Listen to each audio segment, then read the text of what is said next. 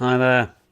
Welcome, happy Friday, everybody. Now, you might have noticed I haven't yet posted a little video diary entry from my time in the Safari Zone today. I've been having some real problems with X today. Has anyone else been having this? I've tried to post... Oops, but it's just not going through. Has anyone else had this because of the outages, potentially, today? So, yeah, hopefully I'll be able to post on X, but if not, then... oh well, I'll just post everywhere else. But welcome everyone, we'll be getting started very shortly. I'm just advertising the fact that I'm now live, as always. Now we'll be getting going. How are we? How have our Fridays been? Welcome to the weekend.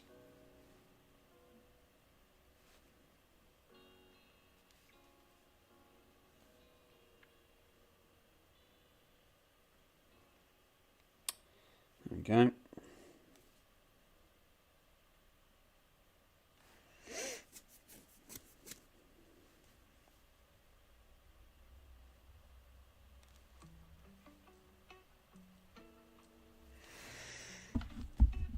The echo has ended indeed, Damien. I was enjoying your your posts there in the chat. How are you, Damien?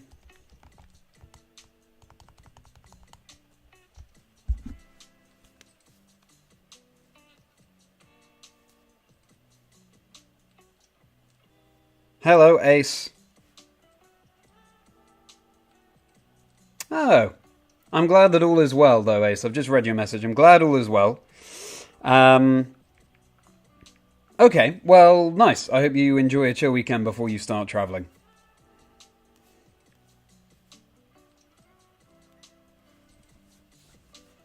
I'm glad that things are going well. How's your Friday otherwise? I'm glad you're good, Damien. I'm okay. It's been one of those stressful days, I think. It's just... the problems with the internet have not helped.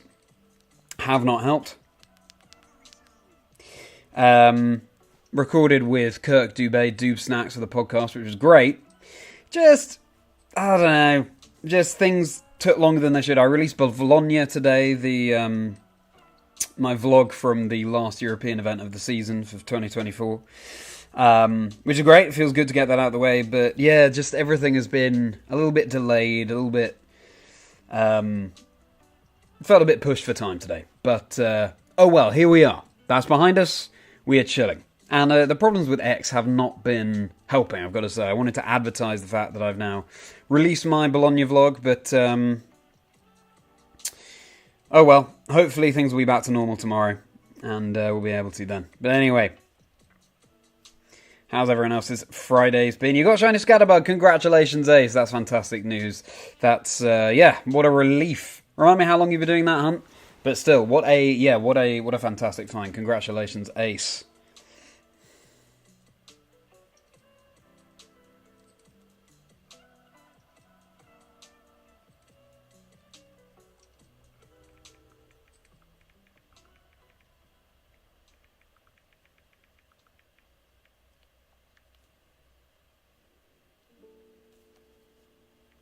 Just posting to Sam online. We'll take a little bit longer this time because I'm releasing today's Safari skit as well.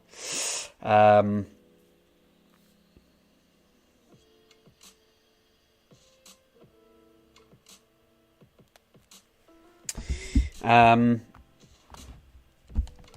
I filmed it this morning, but just delays trying to post various things because of the outages have not been helping.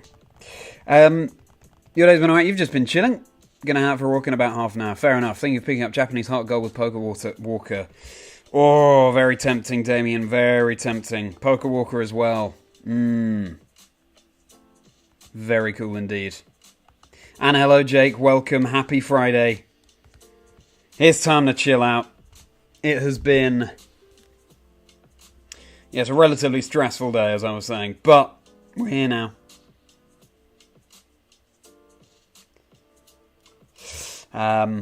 I've been having real problems trying to post on X, which is not ideal when you're trying to promote a video that you've just released, but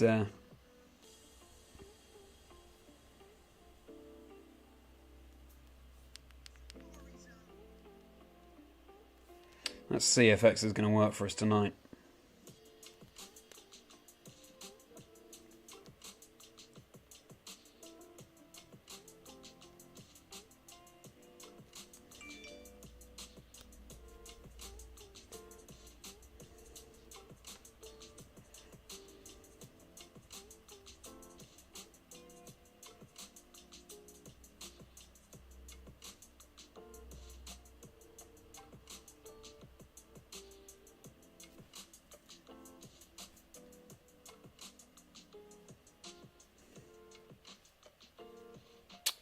How have our Fridays been, everyone?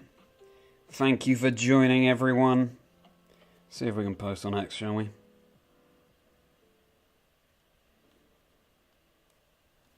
Wouldn't be surprised if we can't. Oh, well, that's going through. Why didn't it go through earlier with my... I was trying to post a little advert for the Bologna vlog that I released today. But that didn't go through, but it seems like my advert for saying I'm live, today's Safari skit, is going through just fine. Don't know what's going on there. But hey, I'm not complaining. Just have to promote for Bologna another time. Very strange. Anyway, so that's that.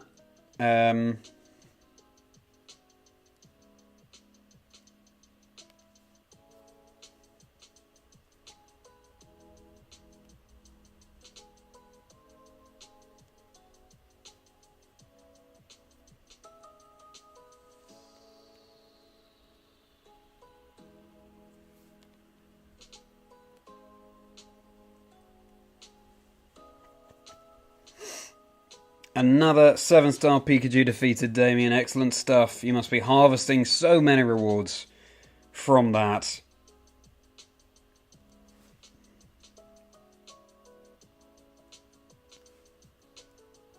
This is odd. How's everyone's Fridays been?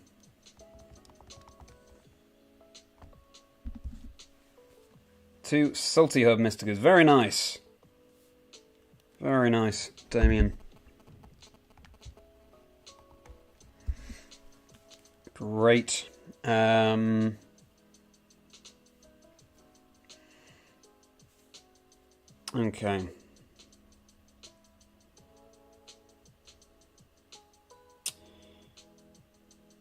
Good. Alright, let's just share this on Discord, and then we're there.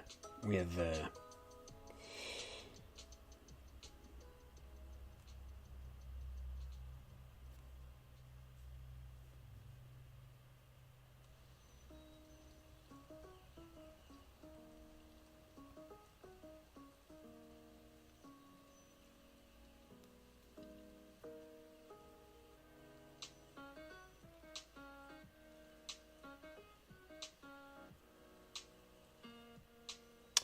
I'm going to go to YouTube now. Oh, there's so much juggling, isn't there, of various apps.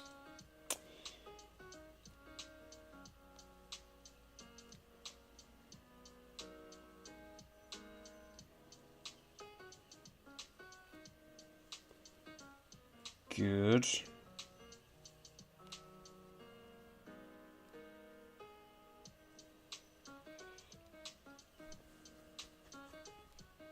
Excellent. I think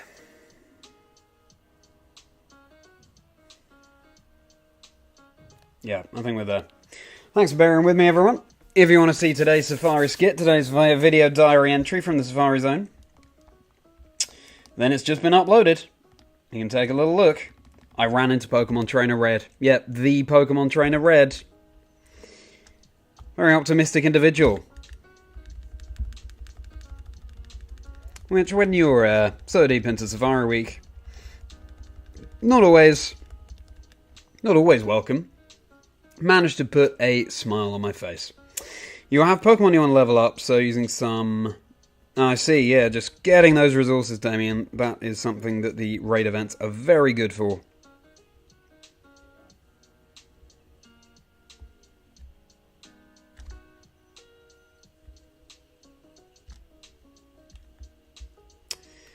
Alright. Let's get White Flute going. Still use the sort of silver.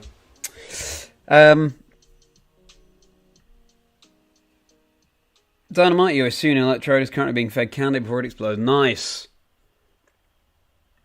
Dynamite is an excellent name for your Hisuian Electrode, Damien. Big fan of that name. Oh, here we go. thinks therefore he shall. Exactly. We are ready to go.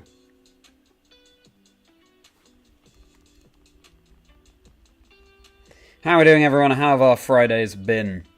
I was just saying, so I recorded today's Safari video, and that was fine.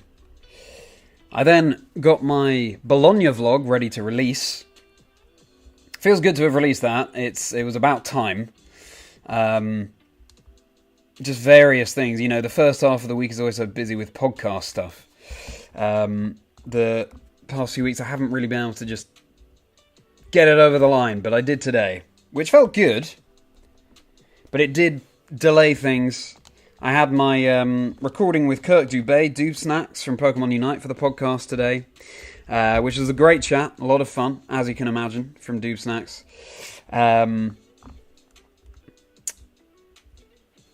And then, yeah, I was trying to promote the fact that I'd released my Bologna vlog on X. Well, all the other apps working fine, but on X it just wasn't going through my post.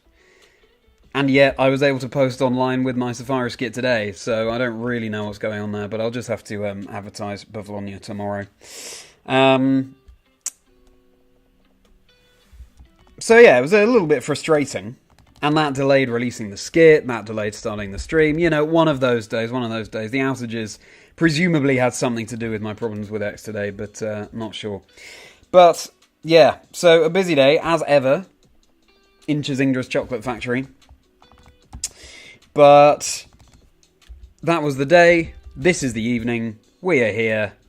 Shiny hunting in the Safari Zone. 5.5 times over odds. I think it's going to happen tonight, because it's normally days like the one I've just had where there's a bit of a change in the norm, I find. So let's see. You watched the vlog earlier. Thank you so much, Ace. What did you think? I hope you enjoyed a little peek behind the curtain.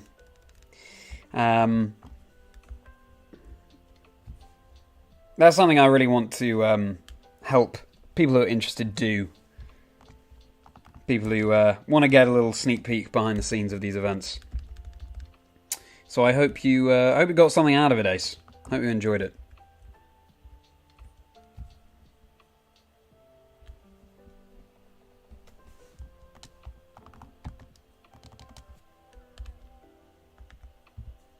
It was entertaining. Looking forward to more in the future. Fantastic. Thanks so much, Ace. Yeah. Future events, I will always try and vlog. I don't know if you'll find this, but storage space on the old phone is a little bit of a luxury these days. So I need to do a mass deleting of things, I think, over the summer to pave the way.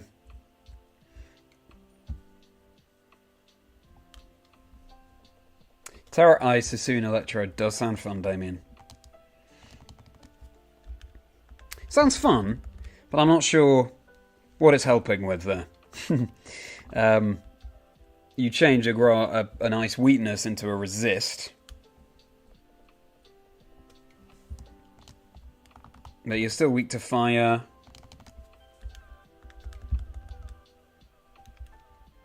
Etc. But certainly sounds fun. Terra Blast, always a fun move.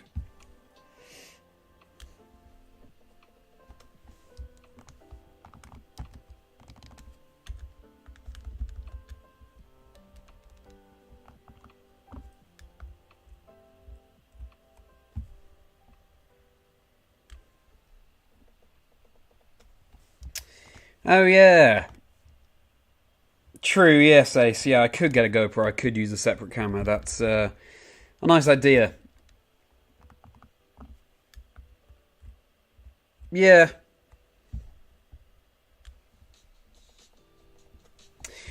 Yeah, maybe. Or maybe I'll just, at some point invest in a proper camera for vlogging and other things. Not sure. But I think it's fine. I just need to clear some space, really.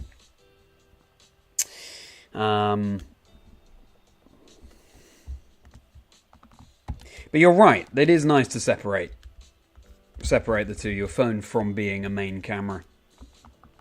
For sure.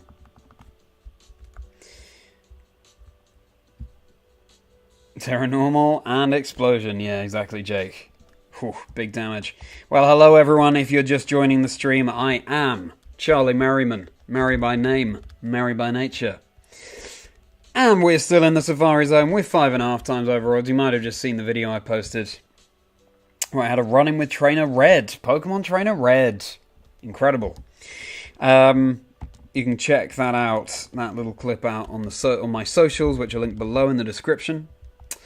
Yeah, I have found 0 shinies. Found 0 shinies in Safari Week. We are now very much in Safari Month. And hoping that we get a shiny very soon. Perhaps tonight. Today has been a full-on day, and I feel like it's days like this that there tends to be a change in the norm. So, we could well see something sparkle. Who knows? Who knows? I've just got that feeling. Good evening, Luke. Very good to see you. How are you doing? How has your Friday been? I appreciated your comment on the vlog, Luke, on Bavlonia. Thanks so much for your thoughts. I hope that you enjoyed it. It was a lot of fun to make. It feels good to have finally got that over the line and got that out there now.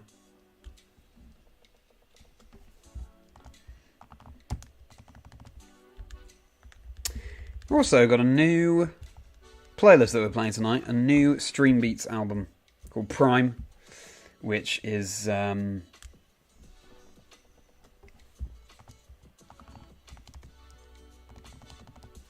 Stream Beats is linked below.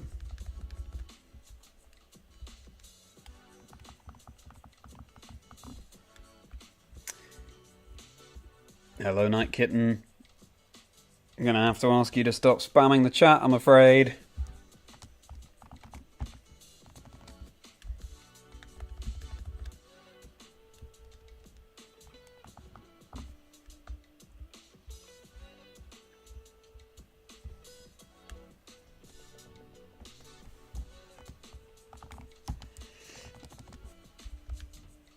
You're very welcome here, Night Kitten, but please just, you know, use the chat respectfully. Don't just spam it with the letter I.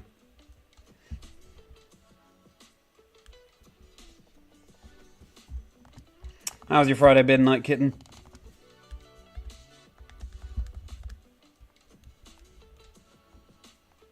Hello, Beefy. Good to see you, my friend. How are you doing? Welcome back. Having met last night. How has your Friday been? Hope you've had hope you are having a very good day. It's been a full-on day as ever. In Chazindra's Chocolate Factory, all for me. But we're here now, chilling, trying to get a shiny tonight. Come on. I just think it would make sense for this shiny to happen tonight. After a pretty full-on day today.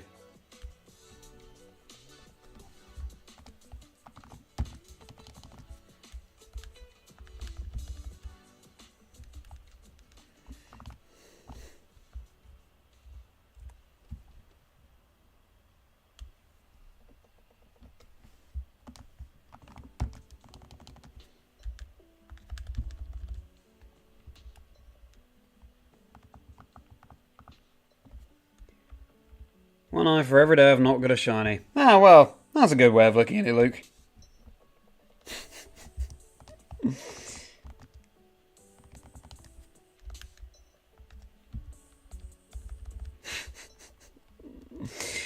Yeah, well, Roman numeral 1 there. I was going, well, work day is over in about 1.5 hours. Hopefully you can get home before the rain. Nice! Hope you can get home before the rain. Interesting, feels like a bit of a role reversal here, Beefy, because we had rain. Didn't mean to throw a mullet, you Raticate. I'm sorry. I'm not surprised that you're angry. I would be too. We had rain earlier this week, but now we've got a heat wave going on in the UK. Hence, I haven't even started by wearing my my safari khaki shirt. Yeah, it's been lovely weather today. So I'm Sorry to hear that it's about to rain where you are, but yes, hope that you can get home before the rain.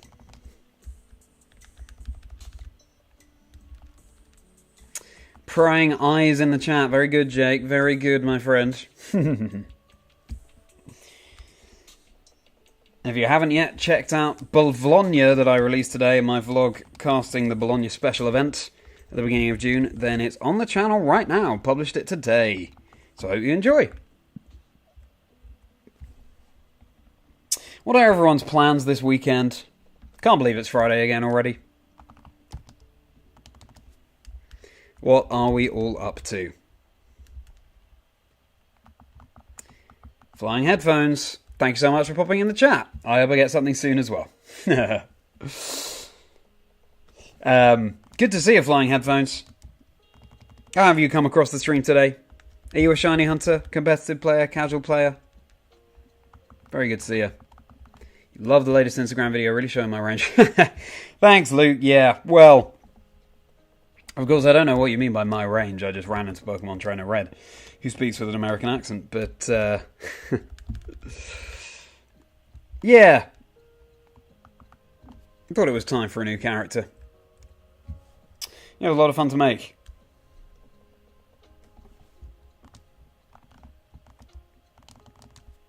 Glad you enjoyed it, Luke.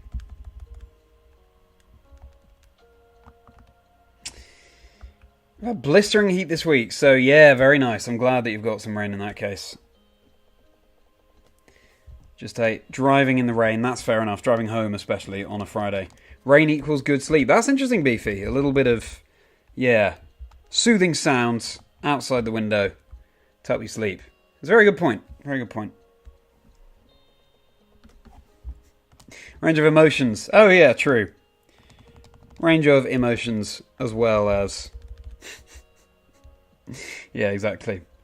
Because I just ran into red.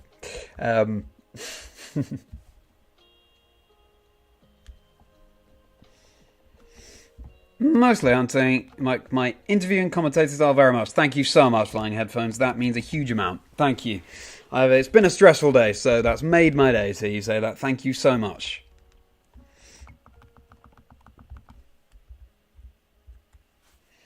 Pleased to entertain you.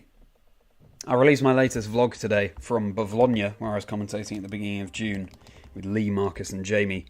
If you want to check that out on the channel, Flying Headphones.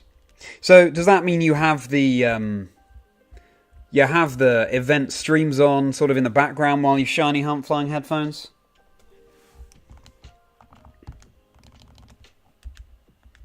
Is that how you've heard the commentary, if you're mainly a shiny hunter, that is? Red speaks. Exactly, Jake. Exactly. Red really found his voice.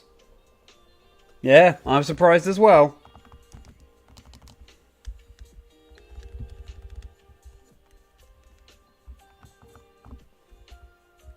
Yeah, could have been a very silent encounter otherwise.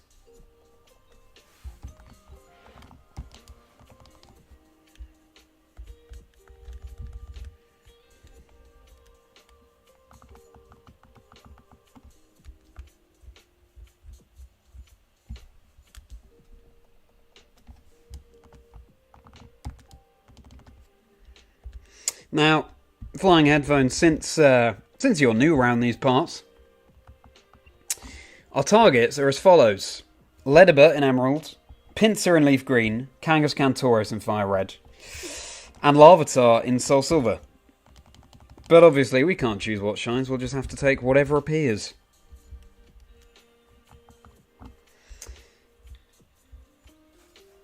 Will we get it tonight? Let's certainly hope so.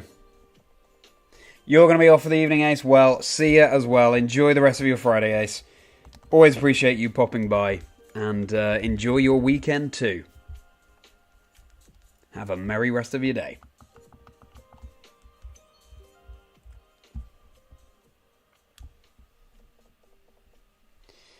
Also, Flying Headphones, what's your favourite Pokemon?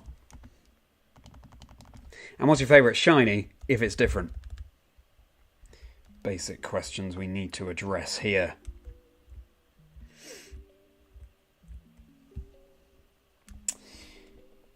Now, I was recording the episode with Kirk Dubé today, Dube Snacks, for the podcast, which will be coming out a couple of weeks' time.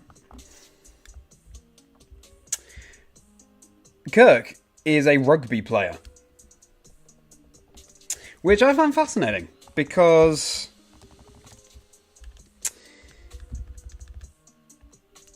he was talking about playing rugby at high school in America. I didn't really think that rugby was a thing in American high schools. I mean, Beefy can confirm this or not, and I'm sure many others can as well in the stream. But, yeah, Kurt was able to play rugby in high school. So, I want to ask, what sports is everyone into in the chat? Be it playing or just watching. We're having a summer of sport, of course. We've had Wimbledon already, which I love. We've had the Euros. Always exciting. It's exciting that England made it so far.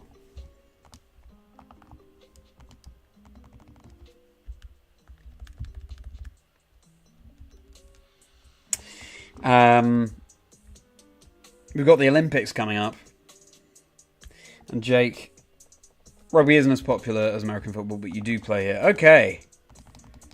Interesting. Yeah, I didn't think that rugby was done at all in high school, but it's really good to know. How about everyone else? What sports do you play or do you enjoy watching? Mainly football and tennis, but you like snooker and speedway. What is speedway? Sorry, Luke. But football and tennis. Snooker, yeah. All a lot of fun. And is that... I keep throwing mud at Pokemon. I'm so sorry, everyone. I don't mean to. And by everyone, I mean the Pokemon that I'm throwing mud at. Yeah, is that playing? Is that watching, Luke? Hockey is your favourite sport, Jake. Cool. Very nice.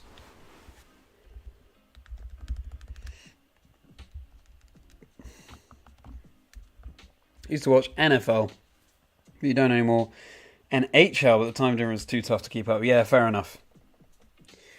What's NHL? Oh, Hockey League, right, got it. I just thought for a split second longer, then I wouldn't have needed to ask that question. You played American football and lacrosse in school. Lacrosse, I mean, from what little I know of lacrosse, it's fairly intense, isn't it? A lot of clashes.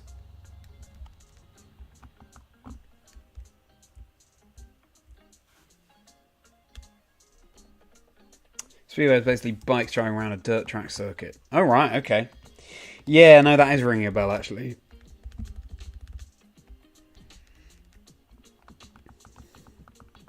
Sounds fun. Don't play any sports. Oh, fair enough, Luke. Yeah, me neither, really. I exercise to keep fit. That's my main sort of way into sports. I never really was that good at sports in school. Or at least I think I could have been. It just wasn't my interest, really. So yeah, like hockey and American football in one, exactly. Lacrosse. That's the impression I get, Jake.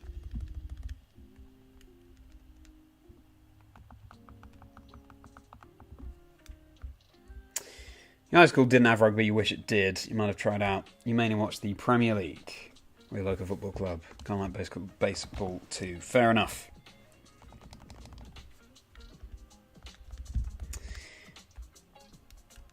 Conversely, I mean, do we play American football over here in school? I mean, I think we had the odd sort of session on it in PE classes or physical education classes. Essentially sports classes at school. But not regularly. And baseball, I mean, we did rounders, that sort of thing. Again, not so seriously, just as a session here and there. So yeah, we could definitely do more American sports over here. It's just not letting kids play that sport. Yeah, sounds like it. I've heard that before, Jake. Yeah, absolutely.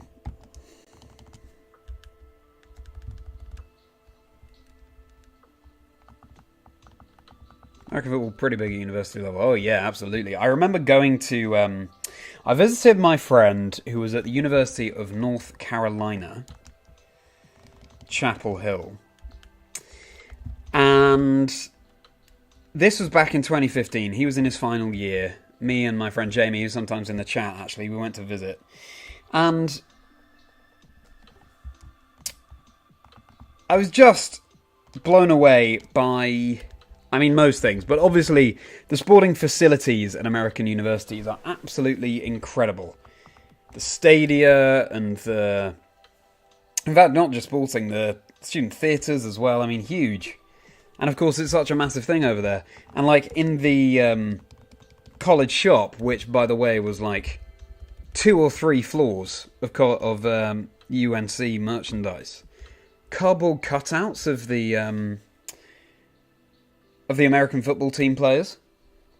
Just, we definitely don't lean into college sports to that extent here in the UK.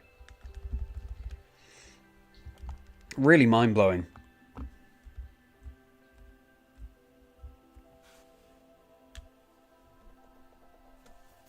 It was so interesting. As a cultural phenomenon, it was so interesting to go and see that in the States.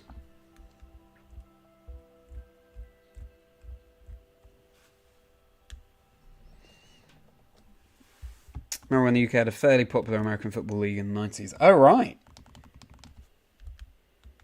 I don't recall that, Luke. But I would have been very young then and not very into sport, so that kind of checks out.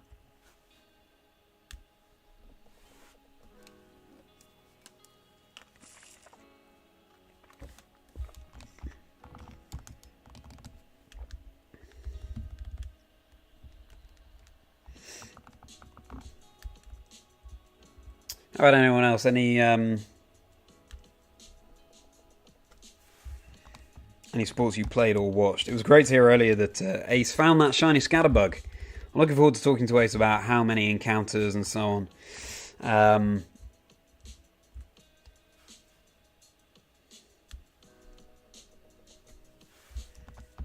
So exciting to find your target, because I doubt it was a 100% scatterbug encounter rate as well. What are people's plans this weekend?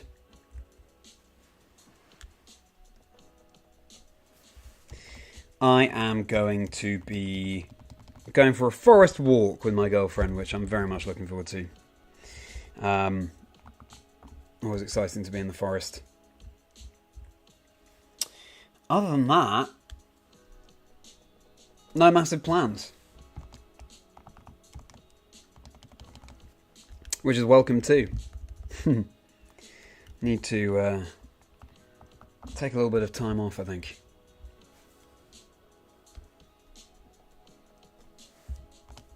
How about everyone else? What are we up to?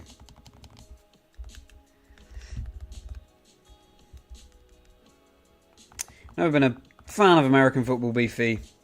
Like soccer football quite a lot, but Nottingham Forest fan. Wow. That's very specific knowledge of a very specific football team, beefy. Impressed.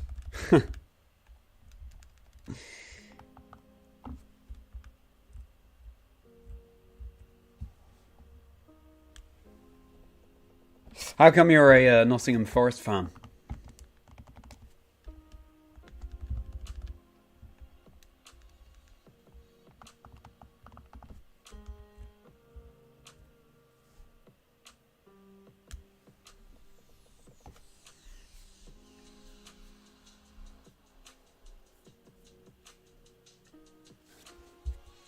Nope. Not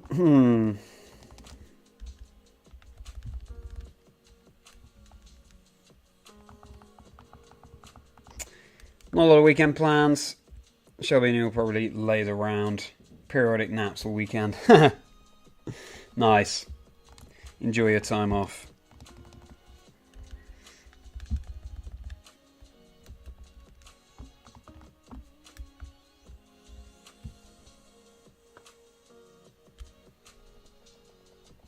Nottingham Forest is literally down the road from you. Oh, wow. Look at that. Connections being made all the time in the chat here.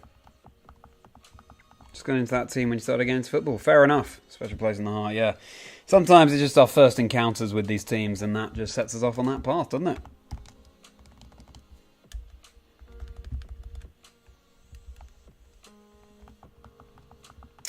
All news coming out about players of American football. Yeah, of course, yeah. You've got to be very careful playing American football. But then again, I guess with rugby, people aren't even wearing helmets, but there's still a lot of potential harm.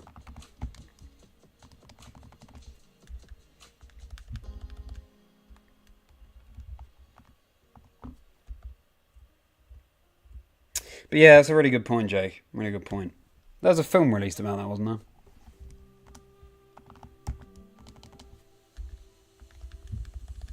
Can't remember what it was called now.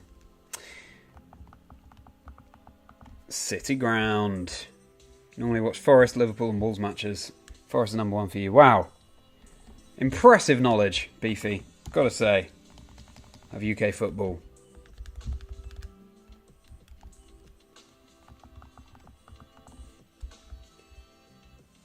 Play by mail. Oh, wow. I do. Sort of remember play by mail games, actually, Luke. That's so fun. We're finding a lot of Larvitar tonight, by the way. That could be the one. 45454. Very nice.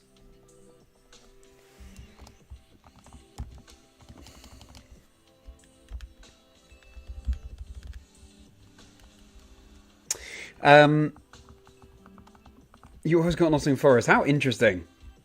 Luke and BV having this very, very specific connection.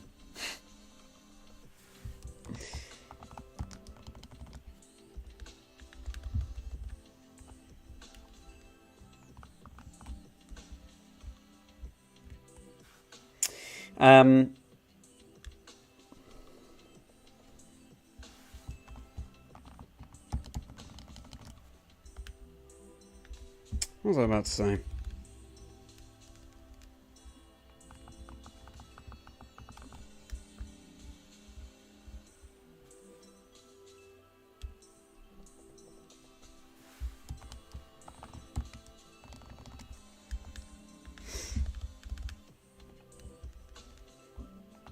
Lived in the American culture for 31 years now. You're more interested in cultures outside of the country borders nowadays. I see, right, fair enough, yeah. Have you ever taken a trip outside the US, Beefy?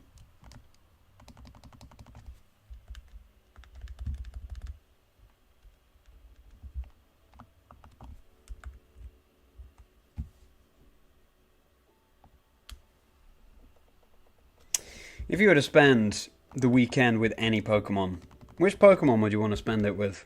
I remember asking Justin Tang this on the podcast.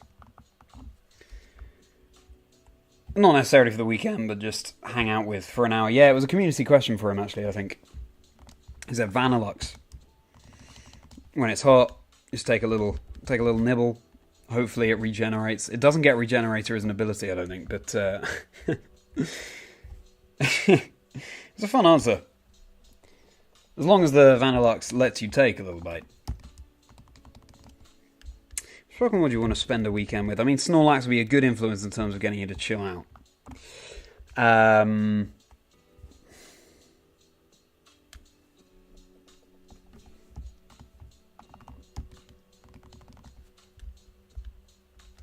Depends how active you want to be. You could ride around on an Arcanine or something. You could fly, of course. Choose a Pokemon to fly on.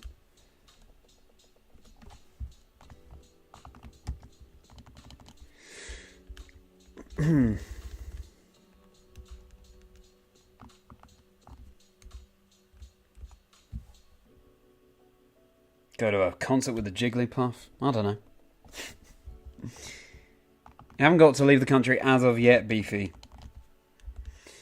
But next year, you and Shelby plan to go to the UK for a couple of weeks to celebrate your marriage. Oh, wow. Very nice. Are you getting married next year, Beefy? Very exciting.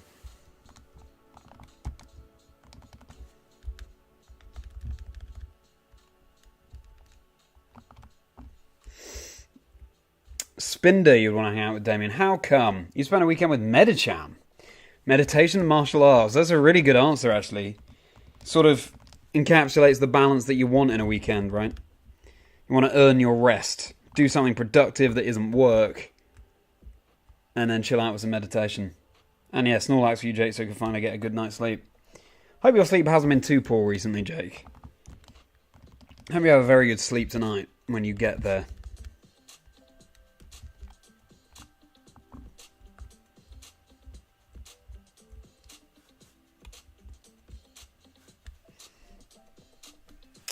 I've got to plug in this Game Boy Advance.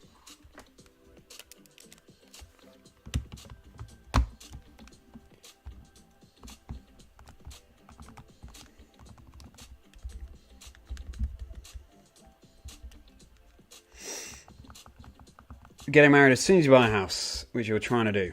Fancy Liverpool and Nottingham, maybe somewhere else while we're there. Very nice. How come you've planned this UK trip, Beefy? Is Shelby from the UK, or has any family in the UK, or do you? Very cool.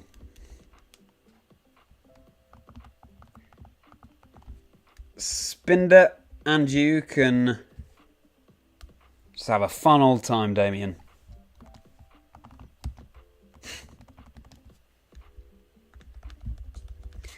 Certainly if you like being dizzy, then Spinder's the choice for you. Have a little teeter dance with Spinder. Yeah, I like it. Hello there. Worm's Eye, good to see you. How are you doing? How's your Friday been going?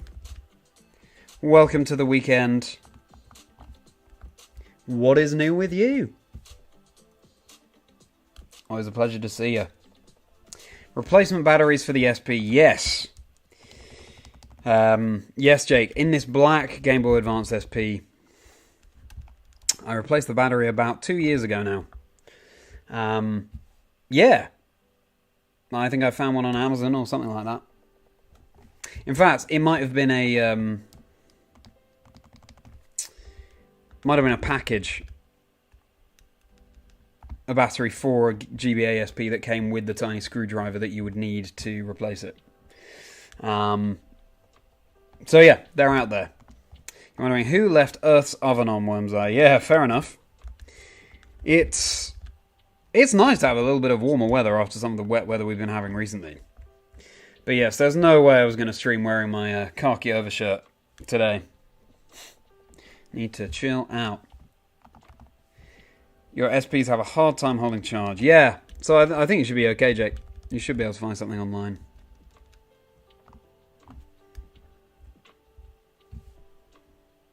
Kangaskhan, not shiny.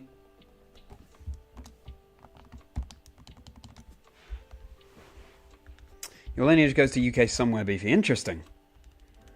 Interesting. Very nice. What got you interested in Nottingham and Liverpool? Finding a lot of Pinsir tonight as well. That would be an incredible find. If we got shiny Pinsir.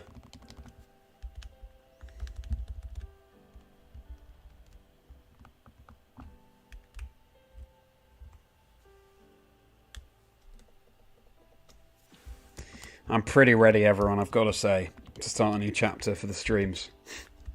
I'm pretty ready to move on from Safari Week.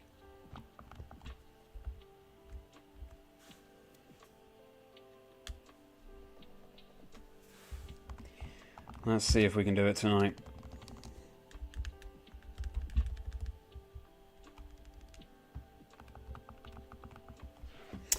Now,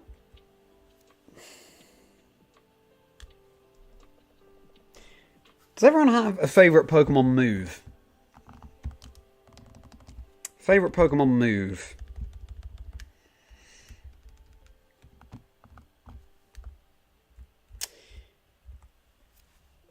It's a tough question, isn't it? I have fondness for Ice Beam. because I love ice. And Ice Beam just, makes me think about a Cuno. It's an iconic, original move. I feel like the hair somewhere near my eye. Anyway, in terms of move animations,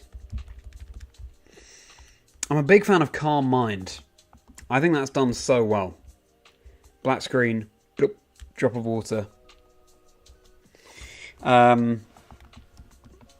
I love Calm Mind. It's sort of... That specific animation started coming in around Generation 6, I think. There's just been iterations of that since. But, yeah. In terms of animations, I really like Calm Mind. In terms of favourite move, could well be Ice Beam for me. Chance to freeze as well. I just remember in Generation 3... Oh, was it 2? No, I think with Generation 3, you've got the diamonds that fly out of the Pokemon's mouth or wherever it may be. And the sound effects accompanying it, diamonds that appear around the Pokemon that's been ice beamed. Very cool. No pun intended. Yeah. So, topsy-turvy for you, Jake. Nice. Cool answer.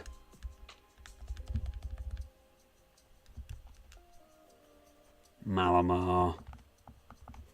It's a cool name for a move. Nottingham mainly for the team, Liverpool because Shelby loves the Beatles. Very nice. Very nice. Well chosen areas. Beefy.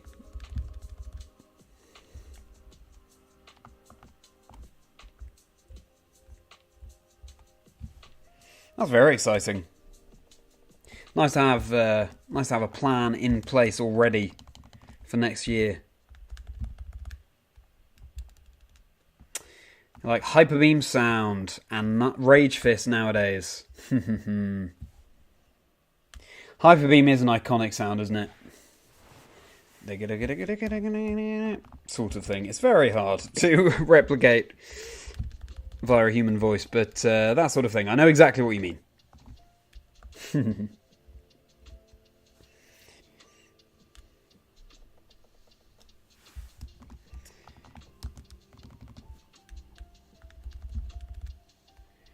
Rage Fist. Very cool move. So threatening. Don't want to deal too much damage to that Annihilate, even though it's such a threat. Because you're just making its Rage Fist more powerful.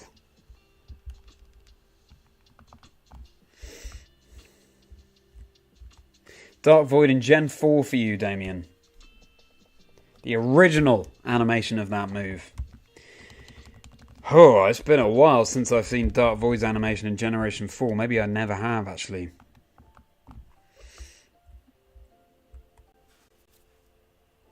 That's a very good specific memory. Parting Shot up there as well, Jay. Yeah, Parting Shot. It's a lot of fun. Rarely do we see a speech bubble appear next to a Pokemon. Pretty unique in that regard.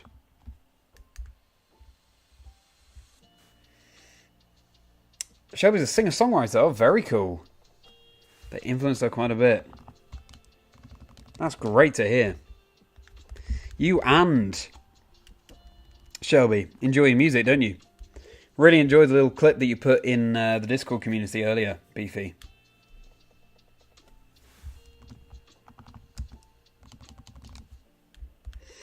Yeah, it gets the adrenaline going. That guitar. And Luke, again, so enjoyed listening to some of your Bandcamp stuff. Such talented members of the community.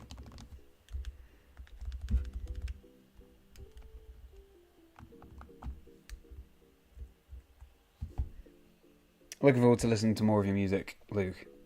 And hearing more of your output as well, Beefy. 45636.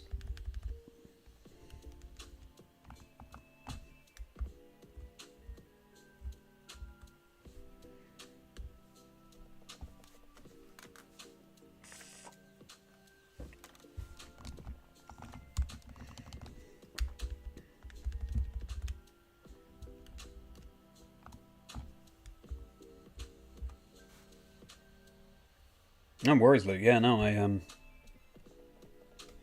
big music person, and such a cool thing to have done over lockdown as well, specifically. As I said, that's the thing I started with listening to. Turning obviously quite a difficult time and potentially quite a tedious time in something creative. Really cool.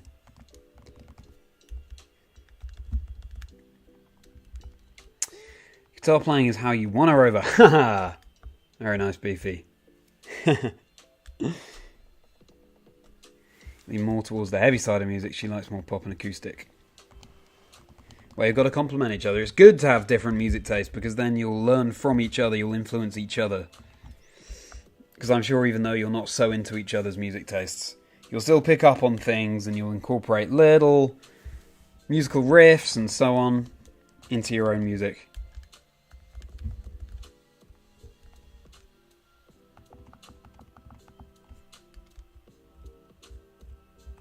Yeah, do check out Luke's music, Beefy. Perfect. On the way home listening.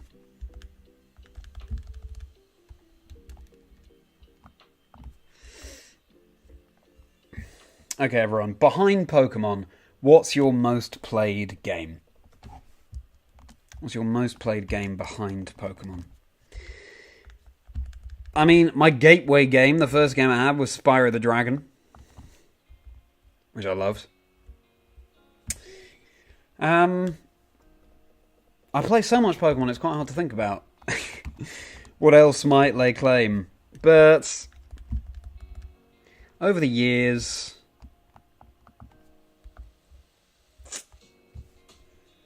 played a lot of Mario Kart Wii. Did play a lot of Spyro. Metal Gear Solid with my brother, as I said. That, to be honest, at this point, that probably lays a claim. Because it's something we've always come back to. But in terms of just when I was playing,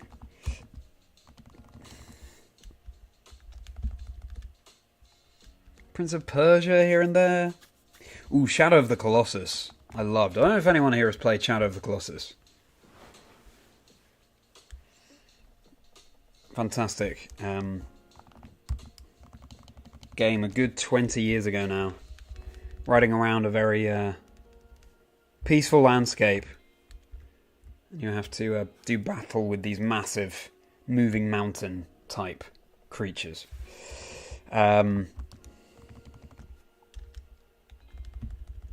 Golden Sun.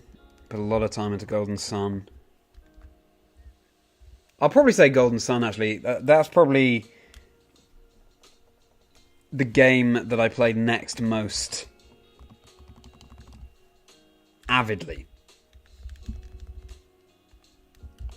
I love the Golden Sun games. I haven't played the one they did for the DS yet.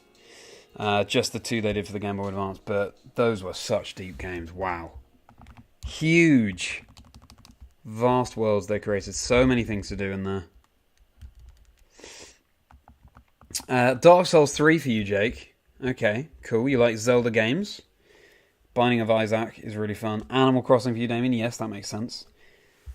Probably Fire Emblem for you, Worm's Eye. Fire Emblem I think I'd really enjoy. I've never played it. I did go to a birthday party last year that was like a live action... It was like LARP. A live action role-playing party where we were all given briefs and characters beforehand and envelopes of information to brush up on, and then we behaved as those people at this party. It was a lot of fun. It was an amazing thing that my friend put together. But I think I'd really enjoy the games. Also, in the most recent Nintendo Direct, it was cool to see that they're remastering Dragon Quest, which, again, I've never played those games, but they made them look so fun. I might have to give them a go.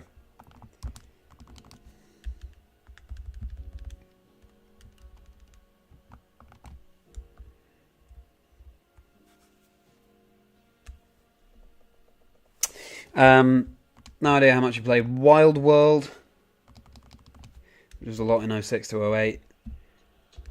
Let's go to the city on Wii. New Leaf. Oh, wow. Okay, so loads of them. Wild World. What happens in Wild World, Damien? What happens in those games? That sounds really interesting. They remade Shadow of the Colossus J. Yeah, I think they did. Did a remaster. There was a third game that came out in that trilogy, The Last Guardian, which I've never played. But I think they did remaster Shadow of the Colossus for... I did remake it for PlayStation 3, probably. Splatoon, Fire Emblem, and No More Heroes. Cool, Damien. I knew you'd provide us with encyclopedic knowledge with that question. Over 31 days. Wow. GTA Online.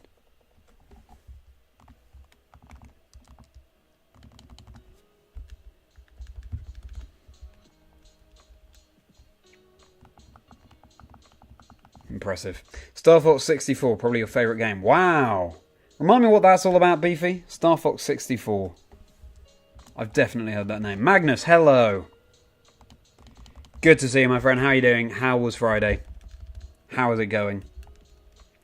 By the way, welcome to the chat, everyone, if you're just joining. Lovely to see you. I'm Charlie Merriman. Merri by name, Merri by nature.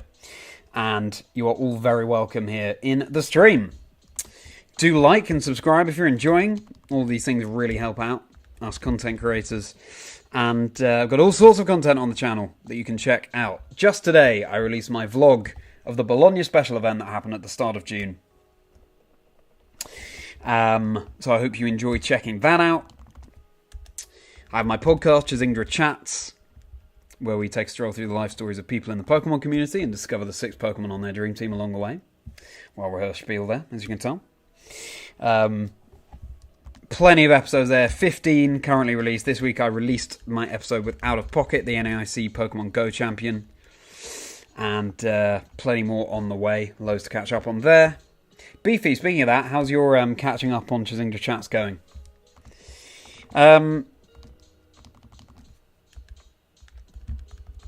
Yeah, we are 24 days into Safari Week with no shiny. I use the term Safari Week loosely, obviously, because we're approaching Safari Month now. That's how long it's been. But you guys always make the stream so much fun, so thank you all for hanging out with me. And got my Discord community link below, as well as all my socials if you want to follow there, if you want to be a part of the community and hang out off stream too. Got my Patreon as well if you want to support me as a creator. Obviously no problem if not, but you get bonus access to Chazingdra Chats there. You get the Rapidash round, quick fire bonus questions. Get to know the guests a little bit better.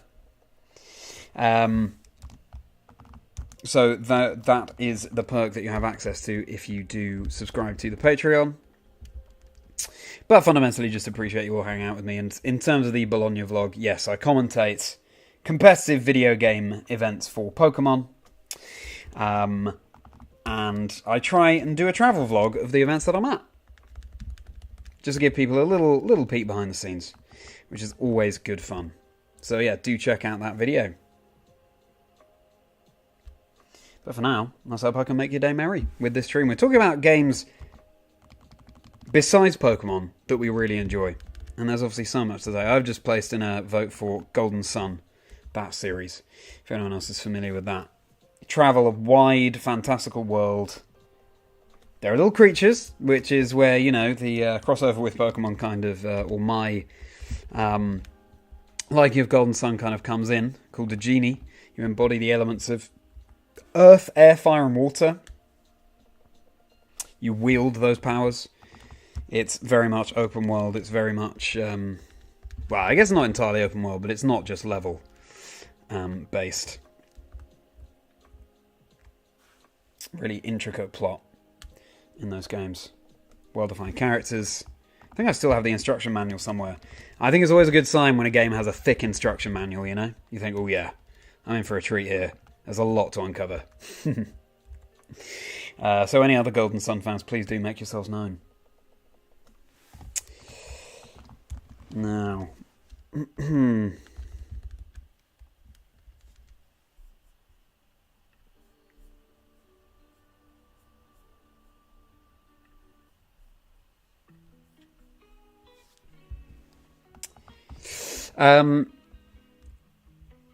So, 50k, Magnus. Really?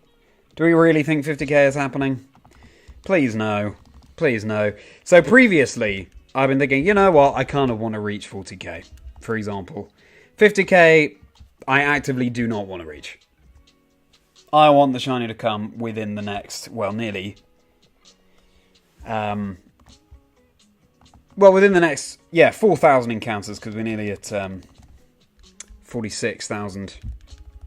I don't want to hit 50k. So hopefully you haven't spoken it into existence, Magnus.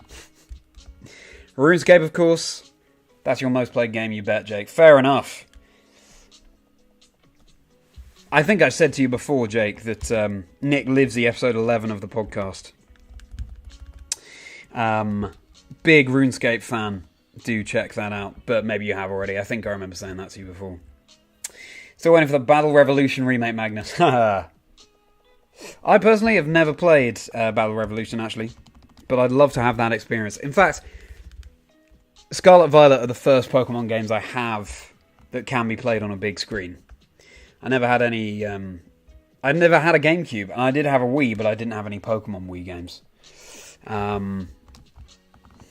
So yeah, would love to address that at some point.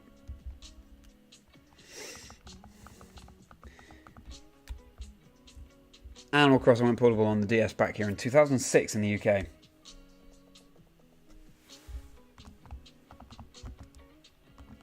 Yeah, Animal Crossing, hugely popular games. I've never played them, but I do have friends who do. And,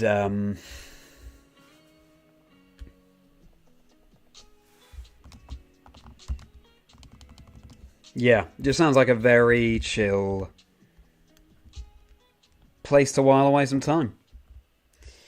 My girlfriend's a huge fan of Stardew Valley. It seems like a similar vibe to that, I guess.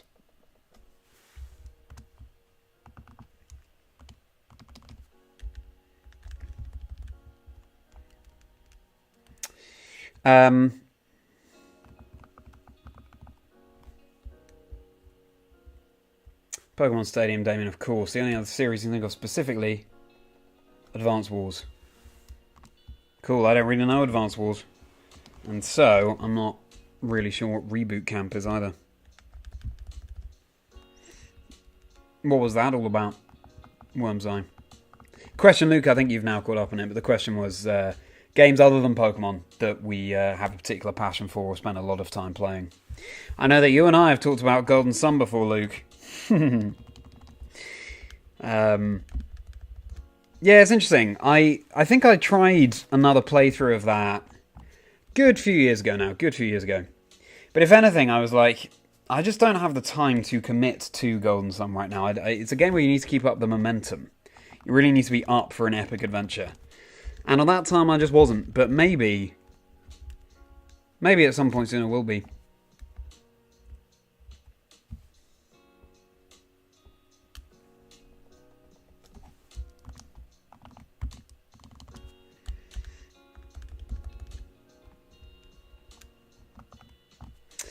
When was the last time you played through Golden Sun, Luke? Or anyone else in chat? Star Fox, rail shooter, fighter pilot game. Yeah, of course it is, yes. I do recall that now. Thank you for reminding me, Beefy.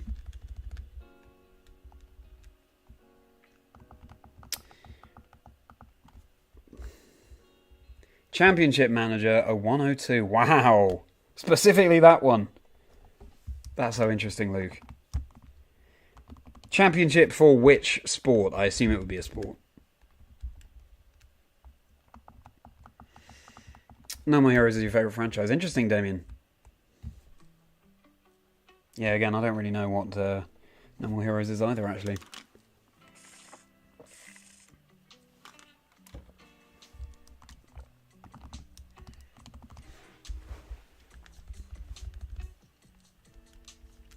Yeah, I was big on games, and then in the later years of school, university, didn't play so much. And then shortly after university, went to drama school again. I wasn't playing so much. Then after drama school, yeah, I wasn't playing too much then either, but accentuated by some games here and there. So, like, I did, after my final school exams, A-levels that we have in the UK, I treated myself to Pokemon White. Played through that was amazing. Because I just remember that school year, I was thinking, wow, what would be the most fun thing I could imagine to celebrate the end of exams? And having not played Pokemon in ages, I just felt this craving again, and so I treated myself to White. And then when I got into drama school, my reward to myself was, or my treat to myself was Pokemon Platinum, because I'd actually not played Generation 4 at all. And again, such fond memories of that.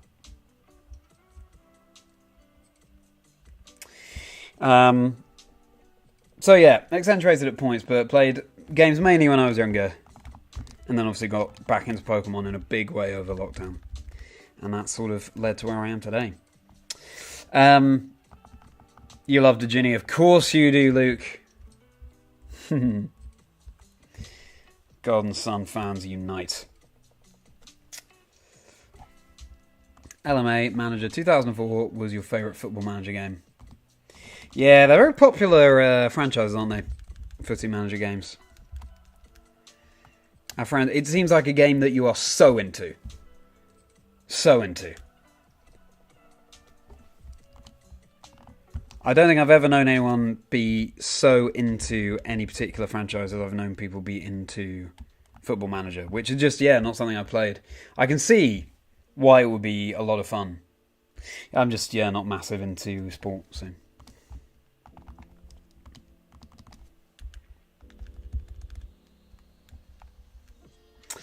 The class system in Golden Sun, Luke. Yeah, oh my goodness, amazing, right?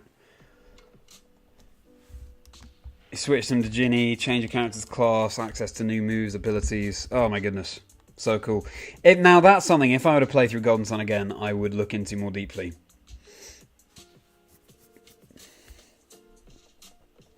Because playing through when I was younger, I just kept it simple and had all of the, for example... Venus, Earth to Ginny assigned to the Earth Adept. But I'd love to mix it up if I were to play again.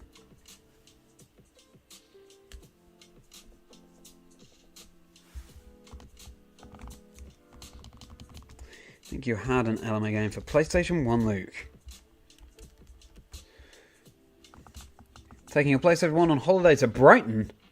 Oh my goodness! Took your PlayStation 1 on holiday.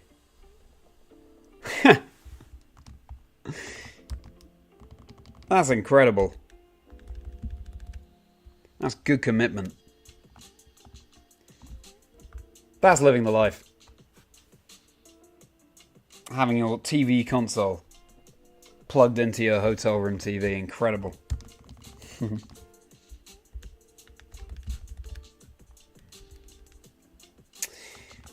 Battle Revolution was Pete Jake. Yeah, again, I wish I knew it better. Many years since you played Golden Sun, you still need to finish the DS version. Ah, yeah, I was just saying I've never played the DS version, actually, Luke. Yeah, getting that sense of completion. We're finding so many Larvatars today. Oh, we haven't placed our bets as to what's going to shine tonight, by the way, everyone. I'm going to say Rhyhorn. I'm feeling Rhyhorn tonight. Can I actually find it where we are in Fire Red? Definitely in Leaf Green. So I'll just say in Leaf Green we're going to find Shiny Rhyhorn. What do you think is going to be shining tonight? Reboot Camp was a remaster. First and second Advance Wars games. I see. Turn-based strategy game based around warfare. That sounds a lot of fun. Wormseye. That sounds really strategic and interesting.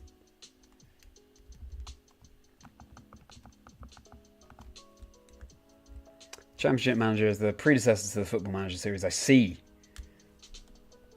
Yeah, your experience goes way back, Luke.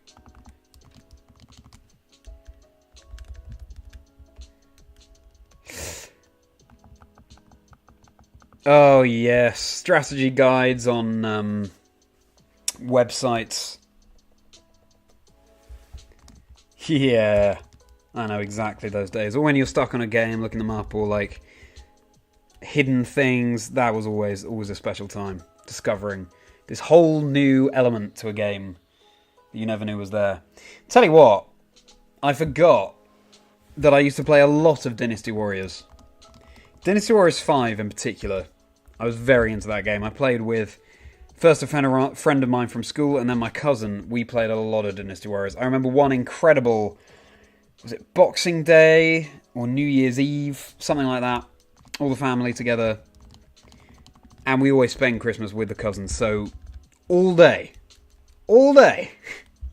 my cousin and I just played Dynasty Warriors 5.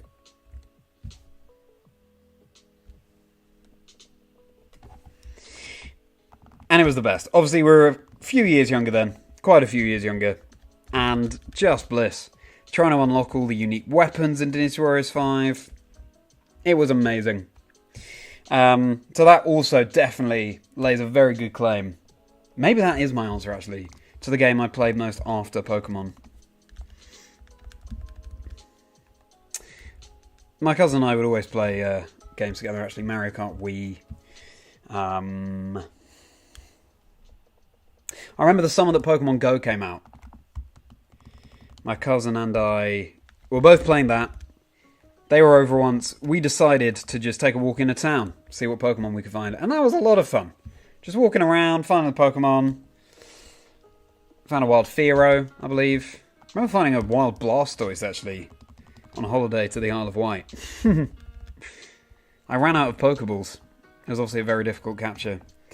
There was this wacky racers game as well, which was so much fun. It ran so deep, that game. So many characters to unlock, so many hidden things in each track.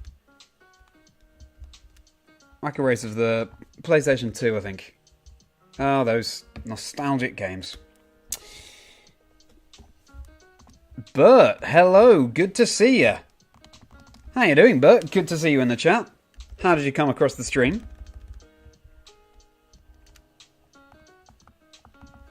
Hope I can make your day merry. We are still in Safari Week with no shiny. I am convinced we're going to get it for 50,000.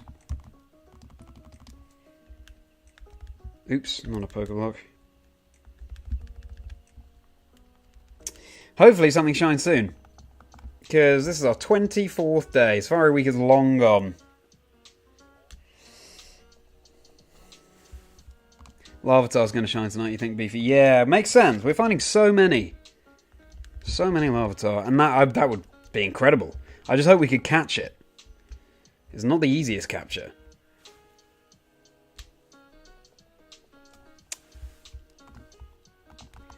Wacky Race of the Cartoon. Yeah. A lot of fun. I don't remember watching it too much when I was younger, but I definitely would have done. I remember seeing more of Catch the Pigeon, which is like a Dick Dastardly spin-off series.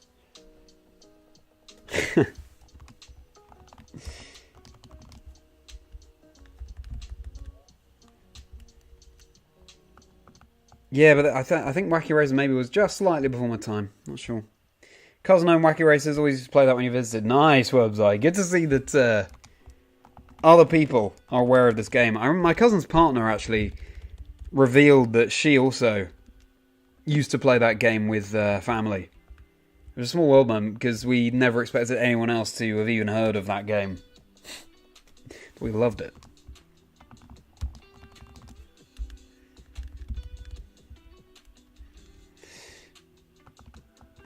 Your roommate and you downloaded Go at 1 AM when it came out. Yes, I think there was a little bit of maybe a few teething problems when Pokemon Go first came out, which, you know, makes total sense.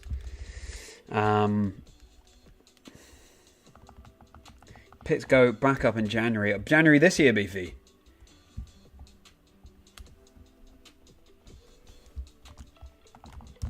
And how's going for you? How is Go going? Have you found what shinies do you have? What's your proudest Pokemon on there?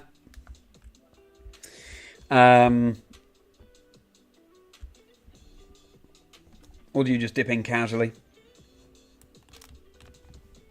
So I'm going to reset Fire Red. Safari Ear, no, Beefy, stop. Stop.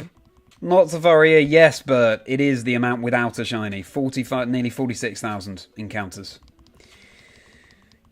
it's an impressive unbroken chain of regular Pokemon, don't get me wrong, but it's not what we're going for. Not what we're going for.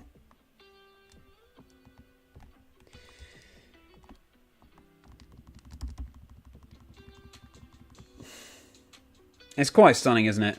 I did not think... We're going to have a random Surf shiny. Psyduck. Not shiny. When I streamed in Safari Week, I thought, hey, this will be fun, do my first few streams, and then I'll stream other things.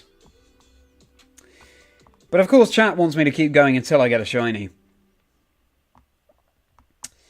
And as you can see, it's not been kind to us, but...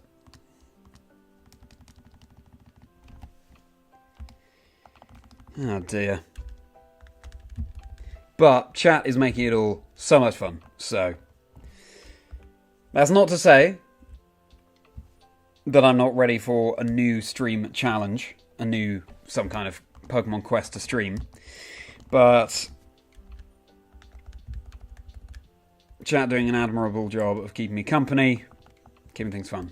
So thank you again to everyone. Stop the pigeon. Oh, stop the pigeon. That's it, Luke. Penelope Pitstop. I don't recall the Penelope Pitstop one, actually, Luke.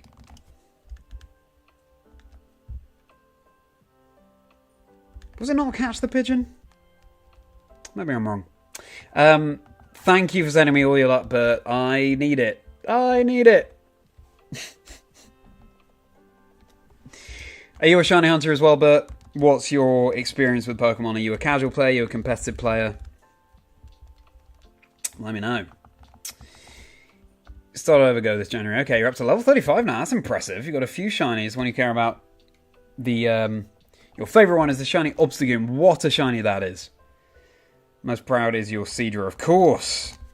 Because you and I are both Kingdra fans, Beefy. Oh, yeah. Obstagoon is an incredible shiny. I love how they just really lent into the punk element of shiny Galarian, Zigzagoon, and Obstagoon.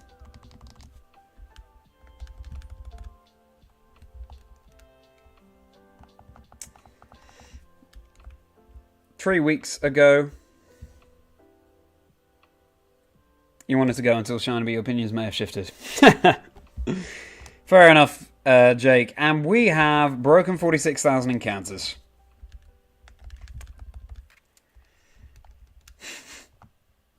It's true. We can start streaming something else really at any time.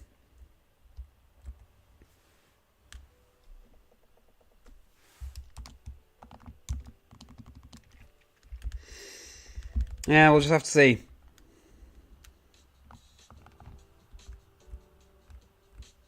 Have to see how things go, but surely something's going to come soon.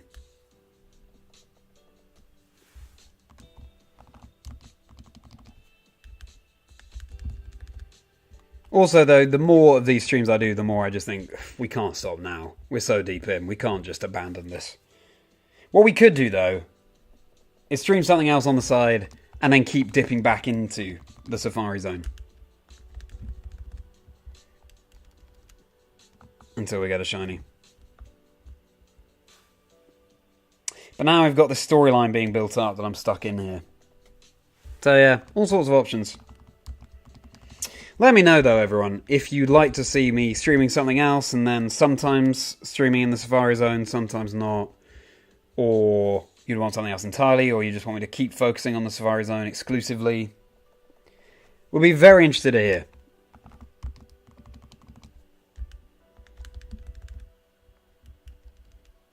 What your opinions on that are. Anthill Mob, that's right. Anthill Mob, that was the Arkansas Chuggabug. There was Crimson Max. No, Red Max and the Crimson Hay Baler, that's it. Person followed by vehicle. Pat Pending.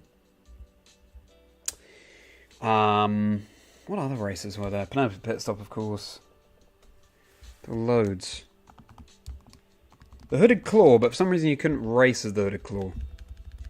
Oh, there was that, they're called the Boulder Brothers? the cavemen races. What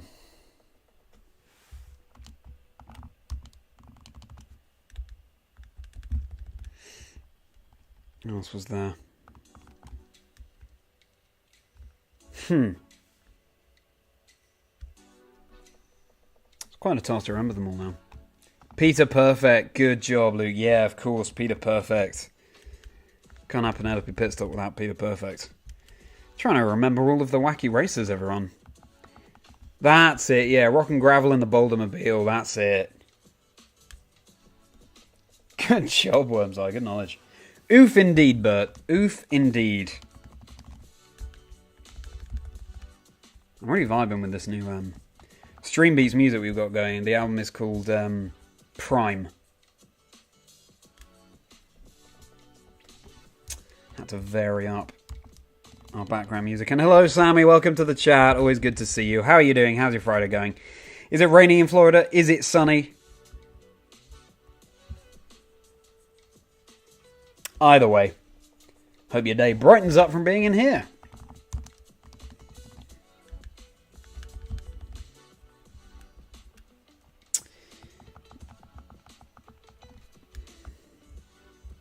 Hooded Claw, exactly, Luke, yeah.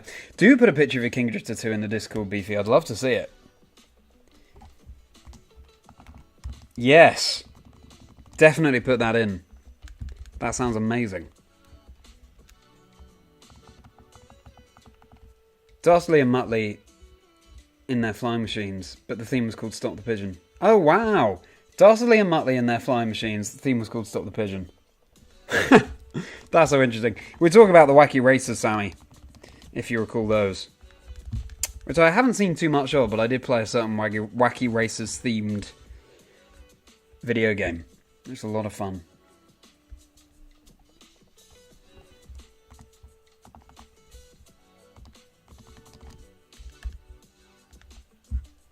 It will break Ronnie's heart if we abandon the hunt. Certainly would.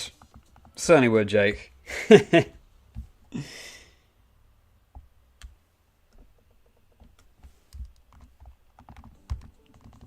Yeah, not sure how Ronnie would react to that.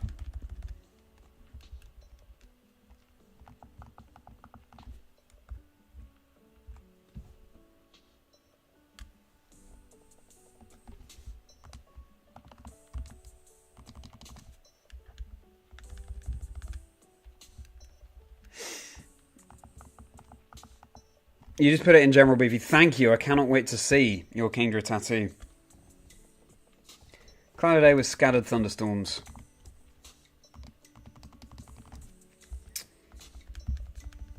I hope it's not too humid, Sammy. Can be very uncomfortable. So yeah, I hope that hope things are staying relatively cool. We're having a bit of a heat wave here in the UK, actually.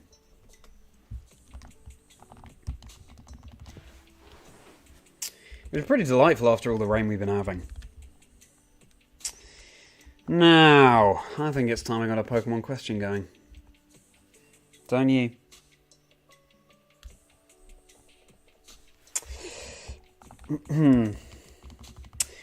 Who is the gym leader that you all remember having the hardest time against? Who's the gym leader that you found the most difficult? I know that Whitney and that Miltank is going to be up there for a lot of people. But others, or including Whitney as well, but any gym leader that you found difficult. I remember, let's see, Generation 1. I'm not sure there were any I found too difficult in Generation 1. Generation 2, yes, there was Whitney. We've already got 2 votes for Whitney in the chat, Jake and Luke. Yes, found Whitney difficult, but also Bugsy with that Scyther. Took a few attempts. I was just a kid, man. She was brutal. Good way of putting it, Jake, yeah. Really interesting difficulty curve there. Yeah, I remember Bugsy with the Scyther being quite difficult. Also Morty. Each of the gyms in Generation 2, I feel like, did notch it up the right amount in terms of difficulty. I remember Chuck with the Poliwrath. That was relatively difficult. Jasmine. Less so, actually, even though Steel is such a great defensive type. But of course, you know, Magnemite 4 times weak to ground. Steelix takes super effective from water. As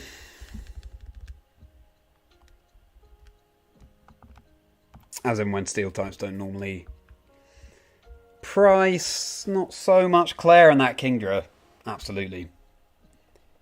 I was just saying that as you posted that, Beefy. Yes, Claire with the Kingdra. And you and I both, of course, that's stuck in the mind. And that's where our love of Kingdra partly comes from. Blue in Generation 2. The 8th, or the 16th gym leader. The 8th in Kanto. Pretty tough. Then Generation 3... It's really interesting, actually. With Brawly, the fighting gym leader, the 2nd gym, in Dewford. In Sapphire, if you have Sableye, it can't touch you. It's so interesting. It's literally an auto win if you have Sableye on the team.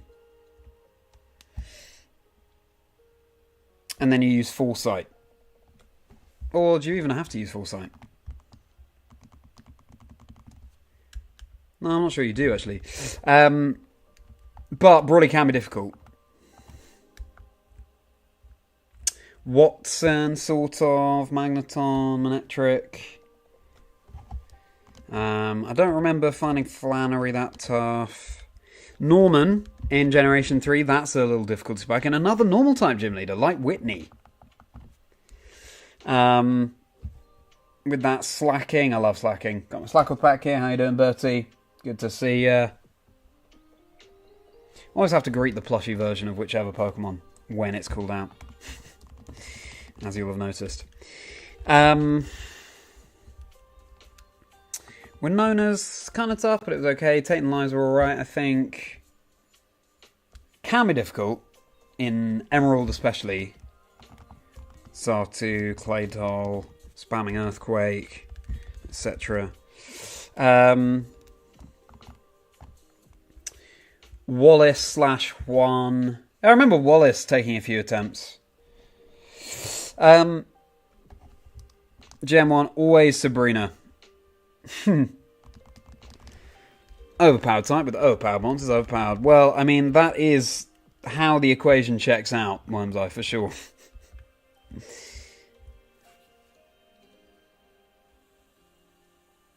Thanks for posting the Toxtricity as well. And Tate and Liza, you did find difficult, Jake. Depends. I think in Ruby Sapphire they just have the Solrock and Lunatone, which, because they're part Rock type, not too bad if you got Surf. In Emerald, though,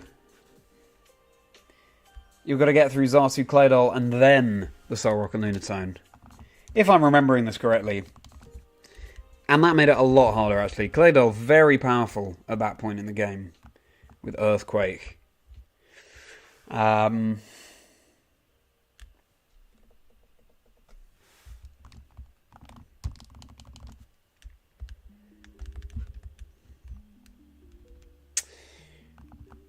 Claire, definitely tough. Luke, I agree. Yeah, Beefy and I agree. Winona ended a Nuzlocke run for you. Oh, wow. Yeah, Winona. Tough opponent for sure. It almost feels like an Elite Four team, Winona's team. Lots of different secondary typings and like 5 Pokemon on the team. I think Altaria, Skarmory, Swellow, Tropius? Did she use Tropius? I think there's a Swablu on there as well. But you know, a Dragon type at that point in the game. Tough, tough. Was there a Pelipper on Winona's team too? It might have been different, of course, depending on Ruby Sapphire or Emerald, but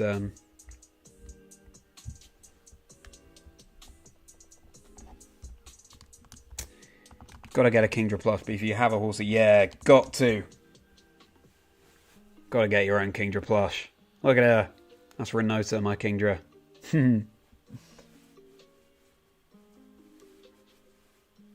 There came one day where I just thought, how do I not have a Kingdra plush yet? And that was that. Ordered one.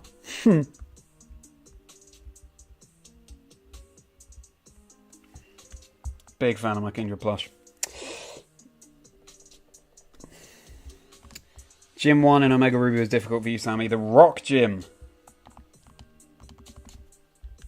Yeah, Nose Pass. If you don't have the right type matchup, Rock is really challenging. I mean, let's not forget, Generation 1 Brock, the very first gym in any Pokemon game. For anyone who chose Charmander. Real struggle. Real struggle.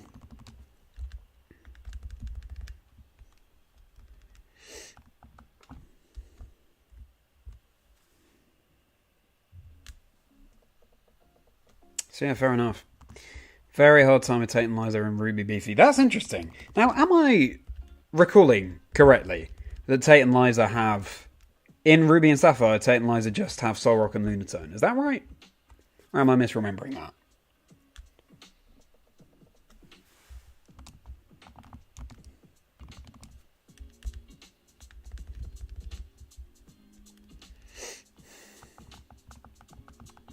Tropius and Emerald.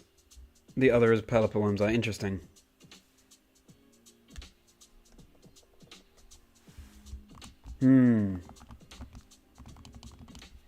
It was interesting seeing what we can recall from Gym Leaders' teams.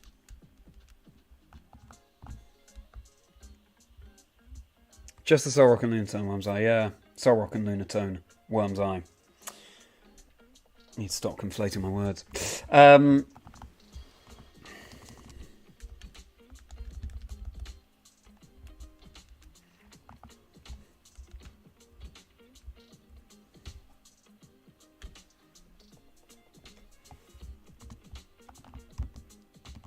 They're really cool Pokemon, Solrock and Lunatone.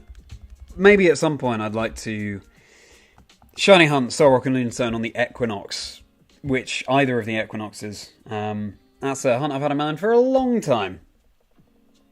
So yeah, we'll see. You're on No More Heroes since mentioning No More Heroes, Damien. You influenced yourself. Nice. What is No More Heroes all about, Damien? Enlighten me. Excuse my ignorance, but I'm just not so familiar with that game. What do you do in that game? What's the premise?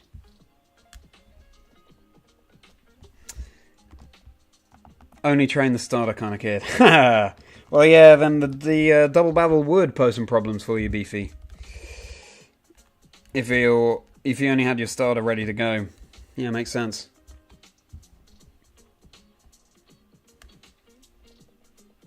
Okay, so we've talked a bit about the Gen 3 gym leaders. We've talked... obviously, there's Whitney in Generation 2. We've talked about Claire as well.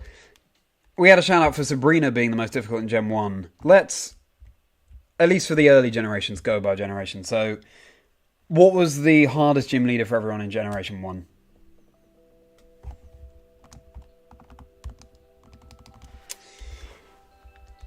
Was it Sabrina for me?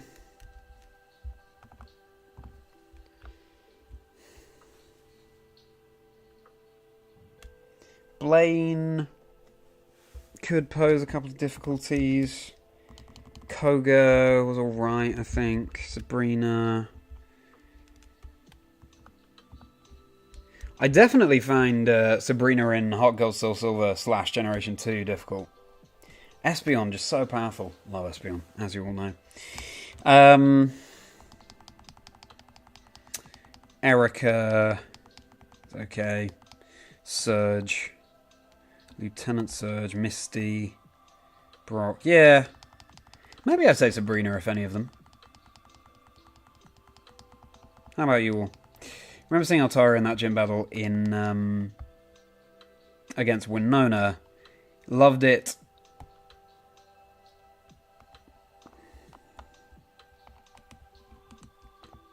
Wait a second, let me just get the white flute going again, Beefy.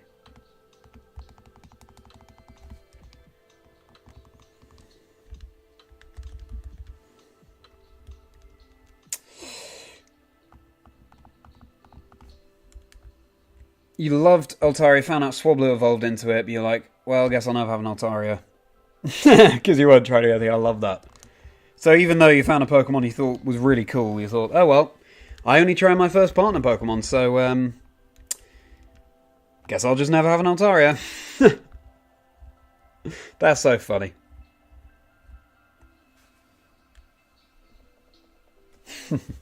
Welcome everyone, if you're just joining, a pleasure to see you. We're having a very chill Friday night stream here, trying to get this shiny. Oh my goodness, 24 days in, we're approaching Safari month now. So it's just be a week of streaming. But hey, chat making it so much fun as always. If you're enjoying the stream, please do like and subscribe. All those things really, really important, even though they might not seem it. Got all my socials linked below if you want to follow along as well. Got my Discord community, Chazingdra's Chocolate Factory, linked below too. It'll be a pleasure to see you in that, so we can keep hanging out off stream. Also, released my Bologna vlog today. The Bologna special event that I commentated early June, because I do commentate and host events for a competitive Pokemon video game. Go and check that out. I've got my podcast, Chazingdra Chats, taking a deeper dive into the life stories of people in the Pokemon community and discovering the 6 Pokemon they would choose for their dream team along the way. If that sounds interesting to you, it's always an illuminating time. Loads and loads and loads of episodes to catch up on there. Released the 15th this week and plenty more to come. Got my Patreon link below where you can support me as a creator. Obviously, just really appreciate you all being here, so no worries if not, but you do get access to bonus Chazingdra Chats content, the Rapidash round, or else my guest quickfire questions they haven't prepared for. We always go that little bit deeper in the Rapidash round than we were able to in the main episode.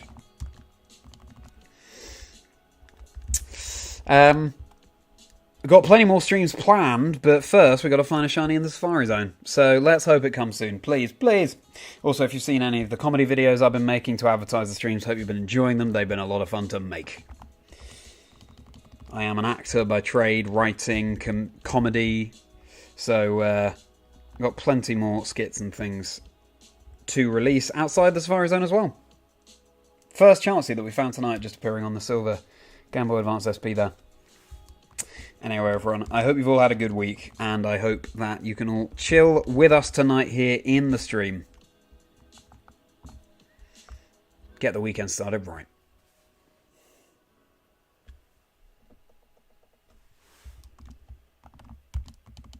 And make your day merry. Misty, we're talking about gym leaders that we found difficult while playing through the game, by the way, everyone. So, you found Misty difficult, Sammy. Yeah, so did you, Beefy. I know what you mean, yeah. Starmie, that early on in the game, having to go up against one. Tough. Tough. I don't know, I don't have that many memories of Misty being too difficult, but certainly it's been a roadblock sometimes.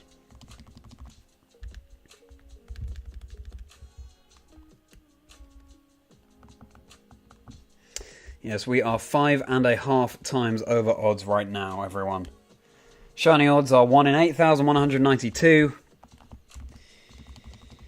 And we're on now 46,267 encounters. Absolutely huge. There's no rhyme or reason a shiny will just appear at some point. It's just rolling a dice, essentially. We're rolling 4 at the same time here.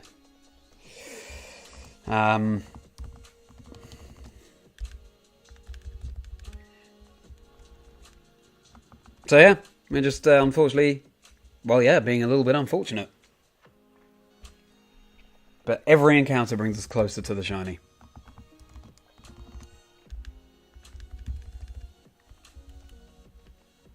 Targets are Ledibur in Emerald, Pinsir in Leaf Green, Kangaskhan and Tauros in Fire Red, and Larvitar in Soul Silver. And that is going from left to right, the consoles I'm playing here. But can't decide what shines, we'll just have to see.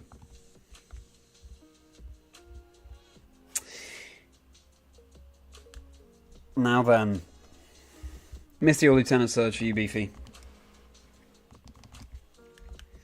Lieutenant Surge, yeah, that Raichu can pose some issues. Just a lot of power output, right? Sabrina, but shout out to Lieutenant Surge to make you catch a Doug Trio every playthrough. Yeah, of course, Doug Trio going to be hitting Lieutenant Surge's team for super effective. It's interesting, I don't remember needing to go out and catch a Doug Trio too often, actually. Even though I would most often choose Squirtle. And of course, Lieutenant Surge, electric type, super effective against Squirtle as a water type. I don't know, I must have had something else on the team that could tank what Lieutenant Surge could dish out.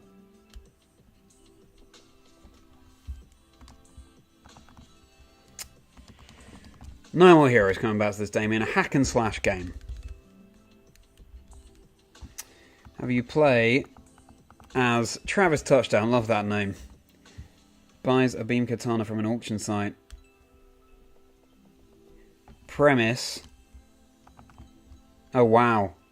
You have to assassinate the assassins in No More Heroes. That sounds a lot of fun. That sounds very tongue in cheek.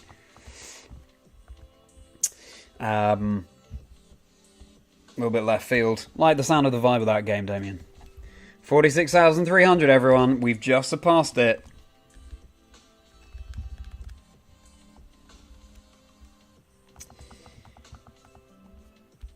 Who gets levels? Only Sceptile. Exactly. Just leveling up the first partner. Exclusively Beefy. I think a good number of Pokemon players, especially early on in their Pokemon careers, do exactly that.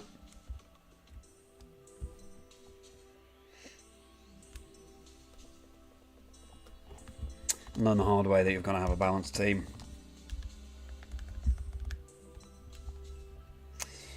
Sorry, Decade. Beefy, stop. Please, stop.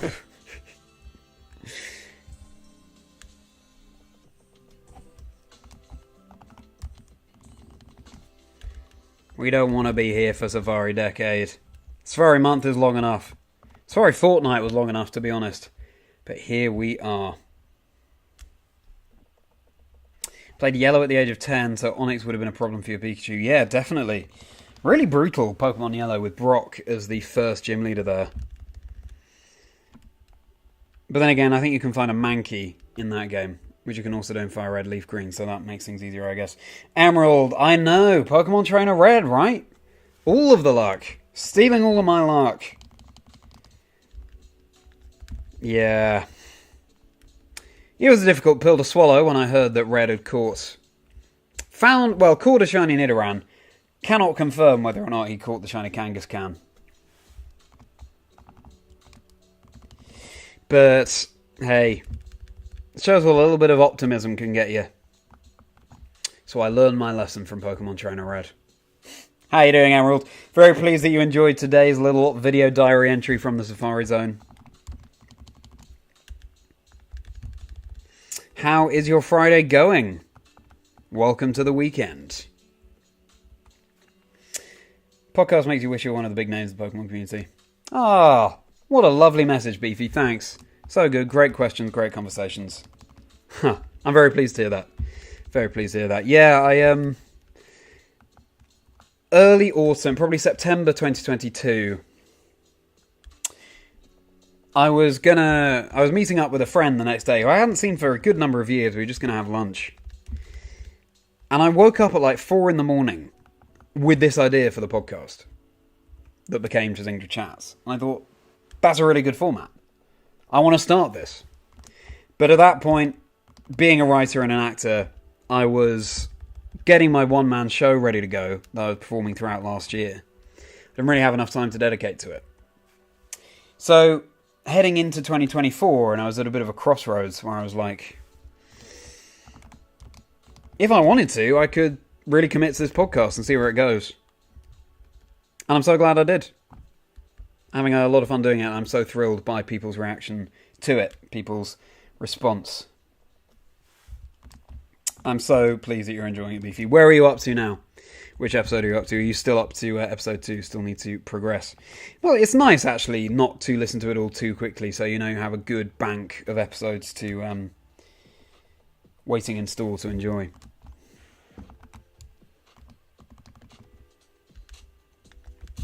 Hey Beefy, I'm always all ears to hear people's 6 Dream Team Pokemon. Obviously, you can have a think to yourself about them for a little while before you unveil them. It takes a little bit of thought.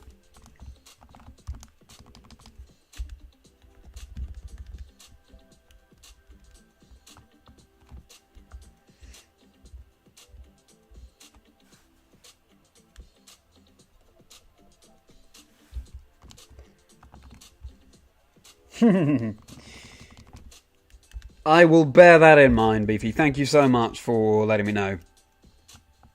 It would be cool to cast the net incredibly wide and, just anyone who even just plays the game sometimes, have them on as a guest. But there are already so many guests within the Pokemon community, within the core Pokemon community, so to speak, to have on the show.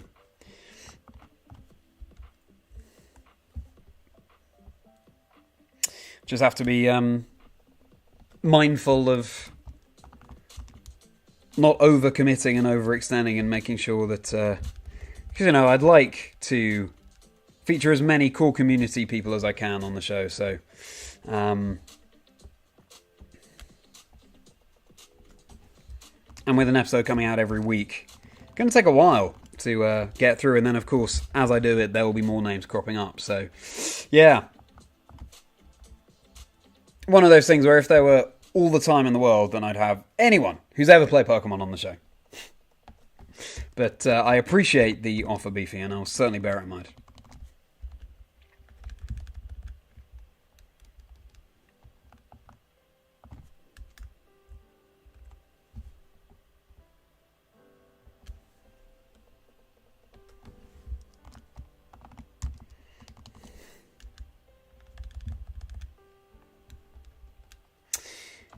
Taking time with the episode. Good. Good. I like that approach. Certainly don't burn through them too quick.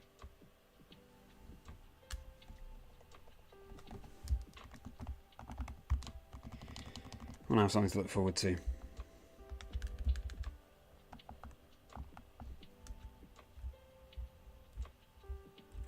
I've gone this far without Illuminate and Soul Silver, Maybe as soon as I get a Pokemon with Illuminate leading the party, we'd find a shiny. Dunno. But at this point, going out to catch a Chinchou just feels so unnecessary. But maybe it is necessary, because we are very much approaching 6 times over odds. And I can't overstate that.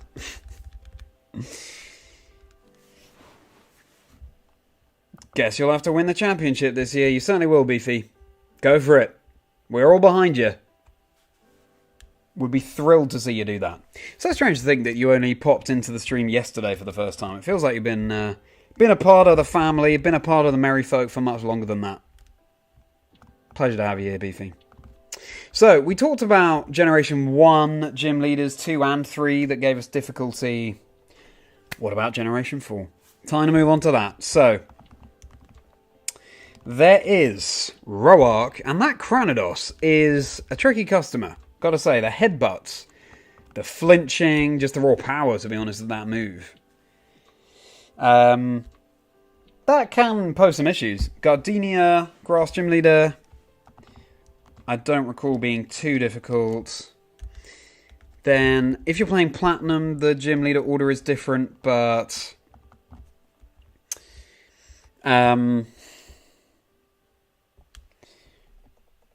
let's go by the Diamond Pearl order, because I played Brilliant Diamond Shining Pearl most recently. I think in 3rd, the gym is Fighting, may lean with the Lucario. Can be tough. 4th, Crash Awake, I think. Certainly powerful, but not the most, I would say.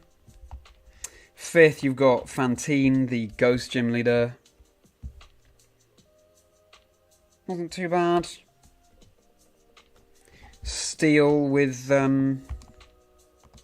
Actually, what I should do is think back to my Platinum playthrough for the gym leaders.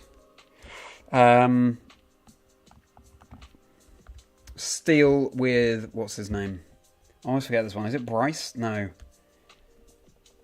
Byron, that's it.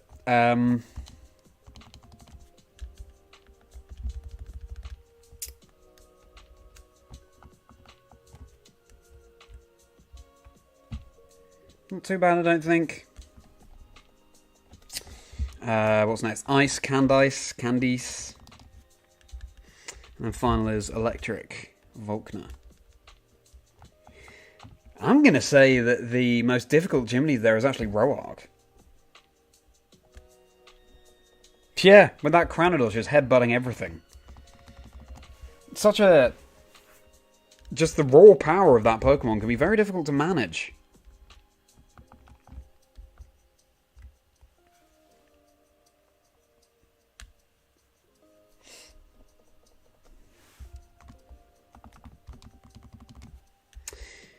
Yeah, that's the gym leader I remember causing the most trouble. In my playthrough of Shining Pearl, I found a random Shiny Machop before the first gym. I was just doing some leveling up. Found a random Shiny Machop and obviously was like, okay, well, you're on the team then. And, yeah, so that made Roark easier. But still, that Cranidos. It was interesting finding that Shiny Machop, because obviously I was going for an all Generation 4 playthrough. But then, I really loved, obviously using that Shiny, then what came to be a Machamp. And also I found Swablu and Pinsir in the Grand Underground. And I loved having Altaria and Pinsir on the team.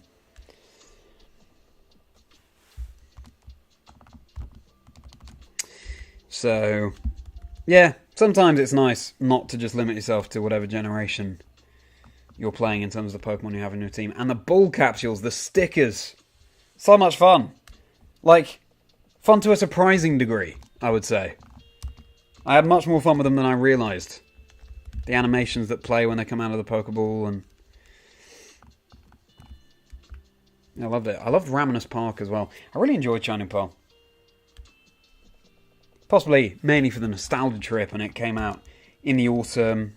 Just felt like a very cozy time to play the game, and it was a very cozy game. Anyway, so Generation 4, most difficult gym leaders for us all.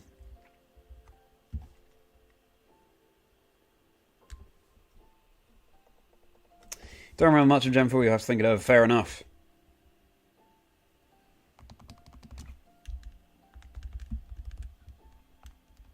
And yeah, Beefy, your 2-day anniversary in the streams. So strange to think about.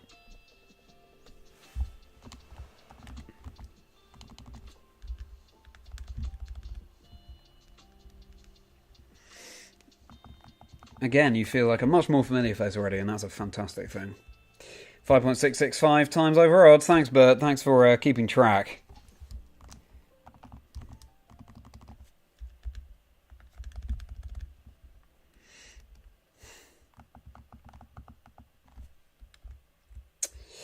Crash Awake is a Gen 4 gym leader, Jake. Yeah.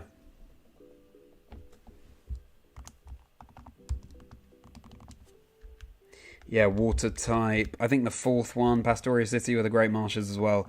You can shiny hunt in the Great Marsh in Safari Week as well. It's anywhere the Pokemon can run away.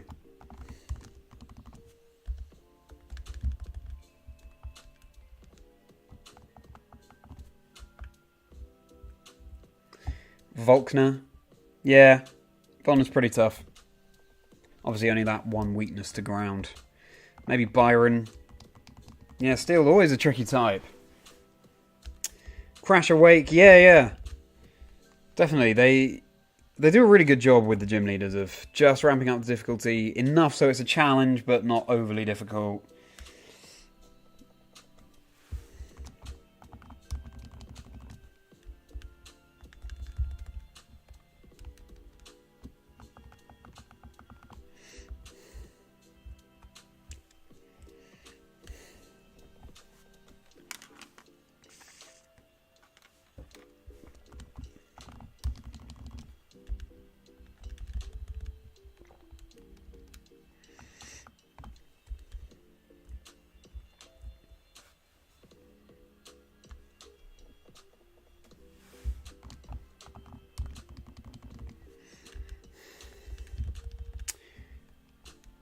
Do we all have a favourite cave from the Pokemon games?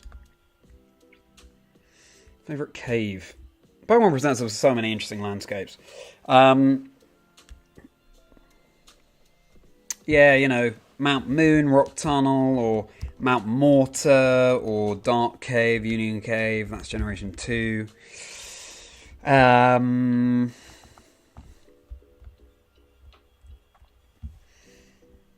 You've got Ice Path in Generation 2 as well. My favourite cave is probably going to be from Generation 2 because I think Johto has some great ones because they're caves that you don't have to go through in order to beat the game. They're sort of side quests, and I kind of love that. It makes the game feel so much deeper. You know, in Mount Mortar, for example, you get the Tie Rogue if you find the Karate Master. You can get the Dragon Scale that evolves Seedra into Kingdra. All very important and exciting things. But you don't have to find them. And I love that. Of course, there's Victory Road as well. That's always going to count as a cave. You've got Meteor Falls in Generation 3.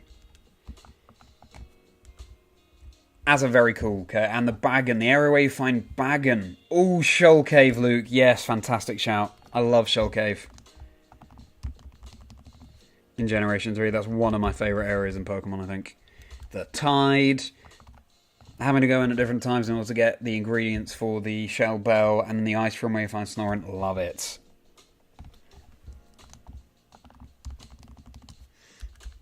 Shoal Cave is a great shout. Mount Coronet is very cool as well. Sprawling. I love any sprawling cave or dungeon like that. Granite Cave. Of course, Jake, yes. Granite Cave where you have to find Steven.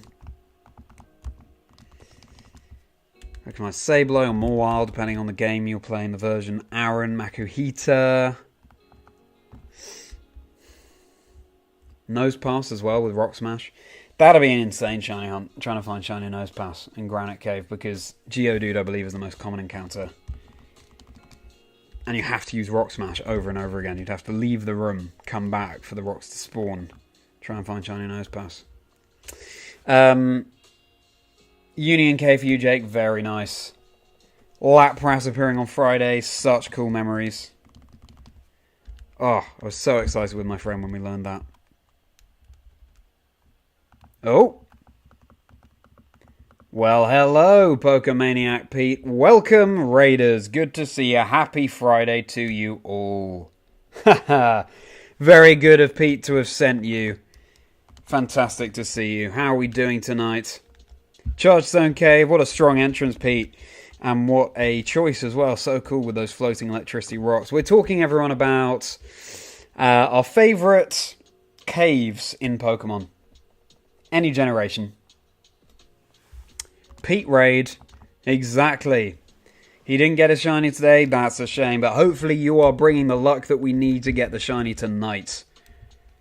We are 5.5 times over odds. We're going to get up to 47,000 encounters at least tonight. We might then call it a day. We're steaming towards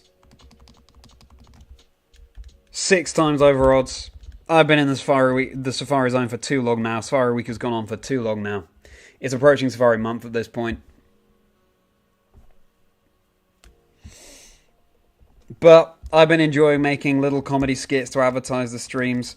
I've been enjoying so much the support from all of the community and new members of the community. I've got my Discord server link below if any of you want to hop into that. Or my socials link below as well.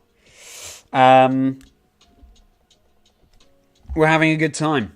Thanks to the community. As always, thanks to the community that we have a good time. In anything.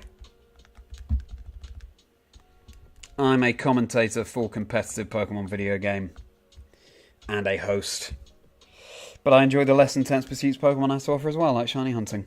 So, if you like all things Pokemon video game, then you're in the right place. I have so many more streams lined up, but we've got to find a shiny in the Safari Zone first. Oh, let's do it. Thank you for subbing, Plasma. Yes. Likes and subscribes, all very welcome. Do drop a like on the stream. Do subscribe. All of these things so helpful. Nearly at 300 subscribers. Also, today I released Bologna, the vlog that I made of casting the Bologna special event at the beginning of June. With Lee Provost, Marcus Statter, Jamie Boyt.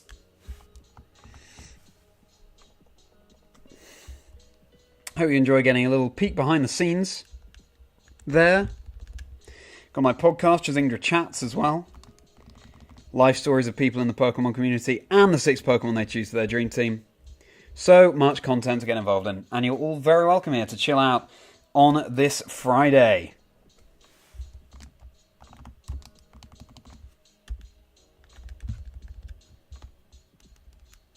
Pete, I realise I haven't messaged you yet about computers and things. I will do. Today's been a ridiculously busy day. Ridiculously busy. And things not working the way they should, you know, things like that. But, yes, when I have a moment, I will drop you a message. And I so appreciate your help again, Pete. Thank you so much. And I appreciate you rating us tonight. So good to see all of you. Shaker and Plasma. Pete himself, of course. Frederick. Gregster. 46,350 is crazy, isn't it?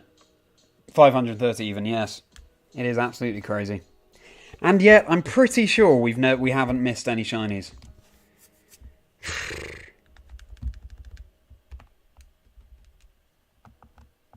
That's just the way it goes sometimes. Maybe we'll be due some very fast shinies after Safari Week, or Safari Month, which is certainly what we're approaching now. 24th day of Safari streaming.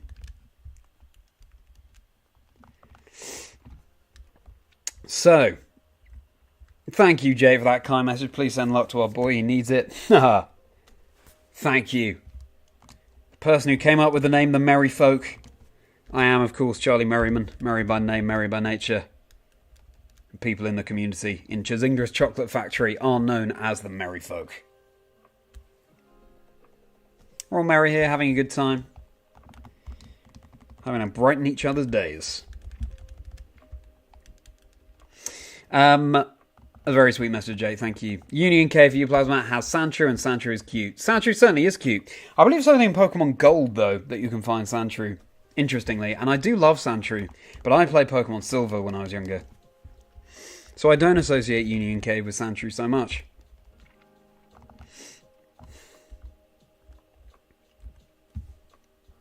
But a good answer. Chargestone Cave is the only one that looks slightly different to any other cave. I'm not sure about that. I think there are differences in each of the caves if you look closely enough. But certainly Chargestone Cave has that uniqueness to it. Floating, electrically charged rocks and so on. Pete, appreciate your rating tonight.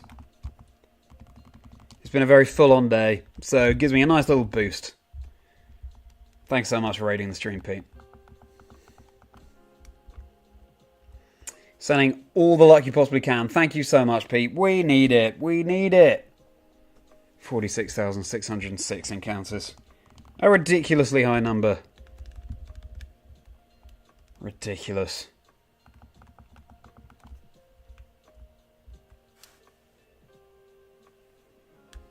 And yet, on future hunts, having had this experience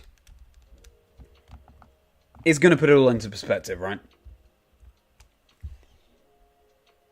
Hopefully it will mean that what hunts I would formerly have seen as long hunts won't seem half as bad. I've had the experience of going nearly 6 times over odds at this point. As I've been saying, I did a Sapphire Dream Team quest. This was before I was streaming. Started back in autumn 2022, and every single one of those targets came under odds, so I was kind of due to go a little bit over odds. Plus, I shiny hunted Kyogre in that Dream Team quest. Wasn't a member of the team, but, you know, you got to encounter Kyogre in the main storyline. So got to shiny hunt it, was what I told myself. Yeah, they all came under odds, so I was due a little bit of over odds, but this is next level. You have to go. Plasma, no worries. Thank you so much for joining. Albeit briefly, thanks so much for subbing as well. Appreciate it. Have a very merry rest of your day, Plasma. You've probably gone already, but let it be known that I bade Plasma farewell because I was just catching up on the messages there. Someone who has no idea about the competitive side of the game. It's interesting to see. Oh, good. I'm glad you enjoyed the vlog, Pete. Yes, I always enjoy giving people a little peek behind the curtain. So, yeah, thank you so much for watching.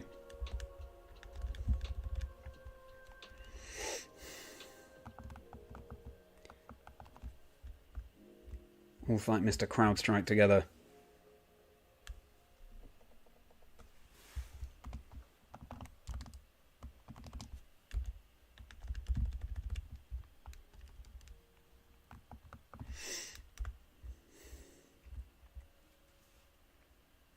The majority of what's your favourite anything Pokemon related questions will likely be something Gen 2 related for you. Same, Beefy. Generation 2 is my favourite. Johto is my favourite. Partly why Kingdra is my favourite Pokemon ever. But yeah, I was just the right age for Pokemon Silver when I played through that. It just stuck with me. I love the lore around Johto. Love that you go back to Kanto. Oh, there's so much to it. Love it. Cannot wait for a Silver Dream Team quest that I've got planned out. And the targets will be... I still need to confirm the last couple, but for Alligator, Kingdra, Espeon, Fortress, and then Xatu or Skarmory, and then I need to decide on a 6th. If I had both Xatu and Skarmory, I'd be pretty weak to Electric, and also Skarmory might be a pretty intense hunt. I need to brush up on the Skarmory hunt in Generation 2. Maybe for a Dream Team quest, not so suitable, but fun to hunt just by itself. Not sure. Frederick. Anything specific I'm hunting? Yes. So, in Emerald, which is this black Nintendo DS on the upper level, going for Ledibur. In Leaf Green, which is this silver Game Boy Advance SP on the lower level, going for Pinsir. In Fire Red, the black Game Boy Advance SP on the lower level, going for Kangaskhan and Tauros. And in Soul Silver, the green DS on the upper level, going for Larvitar. But yes, I would take anything. At this point, anything that shines. What a slog. But again, you'll make it a lot of fun. So thank you, everyone, for keeping me company.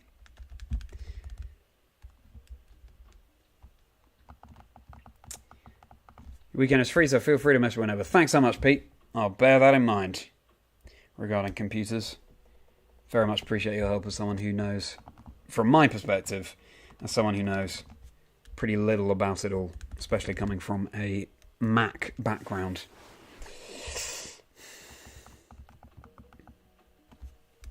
Check 80 on Ho-Oh from Dynamax Adventures for you, Frederick. Good luck! Let's hope those boosted Dynamax Adventure odds are in your favour, Frederick. You're nearly at odds if you've got the Shiny Charm, etc. for a Shiny Ho-Oh there. And what a Shiny it is. What a Shiny it is. Good luck, Frederick.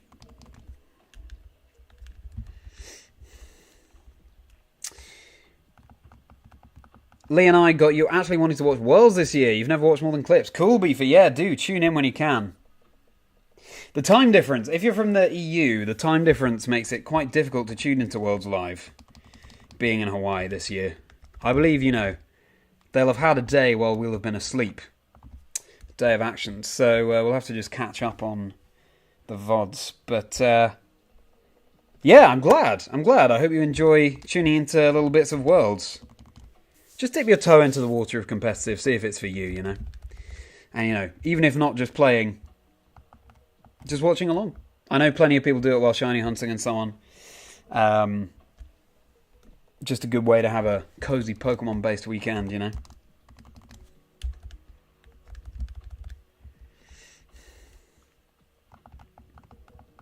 Very pleased to have got you interested, though, Beefy.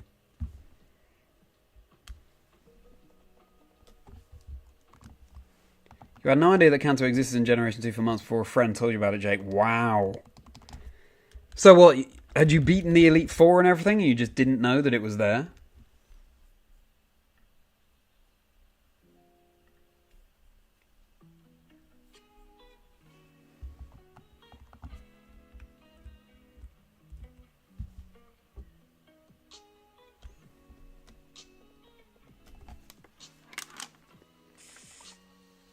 You love Xatu, Beefy. Yes. Xatu is such a cool Pokemon. I love that it only appears in that patch of grass in the Ruins of Alph where Smeargle also appears. Very cool. And I watched this fascinating video about the origins of Generation 2, the supposed origins. 46699, cool number. And went into really interesting detail about, for example, in the Ruins of Alph, so the only Pokemon that appear outside of Unknown and in the water in that patch of grass are Natu and Smeargle, right? And they're based on these caves in Japan, where we've got these cave paintings, which inspired Natu, the sort of hieroglyph bird. And then Smeargle, of course, is the painter. It runs so deep. And how, you know, these caves in this area of Japan, there are sort of drawings and little sculptures on the ceiling of the silver moon and the golden sun, Lugia and Ho-Oh. Incredible. The lore behind Generation 2 and the lore behind so much Pokemon stuff is just overwhelming. So exciting.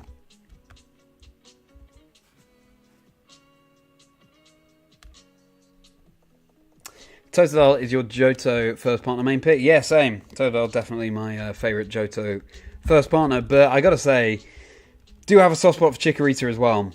It's kind of playing the game on hard mode, isn't it? Chikorita has a hard time against quite a few of the gym leaders, but I love that challenge. And then Cyndaquil, very cute. My appreciation for Cyndaquil has really grown over the years. I did playthroughs of Silver with all three of them at some point, as in a new one each time.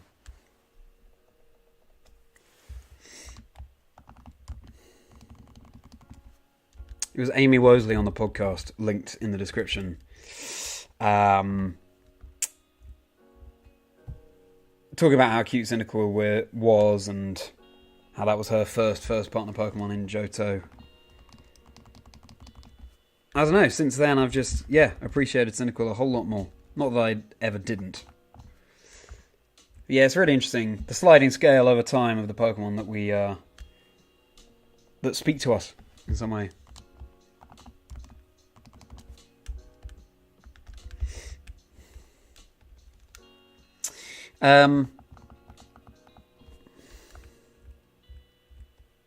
You'll take the water type overlap with Kingdra, no trouble there. Yeah, exactly, Beefy. Both very cool Pokemon. And also, of course, Kingdra's Water Dragon.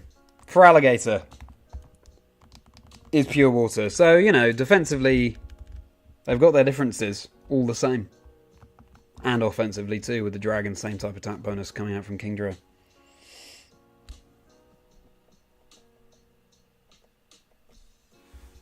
Never had a Poliwrath in Generation 1, never had a Kingdra in Gen 2. Ironically, they're your favourites. To be honest, I think that makes a lot of sense, Beefy. Part of the reason why Kingdra is my favourite of all time is that playing through Generation 2, I never had one, because I didn't really have the ability to trade with anyone for that evolution. And that just upped the mystique of the Pokemon for me, you know? So I think that makes sense. Just builds up the cool aura in your mind. But of course you could have had a Poliwrath in Gen 1 just buying a Waterstone from Celadon.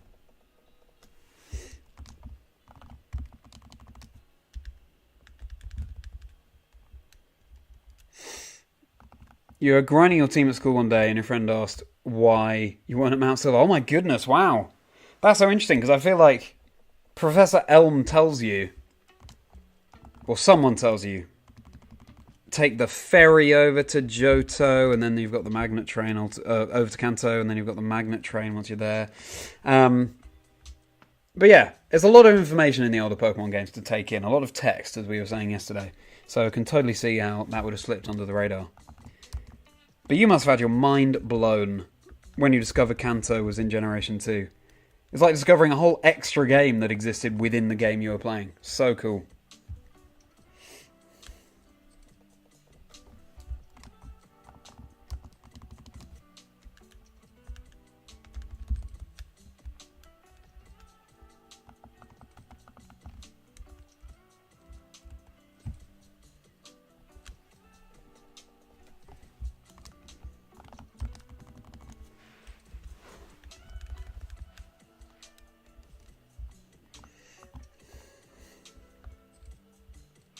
Pokemon lore is your favourite thing to learn about. And it goes so deep, doesn't it, Pete? There's so much.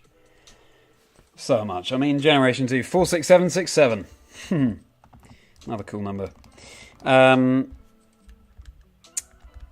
We've talked about Generation 2, but then, you know, Generation 3, we've got the Reggies, having to learn Braille. So cool. Really, really, really makes it feel like a legendary quest. And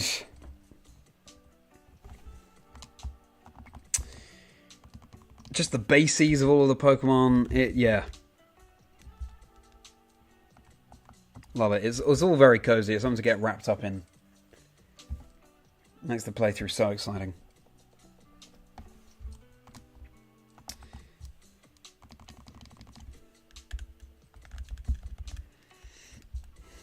So, Beefy, weirdly enough, you'd never seen the Generation 1 Poliwrath sprite until earlier this year. Wow! So if you never got Poliwrath, you didn't see it in Generation 1. That's so interesting, Beefy. I knew that was the case for Golem. I know there's no Pokemon trainer that uses Golem in Generation 1, I believe. Possibly in Yellow, but not in Red and Blue. I think that's right. But I didn't realise that was the case for Poliwrath as well. I'm now wondering if I've ever seen it. I think I have. But yeah. Those Pokemon that you never see unless you have them yourself. So exciting. It's like Shedinja in Generation 3. Remember Shedinja? Such a cool concept. The shed skin of a Pokemon. And the Pokemon appears early enough in the game that you might not have all 6 slots filled. So you would get the Shedinja appearing. If anyone's unaware, Generation 3, after you... Well, the route after the town that has the first gym. And you can go to this route before you've taken on the first gym. But you've got Nincada appearing there. Nincada evolves into Ninjask. And only if you have a spare slot in your party will you then get Shedinja appearing in that empty slot. The Shed Skin, a Bug Ghost type Pokemon, which is such a cool combination. Have we had another Bug Ghost since? Maybe not. Great combination of types. Such a cool concept. But if your party's filled and your Nincada evolves into Ninjask, then you don't get Shedinja. Simple as that. And if the Nincada is shiny, then yes, you will get a shiny Shedinja there as well. Such a cool concept. Hello, Sam and Sabrina. Good to see you as always. Thanks so much for the shiny luck. Please don't apologise for being late. It's just a pleasure to see you. How are you doing? How was your Friday? What are your weekend plans? Always a pleasure to have you in stream.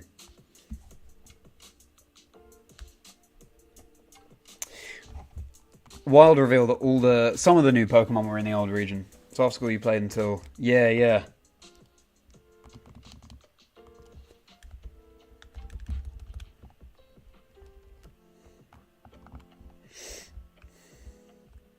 Yeah, Pokemon like Houndour, Murkrow, Mischievous, Larvitar, you can only get after the Johto Elite Four, which is so exciting. I would like to do once I've done my Silver Dream Team quest, I plan to shiny hunt those Pokemon you can only find in Kanto, trade them back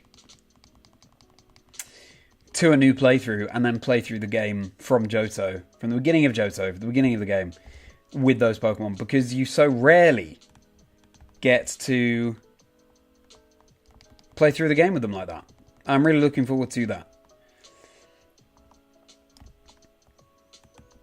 But we've got a long way to go until then. We've got to find a shiny in Safari Zone, which could be this very random encounter here. It's not. And then do the Silver Dream Team quest to have access to Kanto. And then shiny hunt those, trade them back to a new playthrough. I'll probably stagger it. So I'll hunt one of them, trade it over, do a couple of gyms. Hunt the next one, trade it over, do a couple of gyms, etc. A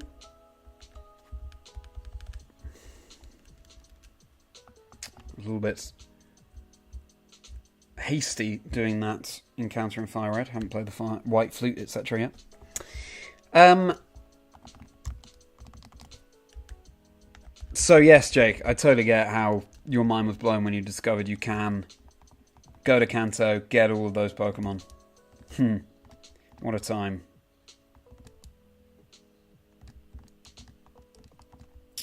Illuminate to the front, boost the encounter rate, and let's go.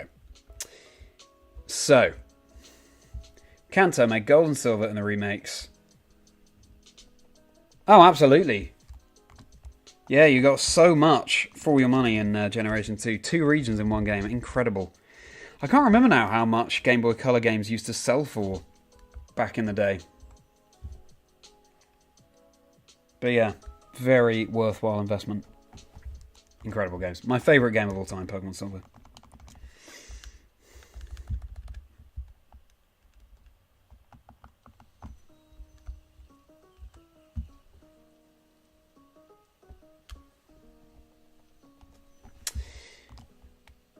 Kanto. Oh yeah, of course. So you chose Chikorita, Jake. Yeah, Meganium does come into its own in... oh, I didn't mean to go close to you, Tediosa. Sorry if you're scared. Meganium certainly comes into its own in Kanto. So good against Brock, the Rock Gym. Especially with all those fossil Pokemon. Rock Water, double weakness. And then you got Misty, taking not very effective from Lieutenant Surge. Yeah, love Meganium.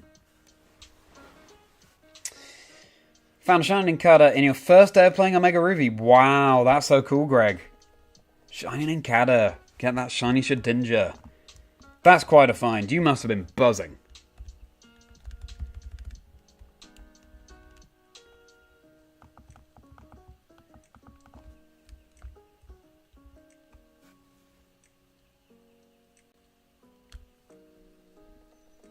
You caught your own Shining Incada recently, Emerald, as well. That's so exciting. So cool. You could post a picture in the Show Your Shinies channel in the chat, in the Chazingra's Chocolate Factory Discord server if you like. Would love to see it.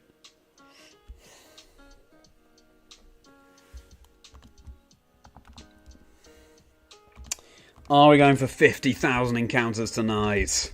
No, I don't think so. I think we're going to reach 47,000 and then we'll see from there.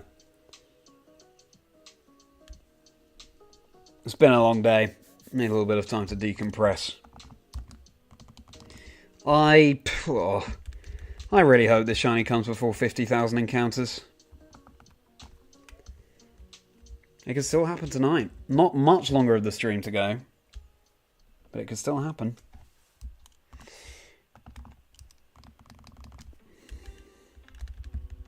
So, Sabrina, your son's last day at school. Hey, the 6-week holiday's officially begun. Beautiful.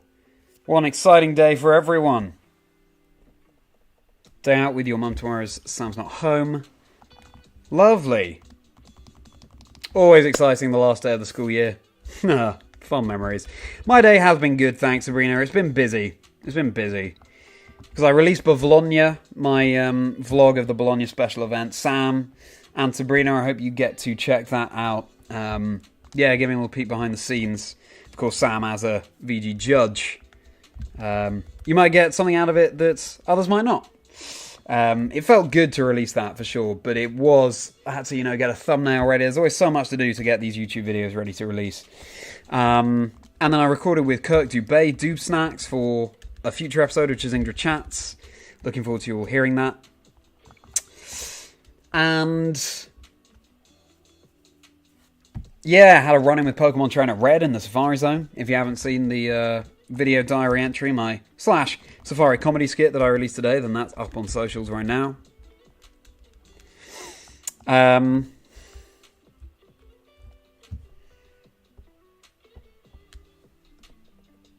So yeah, it's been a very push for time, and then also the power outages seemed to be affecting my ability to upload to X, which is a real shame because I wanted to publicise the vlog on there.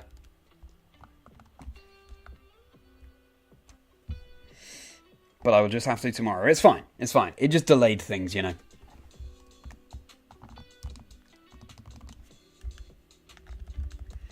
yeah, it's been a busy day, thanks Sabrina, but nice to just chill out now with shiny hunting.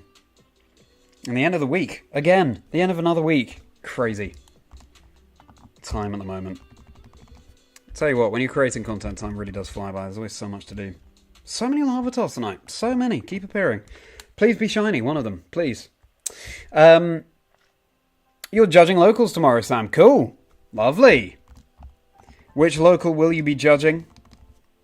Have a fun time. Have you been judging many locals recently, Sam? And if so, how's the metagame looking at the moment?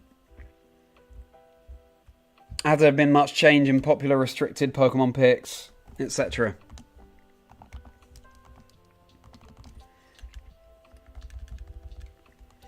And you were over the moon, Gregster, with that shiny Nincada.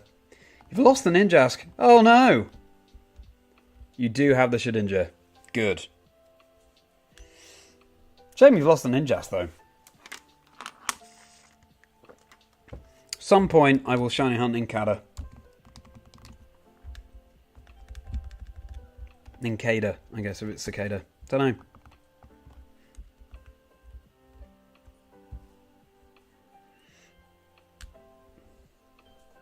What a cool Pokemon. What a cool concept as well. I mean, Wonder Guard, 1 HP, only super effective moves hit it. I'm so glad we don't have Shedinja in Generation 9. That would be a menace.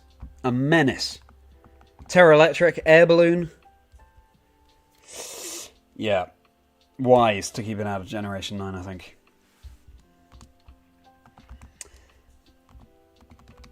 I love how we call him Brocco Emerald. Brocco. Meganium good. It's a very cute name. Yes, exactly. Meganium good against Brocco, Misty, Surge, and Blue a bit. Yeah, for sure. I still find it so weird, by the way. Oh, and this is the first local of the season for you in Birmingham. Cool, Sam. Cool. Well, enjoy judging that tomorrow. Hope it's not too hot for it all tomorrow. I find it so strange how in Generation 2, Karen of the Elite Four in Johto doesn't use Tyranitar. Because if you think about Lance in Generation 1, the champion, uses Dragonite, the powerhouse Pokemon of that generation. I thought that Teddiursa was shiny for a moment. Karen in the same position. Oh no, sorry, Lance isn't the champion in Generation 1, but the fourth member of the Elite Four. Karen is the fourth member of the Elite Four in Gen 2. And yet doesn't use Tyranitar. She's the dark type. Will make a lot of sense. And instead she's using Pokemon that aren't dark type, like Gengar, Vileplume. They represent the moon and nighttime, but they're not dark type themselves. I would love to see Karen rocking Tyranitar, no pun intended there, in the Johto Elite Four. And I thought of that because, of course, Blue, when you rematch him in Heart Gold, Soul Silver, uses Tyranitar. But it is cool that you don't encounter Tyranitar otherwise. It's coming back to what Jake was saying about Poliwrath and what I said about Golem. Because it means that when you do just stumble upon Larvitar, you evolve it, train it all the way up, it evolves into Tyranitar. It's such an exciting time because it's brand new. So there is that. There is that. And I have very fond memories of finding Larvitar on Mount Silver when I played through Pokemon Silver.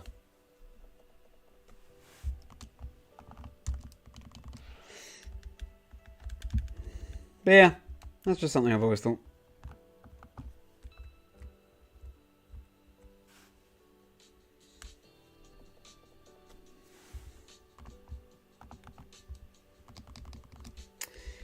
People thought we'd see Shedinja in Generation 9. Did they? Did they?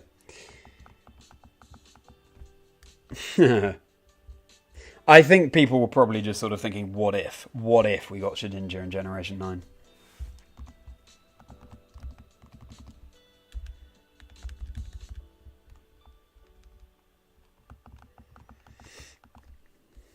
Yeah, it is a bit odd, no T-Tar, isn't it? Emerald Tyranitar for Karen in the Johto Elite Four.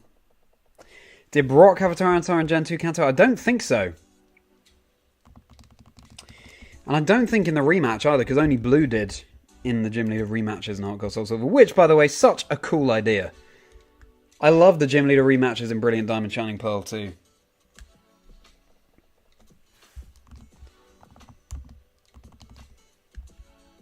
always up for gym leader rematches. And the way it worked, having to phone them on a certain day, very cool concepts. And again, that lore just runs so deep.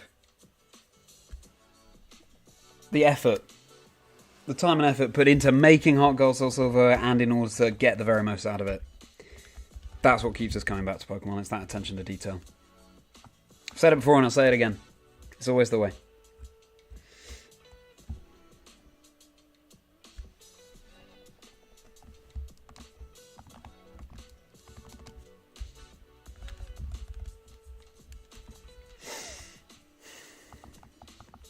You're the only person in your friend group willing to train Larvitar as a kid and won you so many battles. I'm sure, Jake. Yeah, I also raised my Larvitar all the way up to Tyranitar. Felt so good. I wasn't battling with friends because, again, I didn't really have... there weren't too many other people to play with. And I think link cables were quite... I don't know, found them quite difficult to find at that point amongst those of us who did play. But just to level it up and get Tyranitar was so exciting. I remember putting the time in. I'd often just sort of chill with the family, with the Game Boy as well, and we were all talking, and I was there playing Pokemon. Just loved it. Just loved it. Fond memories of Larvitar.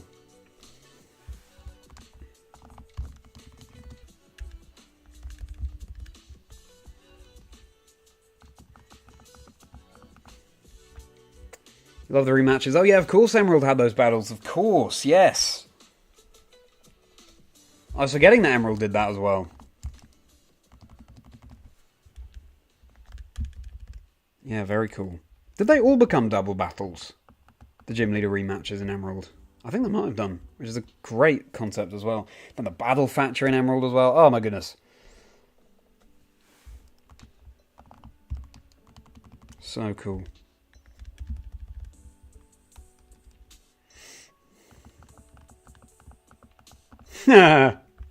Shay, welcome. Good to see you, my friend. How are you doing? How was your Friday? I know, it's crazy, isn't it? It's crazy. Nearly 50,000 encounters. Oh, goodness. I was so excited to stream Safari Week, and I've loved it. It's been amazing building up a Chazingdra community, hanging out, everyone keeping me going on the streams. People like you turning up to wish me luck. Love it, Shay. Anyone who's not familiar, Shay is a Pokemon trading card game caster. And a very good friend. So it's wonderful to have you in the chat, in the stream, Shay. But yeah, Safari Week is becoming Safari Month. It's been great to lean into the comedy, though. Do some comedy skits to advertise the streams. But yeah. Still no shiny. This is the risk you run, right? When you shiny out. And of course, when we do find a shiny, there's no guarantee it's going to be a capture.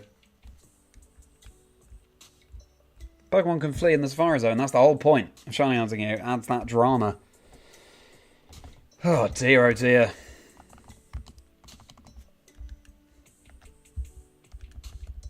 Absolutely crazy. One of the skits made you check if I was live. Well, good. I'm glad the skits are working then. Because, yeah, have a lot of fun making them. I'm glad they're going down well. However, we are nearing the end of the stream, actually, Shay.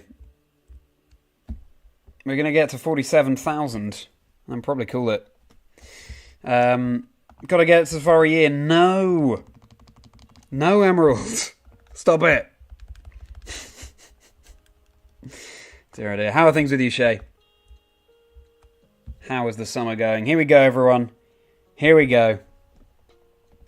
47,000. Are we going to do it? Lick your tongue. Apom. No. No shinies. No shinies. We'll go for a bit longer. Don't worry, Shane. We'll go for a bit longer. I believe I ended, I started today 45,105 encounters. So we'll do another 100. We'll do another 100. And maybe. You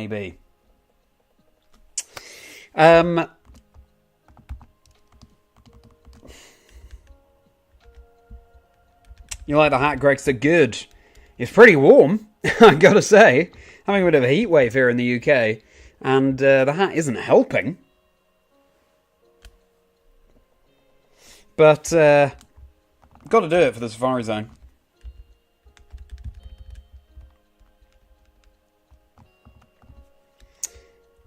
Glad you're all good.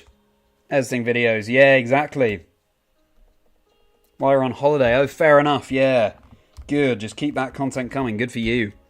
Yeah, I've been really loving leaning into the content creation. Shay is a big content creator, everyone, if you're not aware. Shay is also the second guest I had on the podcast, Chazingdra Chats, linked below. Very grateful to you, Shay, for being on the show and putting such care into your answers and, launching that podcast with me, essentially. So thank you so much, Shay. And do make sure you check out that episode. Shay is always a laugh to hang around.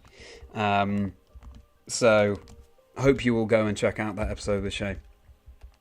Guaranteed to put a smile on your face. I'm telling you. We've been talking about all sorts of things tonight, Shay. Talking a lot about Generation 2, actually, and I remember you telling me in the podcast that when you were stuck in Ice Path, just could not get through, leveled your Pokemon up to level 100. For Alligator with Cut, Strength, Surf, Scratch. Thinking that the longer you have a move on your Pokemon, the more powerful it gets. Which makes sense. Makes sense. When you're that young as well. Absolutely loved it. Did anyone else think that? The longer you have a move on your Pokemon, the stronger it gets.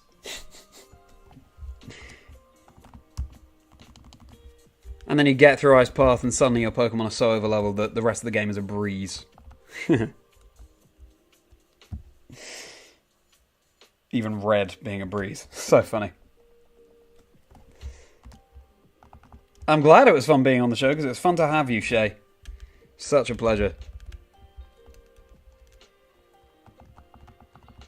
Lost at the Safari Zone.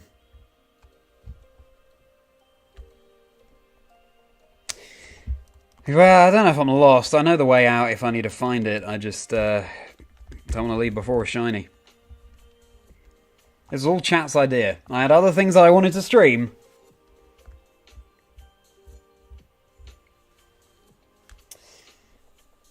But Chat wants me to find a shiny before we move on. So... And to be honest, it would feel wrong to leave Safari Week without a shiny, and by Safari Week, of course, I mean Safari Month. Because that's what we're heading towards now. Oh my goodness. Fury Cutter. Rollout. What are you talking about, Damien? You're just putting Pokemon moves in the chat. Yeah. Ideal for Alligator moveset, Shay. Someone's got to have those HMs if you want to get through the game. I talked to Kirk today, Shay, for the podcast. I talked to Doob Snacks, which is so much fun. And I'm looking forward to everyone hearing that episode coming out in a few weeks. We're approaching the 20th episode, everyone. I released the 15th this week. The 20th will come around just after Worlds, I guess, around that time. Crazy. Started this mid-April.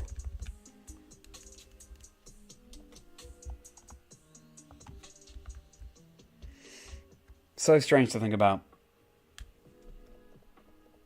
But yeah, Shay, we've been talking about all sorts of things, really. Games that we like outside of Pokemon. Gym leaders that we remember finding particularly difficult. Any of those for you, Shay? Any gym leaders that you remember finding especially difficult? Also, if we get the shiny, having extended stream, that'd be huge. That'd be so hype. And I'd have you all to thank. I'd have you to thank, Shay, actually, for appearing in the chat at that time.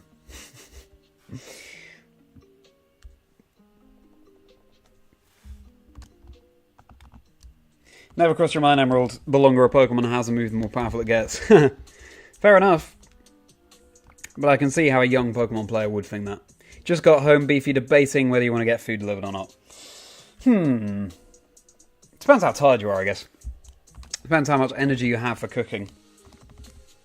It is a Friday, so you could treat yourself.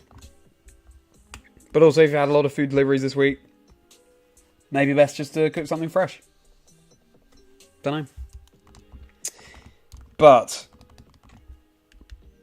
yeah, it all comes down to your energy level. Safari Century, Beefy, please stop, please. Next year we're saying Safari Millennium. It's gone up from year to decade, now to century. Oh dear. Got anything planned for the big 50,000 shape? Well, my plan is not to reach 50,000. Other than that, weep, I guess. That's my plan. Just cry. With no shiny. Dear oh dear. But I did have a run-in with Pokémon Trainer Red today, as you'll have seen in the Safari Zone. A little video diary entry. Who, you know, very optimistic guy. Impossible not to have that optimism rub off on you, really. Found a shiny Nidoran and a shiny Kangaskhan. Beginner's luck, I tell you. Beginner's luck. I should have the beginner's luck too. This is my first time streaming Safari Week. But no. Games have other plans. Jumping jacks when we get to it. Well, yeah, we'll need to keep up the energy somehow, Emerald.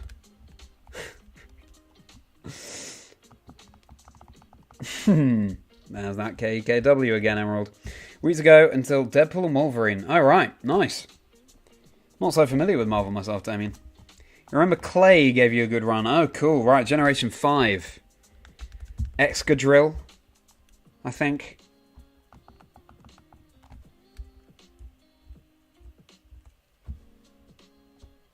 The Driftvale City theme is such a... so iconic at this point.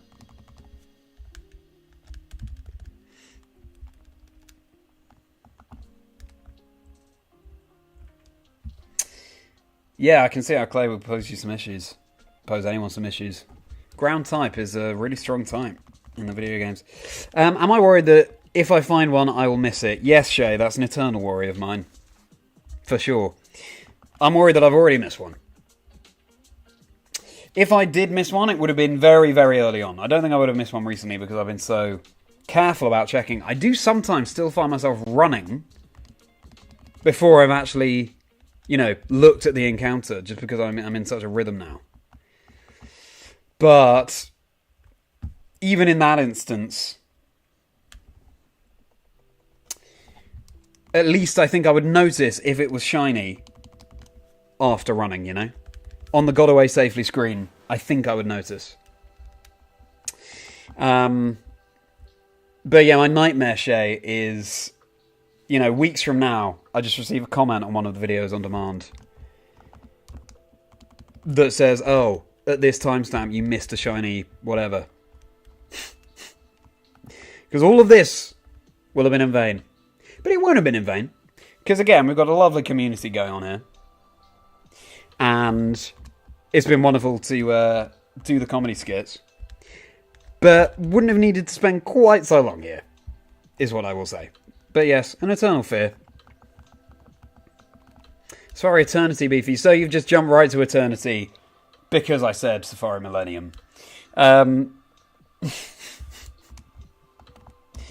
Wow. Yeah. Utterly, utterly huge. Unfathomable. I really just thought, you know, we'd stream Safari Week, we'd get a couple of shinies, then start streaming some other stuff. But we're still here. Approaching 6 times over odds. 6 times over odds. Just had to slow down and say that so we can all appreciate how crazy that is. Aiming to return to the Battle Tree in Pokemon Ultra Moon at some point. Yeah, you've talked about the Battle Tree before, Damien. I hope you do. Clearly it's something you really want to do, so yeah, I hope that you get to do that soon. The drill gave you problems, so did Lenora. Oh yeah, the Herdia, yes. Good knowledge. Good knowledge, Shay, of Generation 5. I feel like we didn't talk about Generation 5 too much when we had our interview. But yes. Yes, I remember the Herdia being very strong.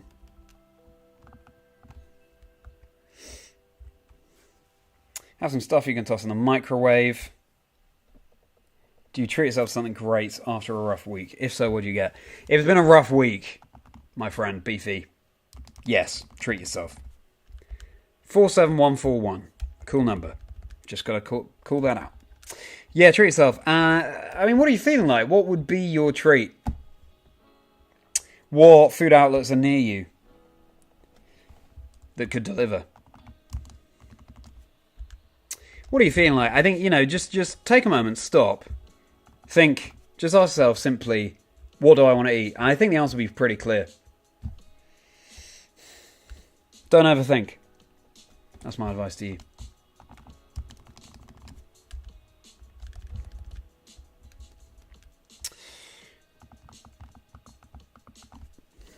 Juan and Emerald gave you trouble, Emerald. Yes. Chazingdra, double team. Yeah, exactly. Chazingdra. Got to shout out Chazingdra again. Here she is. Yeah.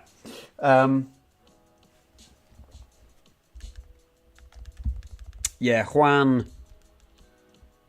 It's cool that Juan and Claire both use Chazingdra. Both final gym leaders in their respective generations.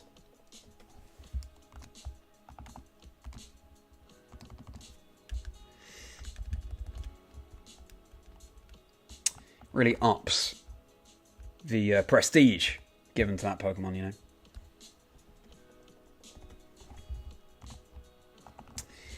Do I have a Pokemon I prefer the shiny to be? Good question, Shay. So, in Emerald, we have targets for each game. So in Emerald, which is my black DS on the left, on the upper level, I did not look at that Magneton at all before running. If anyone saw if that was shiny or not, please do confirm. But I don't think it was. In Emerald, black DS on the upper level, on the left, Ledibur is the target. In Leaf Green, the silver Game Boy Advance SP, Pinsir. In Fire Red, the black Game Boy Advance SP, Kangaskhan and Tauros. And then in Soul Silver, which is the green DS, Larvitar. Those are the targets, Shay. Those are the targets.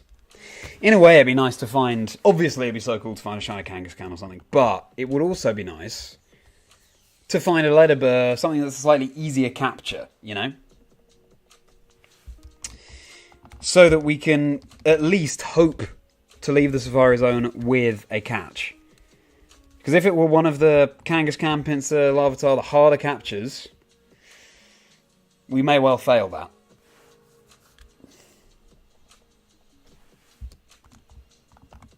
So those are my hopes, but obviously we'll take anything at this point, Shay. Anything. Oh yeah, Lenora with Watchog and Hypnosis. Yeah, see, I can't recall the Generation 5 gym leaders too well. So I haven't played through it in a while. I'm sort of holding out for Generation 5 remake, so I don't want to play through Generation 5 again too close to that, But yeah, good shout, Damien.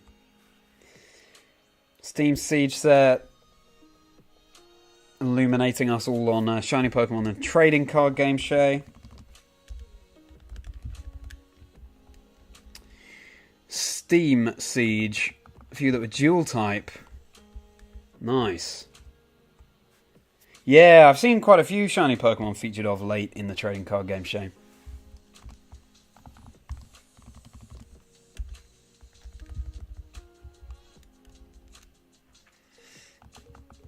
Very cool.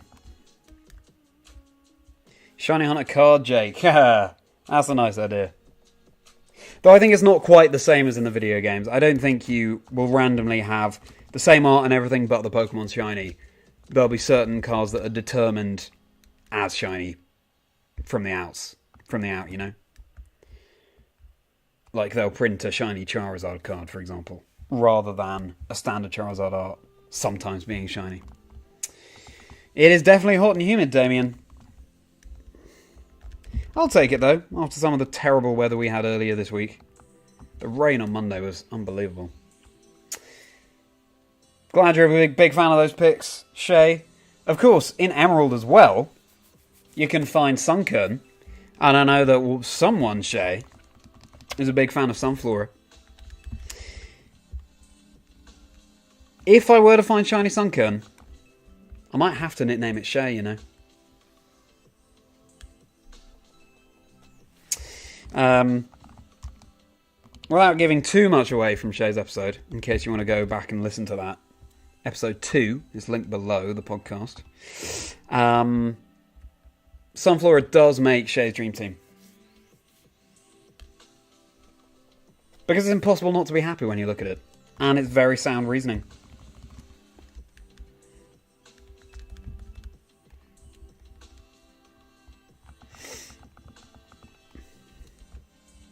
Shiny Sunflora is such a vibe. Yeah, for sure. Shiny Sunflora I don't think is too different from regular Sunflora.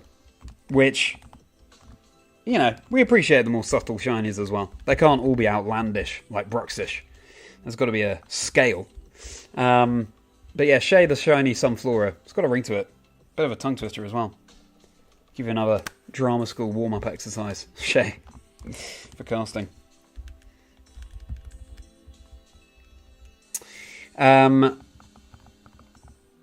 So the only gym leader you really remember struggling with, Greg, so was Candice. Oh, because you picked Torterra as your starter. Yes.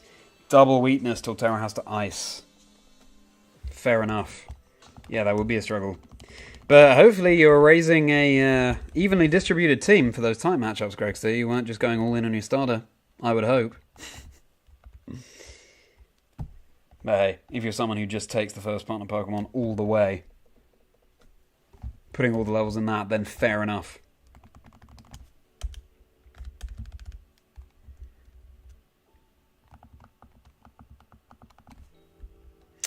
Thinking maybe some Thai food beefy? You're a spice man. Sounds cool. And by cool, obviously I mean hot. Yeah, Thai. Good choice, good choice. Get some comforting pad Thai. Go for something like a pineapple rice. Yeah, I'm liking the sound of that. There is Sunken Shea, yeah. Top right DS encounter slightly out of view now. Oh, sorry, thanks for pointing that out. Hopefully it's okay now. Or maybe that's better, actually. Though he said top right. Yes, no, the top of the screen, yeah. But hopefully you can see enough of the game. Have the keyboard on your phone. Oh, I see, okay. Makes sense. Blocking the view.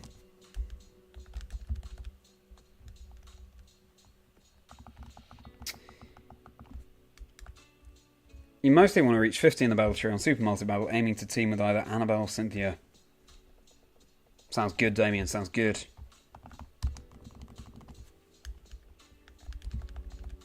As I've said before, you're always so good at you're setting yourself these mini quests in any game you're playing. Summer plans, Shay. Get out the Safari Zone. That's my first one. Other than that, actually not too much, to be honest, mate. I had a really busy summer last year with the one-man show that I was doing at the Edinburgh Fringe.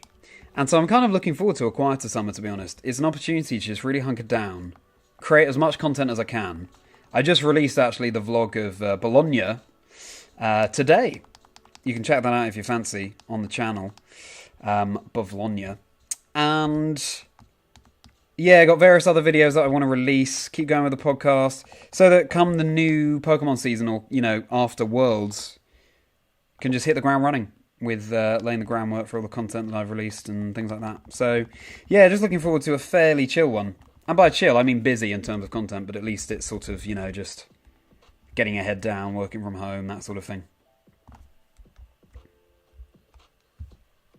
How about you, Shay? You said you're going off on a holiday soon. Where are you off to?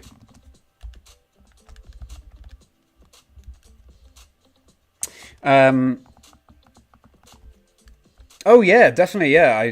Of course, yeah, you went in Bologna, so yeah, do check that out if it takes your fancy. Obviously from a VG side of things, but yeah, it's fun to make. Next season I want to be better at getting the vlogs out quicker.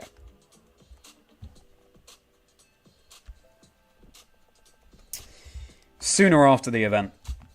I'm still, you know, just getting my head around all this content creation stuff. My workflows, my work processes, and so on. So yeah. You are going to Faro in Portugal with the Mrs. Family. Very cool. I remember talking to you about Greek food. And enjoying the food over in Greece. Yeah, but this time going to Portugal. Because you said your partner is part Greek or something like that, if I'm remembering correctly. But yeah, Portugal will be amazing. Fresh seafood. Amazing temperature. Hopefully lots of sea swimming for you, Shay. Sounds great. Sounds a lot of fun.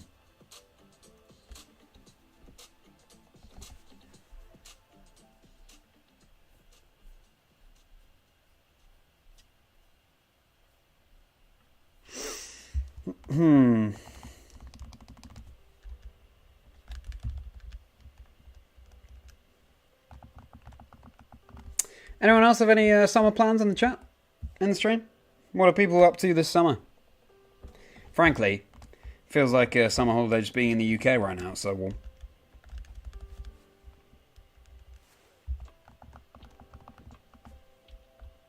How about have a shiner before then?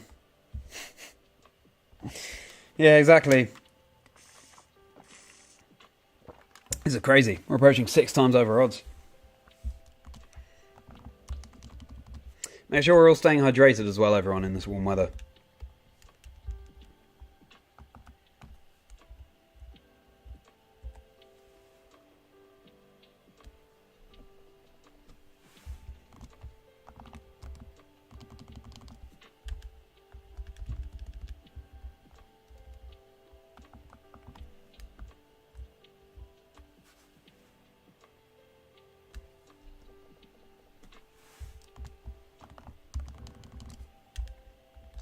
Oops, didn't mean to go for the poker block.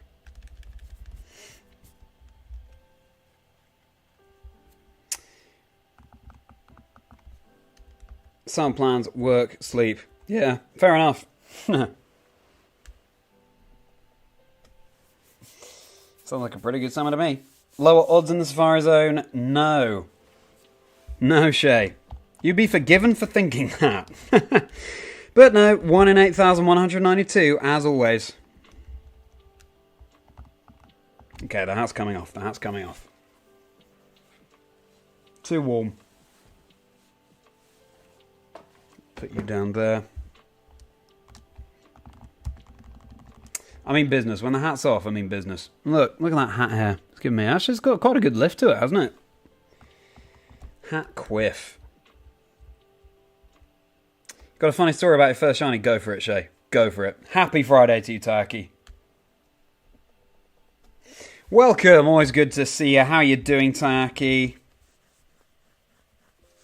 I'm hoping that since we're going on a little bit later with the stream tonight, later than I had anticipated, that'll be the right decision and we'll get that shiny.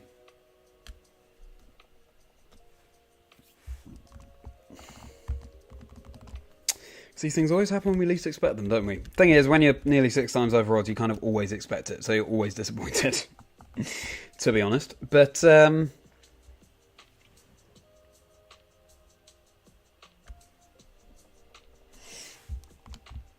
knows? Could happen at any time. You're hearing this, games? Can happen at any time. Hope you're taking note, cartridges. You have to do gardening tomorrow, other than that, no plans. Why is that a problem, Greg? Just because it's so warm? Because that sounds pretty chill. That sounds quite nice. 47,300.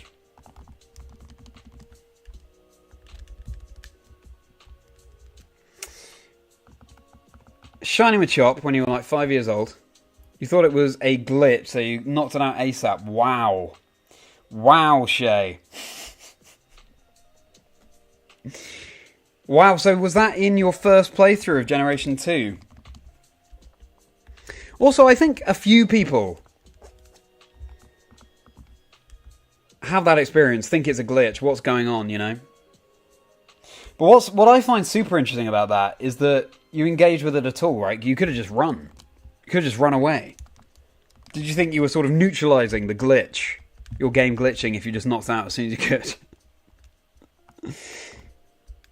That's so funny.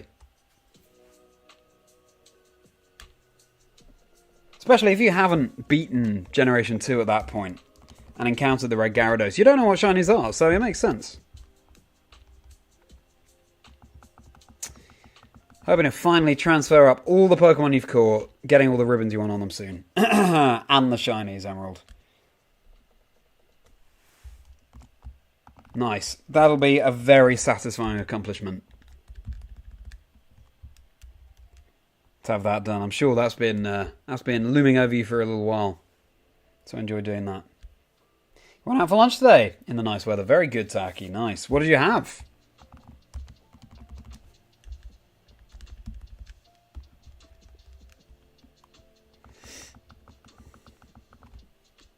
In the years it took you to get through Ice Path, I see. Does Machop appear in Ice Path?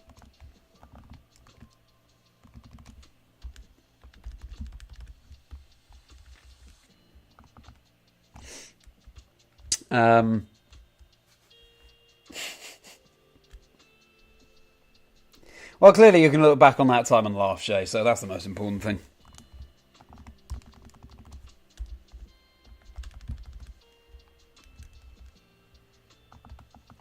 So to eat some hummus while you decide on dinner. Fair enough, Beefy. I think you should go for the Thai. I think Thai sounds like a great idea. It sounds like that's what you specifically want. So you should go for it. I can put it to chat, but I think we all know which way that's going. Chat, does Beefy order a Thai takeaway or not?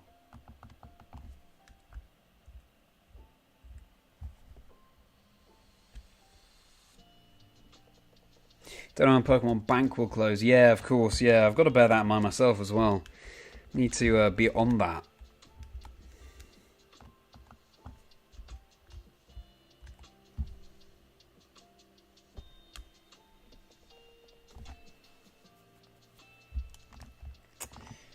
Make sure we can transfer all the Pokemon up while we still can.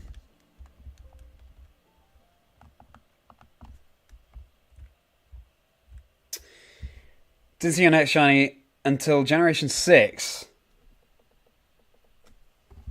Well, you're power hatching for competitive Pokemon. Oh, that's cool, Shay. Love to hear about your background in competitive VG.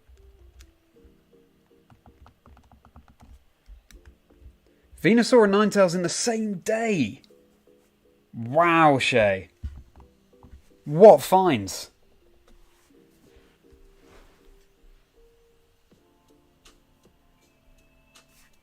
Sorry about the flickering there, everyone.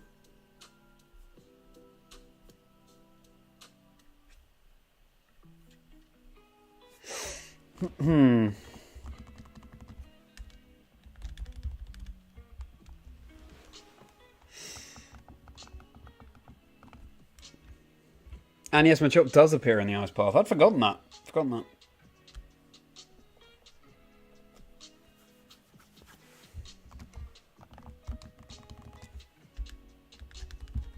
You should try and go back and find it, Shay. If you have any interest in shiny hunting, and to be honest, this stream is not a good advert for shiny hunting, let's face it. Maybe 6 times over odds. But hopefully it does inspire people to continue with hunts they've already started, maybe.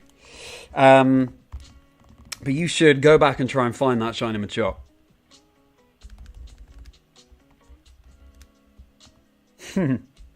Reclaim it. That'd be hype.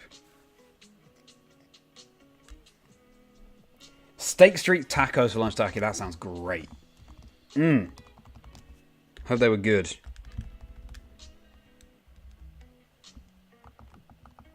Might as well all say exactly, Gregster. Go for it from Emerald. Beefy, listen. Listen. The chat wants you to get Thai food. Clearly breeding for a Sun team. Exactly, Shay. Yeah. That's incredible. So, the shiny Venusaur and shiny Ninetales that you got, did they have competitive stats? Were you able to use the shinies for your competitive team? I hope so.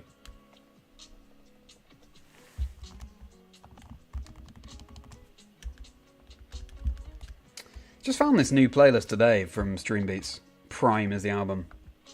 Liking it a lot. Hope we're all enjoying the vibes. Let's get another Pokemon topic of discussion going here. Let's see. Let's do a quick fire either or thing. I always forget, by the way, that Licky Licky is a Pokemon. Just saw the Licky tongue out of the corner of my eye there, and yeah, was reminded of Licky Licky. We were talking the other day about evolutions introduced for existing Pokemon. Licky Licky was one I did not consider. But let's compare.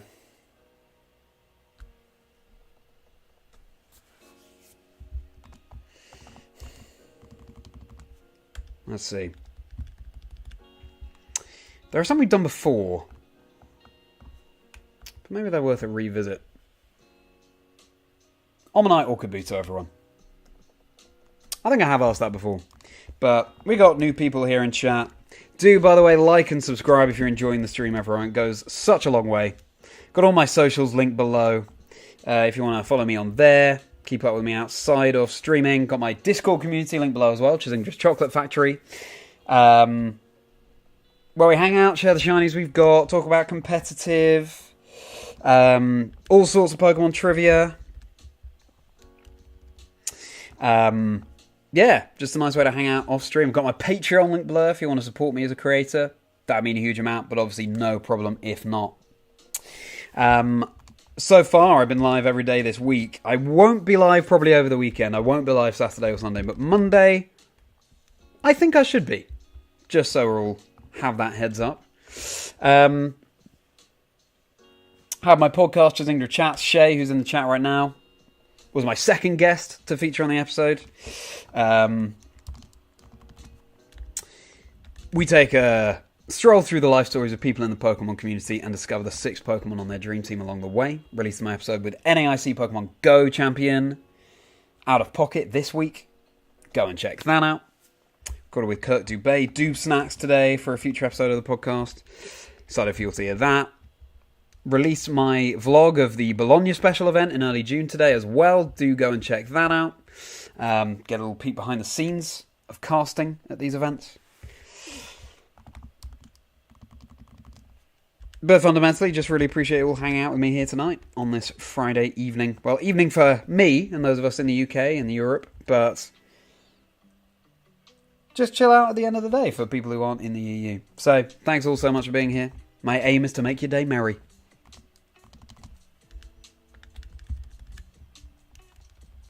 Go and check out Shay's content as well. Incredible trading card game content for Pokemon.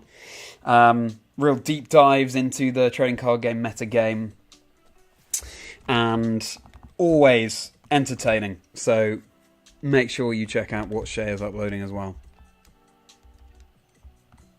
As someone who isn't so familiar with the trading card game, I still get a lot out of watching Shay's videos, so I hope you all enjoy them.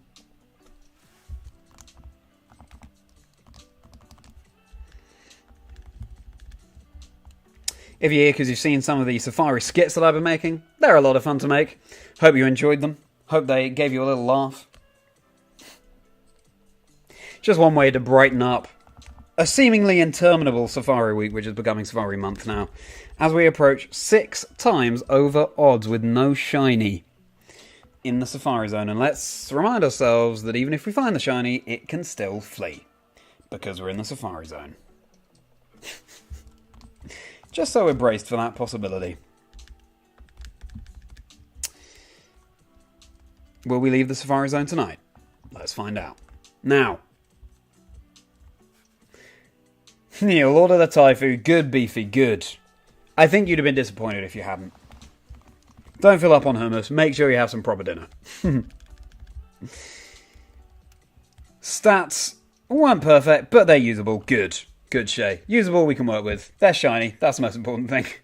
Glad you're excited about the Taifu Beefy. You see, we told you. We told you. Kabuto for you, Jake.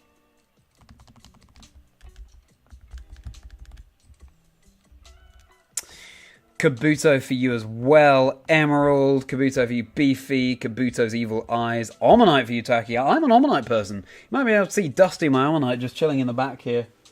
See that? Just about. It's such a good plush. I got this at EUIC this year. I just think it comes out very well as a plush. It's so cute. Look at this. A spiral shell. Look at that. I promise I'm not endorsed by the Pokemon Center, by the way. Oh, sorry, not your ledger, Archie.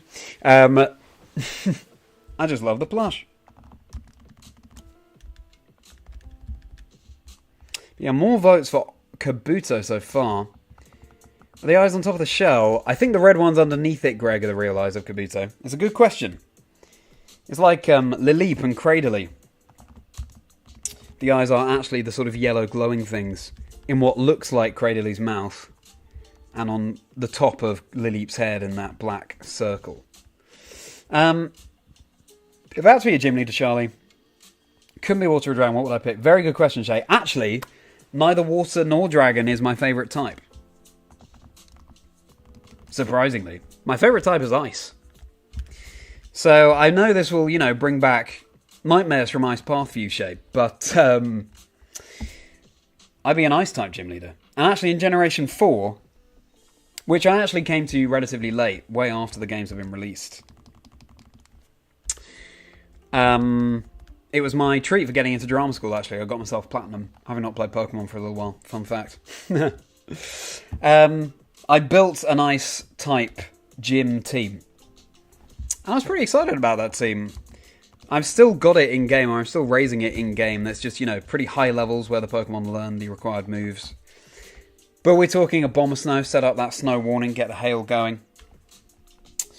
We're talking Frostlass, Ice Ghost, such a cool combination. No pun intended with cool. Talking Mamoswine. Now, that moveset I remember a little bit more clearly. The Mamoswine was Curse, so you're lowering the speed but boosting the attack and defense. Ice Shard, so it doesn't matter if your speed is low, because Ice Shard always goes first. Earthquake.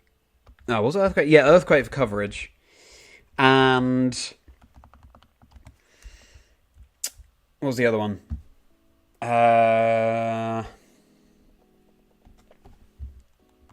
Amnesia. Yeah, it probably should have been Protect, to be honest, but it was Amnesia to boost the special defense as well. Then you have Ice Body and Leftovers, so you're recovering so much as well. Able to boost up and then keep recovering HP. Walrein, which had Hail, just in case the hail expired from, or the snow warning expired from a Bomber Snow. Earthquake. Stockpile to boost up the defenses. And Blizzard, because Blizzard 100% accurate in hail. From Gen 4 onwards, I believe. Glaceon.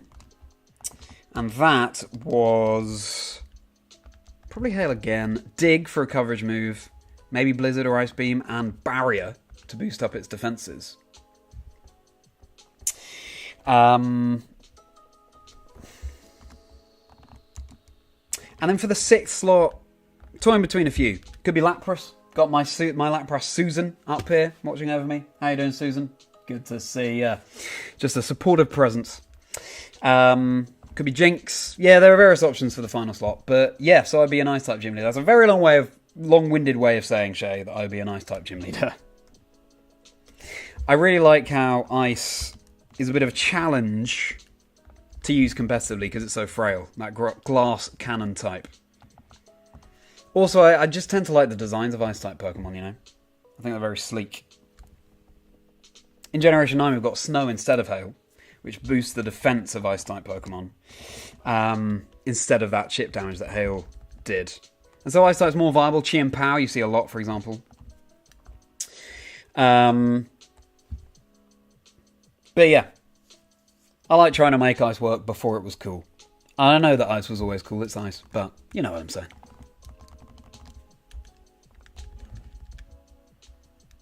So there you go, Shay. Probably more than you bargained for with that answer, but that's my answer. A Bomber Snow's Cry is top tier.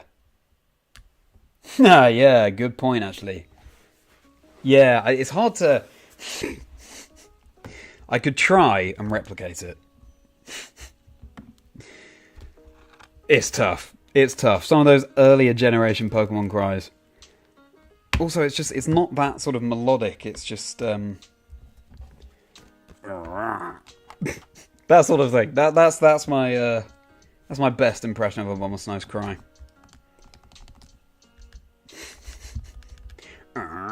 You know what I mean? You know what I mean? I'm trying here. Archeops is your favourite fossil. Very cool choice. Very cool choice. Yeah, I know that Archeops is great in the trading card game. In fact, Archeops was on Freya's Dream Team I featured on the podcast last week. Do go and check out Freya's episode if you haven't already. Really inspiring chat that I have with Freya. Crab Lover, you're new here. Good to see you. How you doing, Crab Lover? How did you find the stream? Always a pleasure to welcome newcomers and familiar faces alike. What's your background with Pokemon? Are you a shiny hunter, casual player, competitive player? How did you find the stream? All that jazz.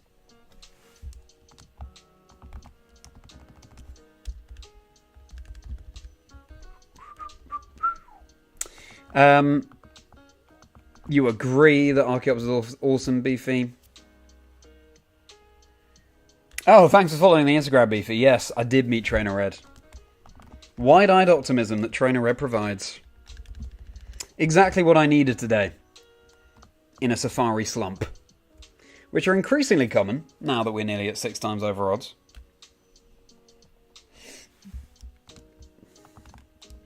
You heard, Shay, if I try a Bomber's Nose Cry 5 times, I get boosted shiny. Or did you now? Well, that's too tempting to pass up. Here we go. Here we go.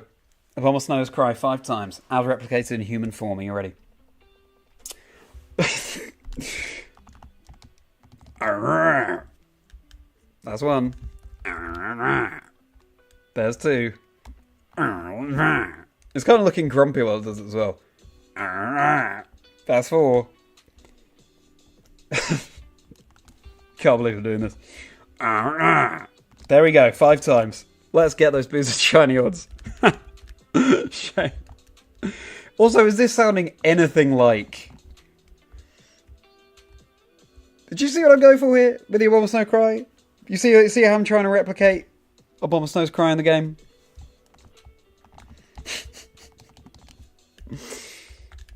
Is this sounding anything like... Or can you at least see what I'm aiming for with this?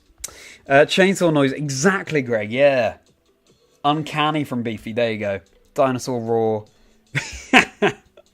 This is entertainment. Yeah, exactly.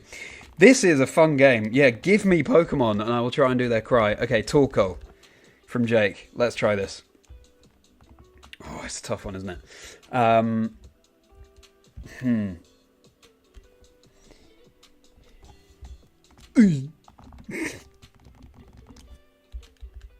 See what I mean?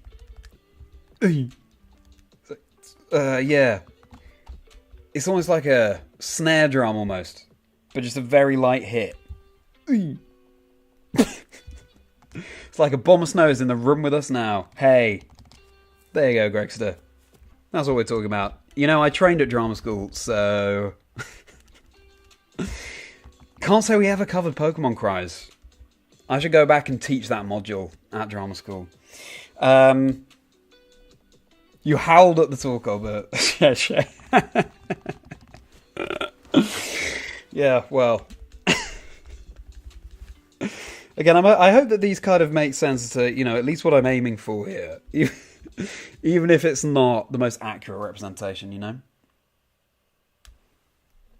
Maybe this will become my legacy as a content creator. Just trying to replicate Pokemon cries. It's something I'd like to try doing on the desk, actually, at events. But it's one of those things that could either go so well and be hilarious or flop dramatically. And I feel it will be the latter. People tuning in saying, what on earth is going on? You know?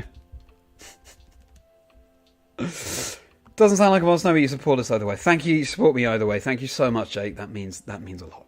You want to hear a Snover? I can't quite remember Snover, actually. The Torkoal was perfect. Thanks, Jake. Thank you. There we go. Might not have a Bomber Snow cover, but Torkoal. Torkoal, we're there. It's like it's saying coal. Is it? Cool. I don't know. I'm not sure if I hear that. Emerald. Primarina. Xatu next. Okay. All the requests coming in now. I'm like a jukebox. Pokemon jukebox. Juke box. Snover. I can't remember Snover's cry. That's the thing.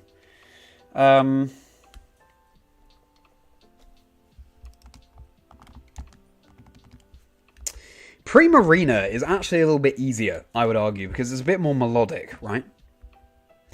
You can get closer to representing that than you can for some of the other just bass noises, right? Talk sound like a sneeze, Greg. Good point. Hey, Ace. Yeah, still going. I was going to wrap up much earlier, but we're having a good time. It's a good thing you joined now and not a moment earlier, because I've been representing Pokemon Cries, doing my best impression of Pokemon Cries. We've had a Bombersnow so far, we've had Torkoal. Oh, of course! Yeah. Oh, Snova, yeah. That's a very good way of putting it, Berts. Yeah. Snova, let's try and do Snova, okay.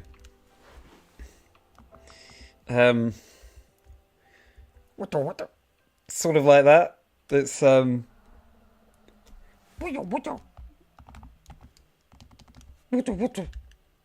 sort of thing. Yeah, that's my Snova. Primarina. Oh, I think I'm confusing it with another Pokemon. Oh, yeah. No, I've got it. Okay. But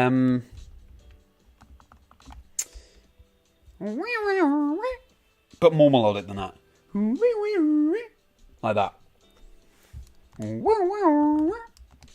That still sounds a little bit sort of siren-y, doesn't it?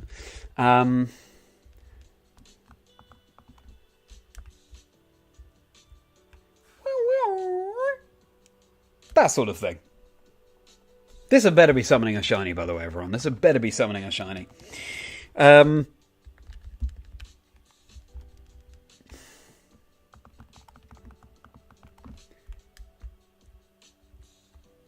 know about anyone else who casts if they can do it. Yeah, true. We'd have to test the water with other people who can do Pokemon Cry impressions. Xatu. Ooh, I love Xatu's Cry. Okay. They're kind of similar, Natu and Xatu. Both their cries. Makes sense. You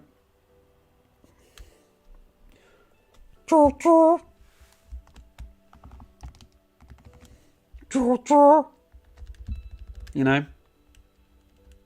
That sort of thing. Yeah. Aurorus. Oh, wow.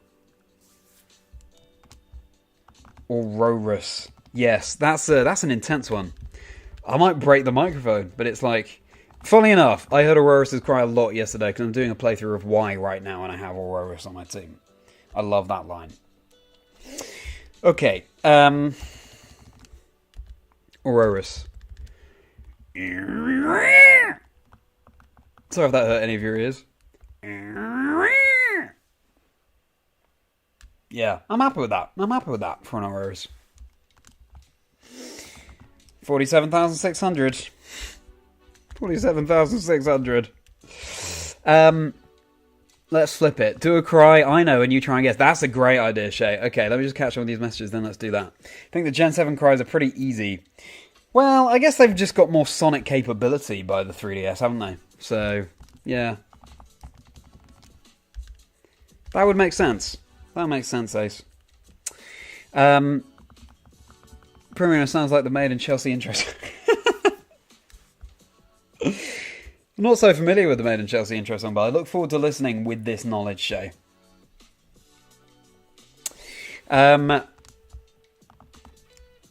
Corefish from Emerald. Oh yeah, Corefish. Xatu was my best one yet. Thanks, Shay. Yeah, I was pleased with Xatu. Aurorus, that is a dinosaur. Thank you. I'm glad we enjoyed the Aurorus. I was pleased with that one too.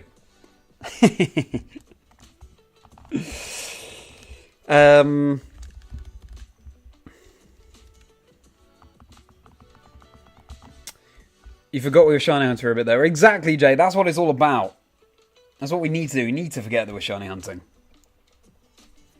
That's how the encounters fly by. Oh, I didn't mean to throw a rock at you, Rhyhorn. I'm so sorry. I'm not surprised you're angry. I would be angry if someone threw a rock at me. But we're going to run away. Right, okay. Corefish, and then I can do a cry for you all to guess. Corefish.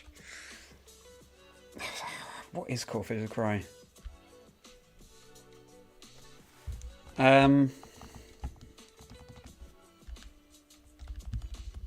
Since I can't remember Corefish too well, I won't do it, but I'll have to remind myself and then do it on a future stream, I think. Now, let me suggest a cry. Let me do a cry for you to guess. Okay.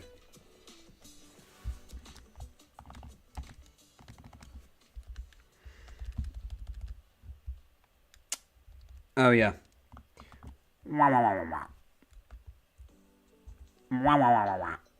Who's that?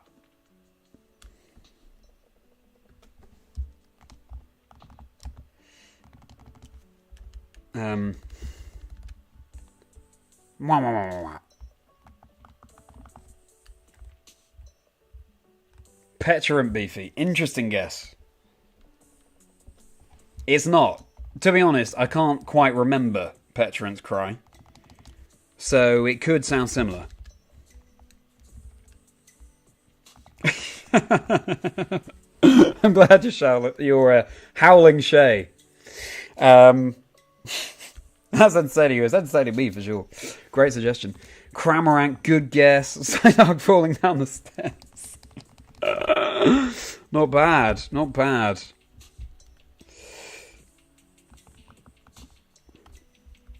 Thanks for trying to explain Corefish's cry there, Emerald. I'm still just going to have to go back and listen to it, I think. So no guesses so far have been correct. I will give you some clues if you need clues. It's a Generation 3 Pokemon. Generation 3 Pokemon. Reminds you of the duck message sound on iPhones. Fair dues. It is a bit duck-like, isn't it? I can tell you that it is not a duck Pokemon. But as I said, it is a Generation 3 Pokemon.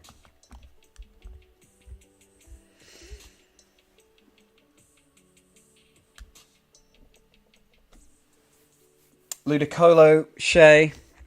Ludicolo. It's not Ludicolo. I'm now trying to remember Ludicolo's cry.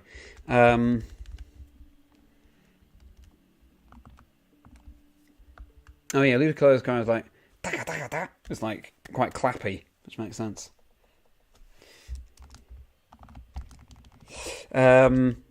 Wobbuffet. It's not Wobbuffet, Jake.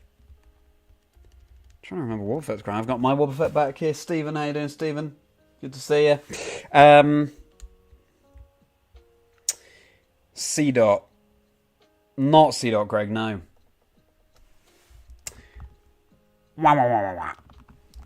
I'll give you a clue that really narrows it down, okay? Generation 3 Pokemon, and its type is Ice.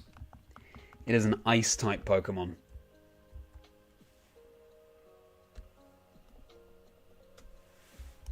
It's not Feebas, Greg. Feebas, that's a very difficult one to replicate. It's like,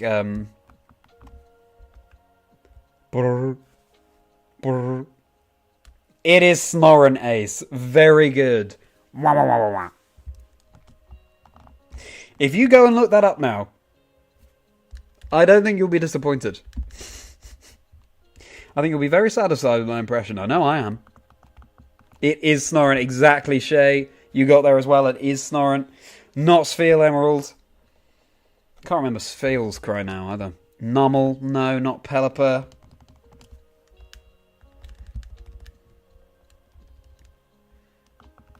It did sound like Whisper, didn't it, Beefy? It did, actually, yeah.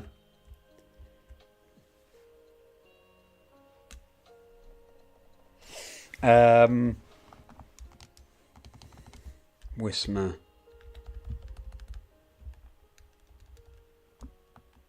I know I can't recall Whisper's cry off the top of my head, but yeah. 7 out of 10 impression. I'll take that. I will take that, Ace.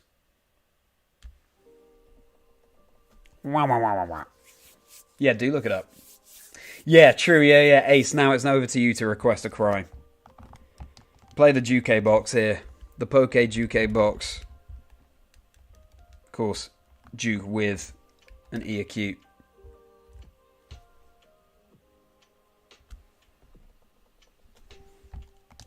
Just have 47676 on screen. While Ace comes up with a cry to suggest, I will give another one for you to guess.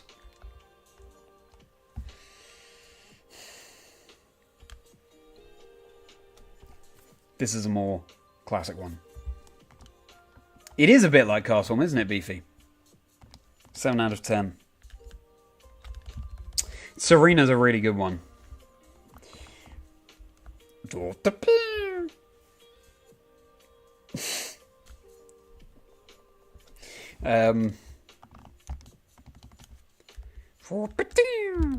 That sort of thing. What do we think about that?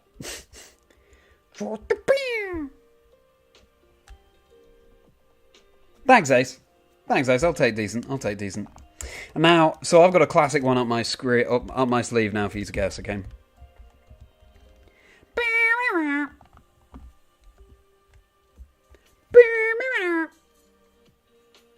It's hard, obviously, to get the correct tone and everything, but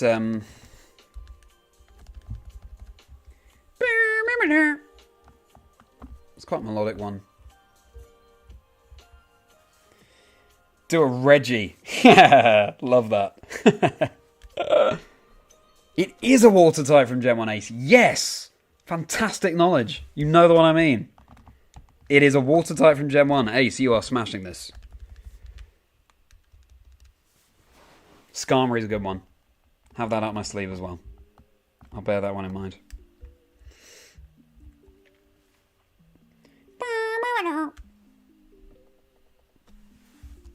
I'm looking forward to doing a Reggie.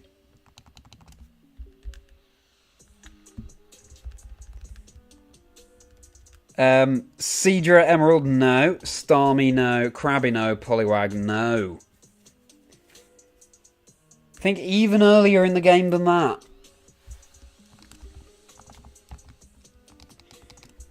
Seadra's like... Oh, Seadra's a great cry, actually.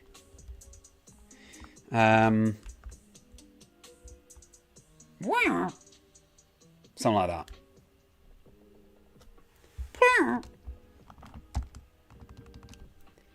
Starmie.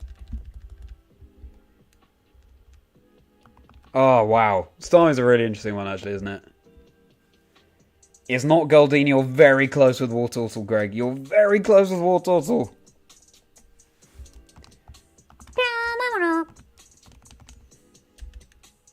Players of Pokemon Blue might be very familiar with this cry from the title screen. It's Squirtle, Ace. It is Squirtle. Exactly, Jake. Squirtle, the first Pokemon that comes up on the title screen, Pokemon Blue. You press A and you hear the cry of whichever Pokemon it is. That's so cool, isn't it? When you've got that carousel of Pokemon, just see ones that you don't have in the game, get you excited to find them. But yeah, I distinctly remember the title screen comes up with the title screen comes up, you press A.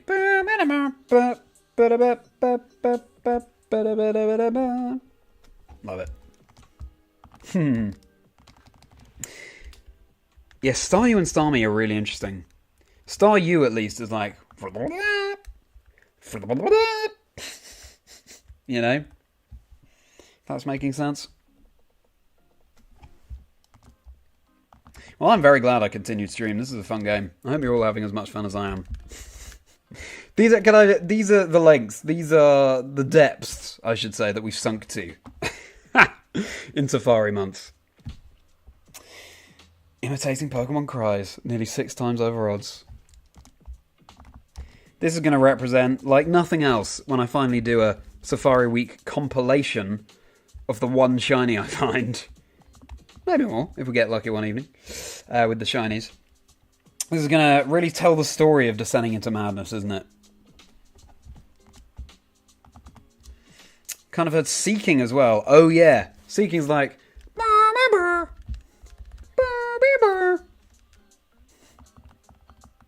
Exactly, past 45,000 and all bets are off. All bets are off, Shay. Can't wait to see past 50,000. Oh my goodness. Shay, what are you doing, mate? What are you doing? Don't speak it into existence, Shay, please. Don't type it into existence, I should say.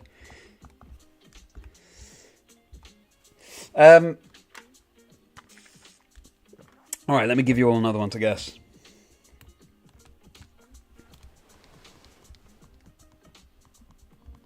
Also, place your bets as to what's going to shine tonight. Surely something's going to shine tonight. Place your bets as to what it is. I'm saying Rhyhorn in leaf green. Placed that bet earlier. Devolved from the first week of Safari to what we see here now, exactly. First week of Safari, so bright-eyed and bushy-tailed. But now... Chaos. Right, let me get another Cry Fuel.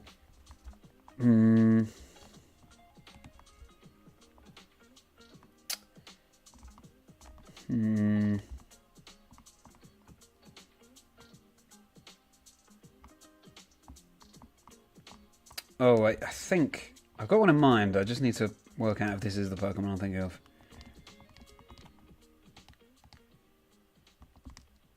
I'm not sure it is. I'm confusing cries with Pokemon now. First week was so enthusiastic. Exactly, Shay, exactly. Who knows how many shinies we're going to find? Let's go. It's a bit like how Pokemon Trainer Red is in the skit that I released today. Teddy will shine in exactly 48 encounters. Get here first. Thanks, Jake. Let's see. You still believe in Shiny Chansey, Taki? Yeah. I could see it. At this point, I could definitely see a 1% shiny. Your money's on Execute, Gregster. Makes sense, because those eggs are golden when they shine. Shiny Chansey would definitely be nervy to catch. Shay. But so exciting. It's a 1% encounter in Leaf Green. So just to see it would be so cool.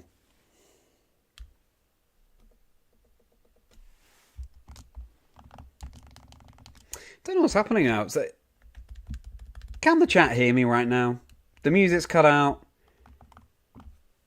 YouTube told me I was disconnected from chat, but now I've just seen Shay's message about Shiny Chansey.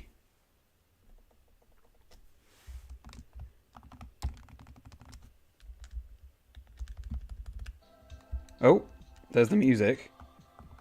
Okay, good. Had some glitching out there, but I think we're back. That's a shame. At least the music's back. Stream froze for a bit. Yeah, I got that impression, Taki. I'm not sure why that was. So I was just being told that the stream health was excellent, so don't know why that would be. Well, sorry about that, everyone. But yeah, we're back.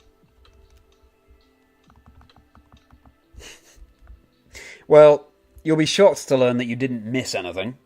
We didn't get a shiny in that time that the stream froze.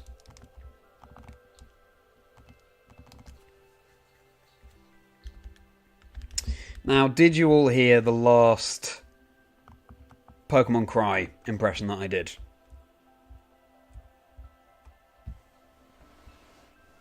I'll do it again for you.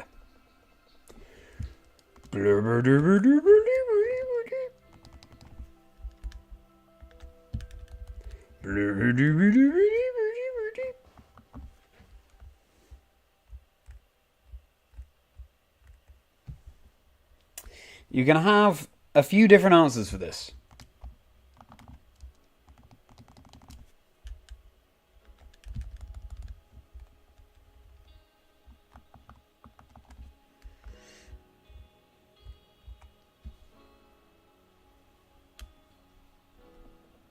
It's not Claydol, Jake.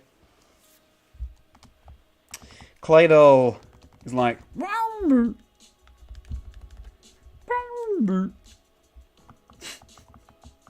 It is a real Cryos, I'm telling you. I'm telling you.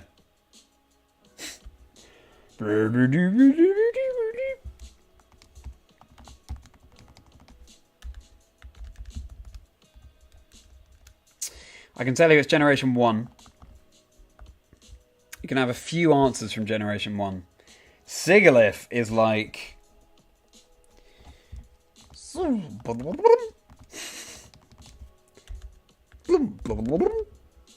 sort of thing. Milo. Milotic. That's going to be a fun one. I'm going to save Milotic, because that's a fun one to do.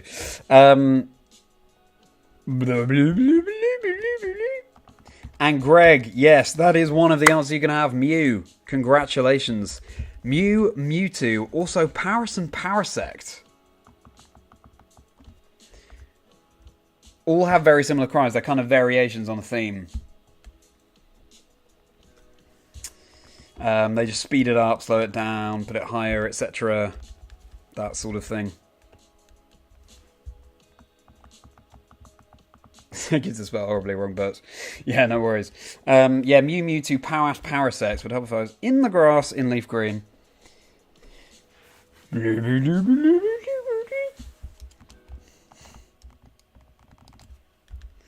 Now, the games were stored. Yeah, exactly. You could tell it was a psychic type, Jay. Yeah, good point. That's a good point. It did sound like a psychic type, didn't it? Milo. That's a very good cry, Shay. Okay, here we go.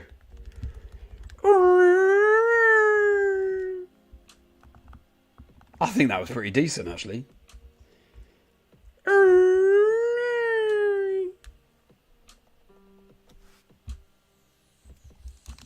Charizard and Rhyhorn. What is Rhyhorn's cry?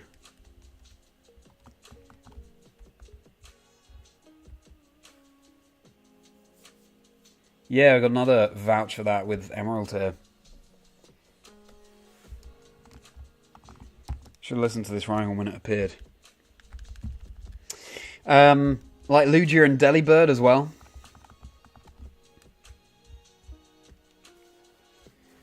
That's like... Lugia is like... But Delibird is just sped up.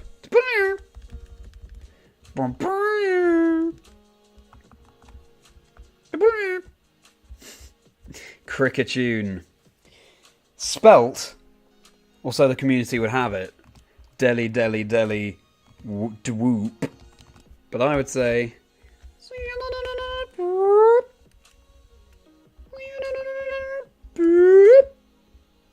That's decent.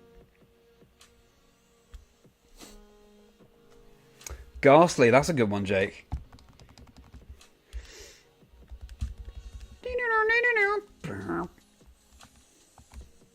It's that sort of thing, isn't it?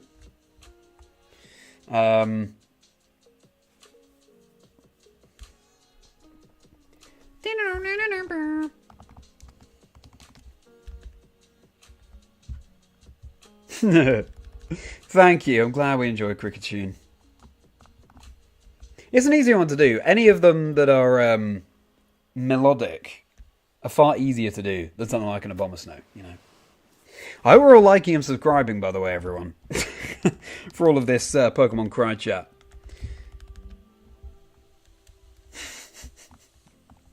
Would appreciate that. I've been honing these Pokemon Cries for years. Aggron. Ooh, Aggron's a great one.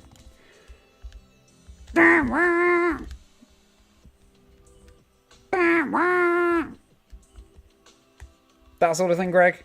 You know what I mean?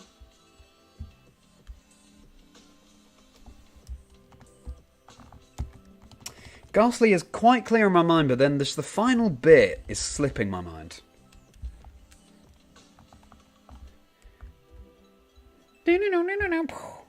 Yeah, that's it.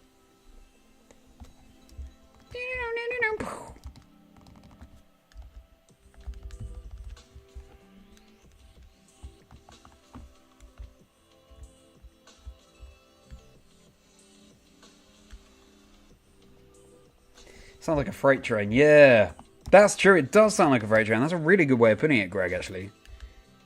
Yeah. If you want to keep talking about Pokemon Cries and stuff, by the way, everyone, my Discord community is linked below. It'll be a pleasure to see you there. Chazindra's Chocolate Factory. So we can keep hanging out off stream. Monster guess from a later generation. Okay, okay. Why do we go all the way up to Generation 9? Okay.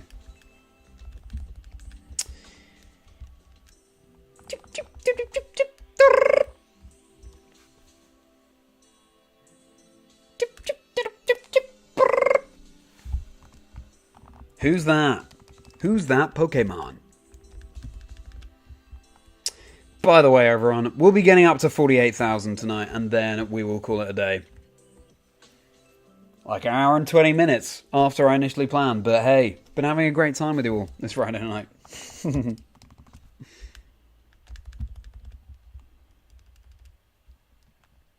You have no idea, Ace.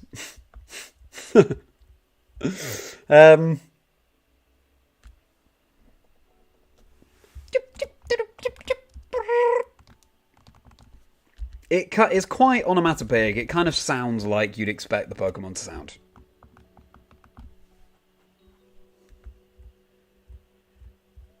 It's in the back of your head. It's a grass or bug type. It's not actually, Greg. That right there was a solid Bombardier. Bombardier is like... It's a fairly subtle cry. Sometimes, like, you feel like you don't hear it just because it's so sort of deep. It wasn't Bombardier, but... Gen 9, your kryptonite. I see. Pure guess. Fair dues. Squawkabilly Ace. Good guess, but it's not. I can tell you... Oops, didn't mean to use the fireball. Are we going to catch this random non-shiny Lickitung? Oh, the hype. No, we're not. It's going to break out immediately. It stayed. It's a normal type. It's a normal type. Say we're sort of halfway there with Squawkabilly Ace, but it's a pure normal type. By the way, when we find a shiny... I had this whole, like, you know, branding thing lined up. Chazingdra is my online name. I was going to make Zing a thing when something shines. And I still will. But I just can't believe I haven't been able to say it yet for a shiny. Mousehold Ace. Mousehold. That's exactly what it is. Good job.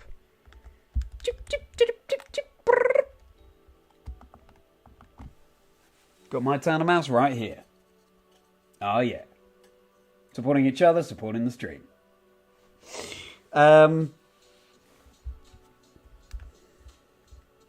Good job, Ace. Ace, you're very good at this. You're very good at this. Maybe I shouldn't have gone all the way to Generation 9. You remember me saying I like Mousehold, hence my guess. There we go. Predictable, perhaps. But it's a very suitable crime.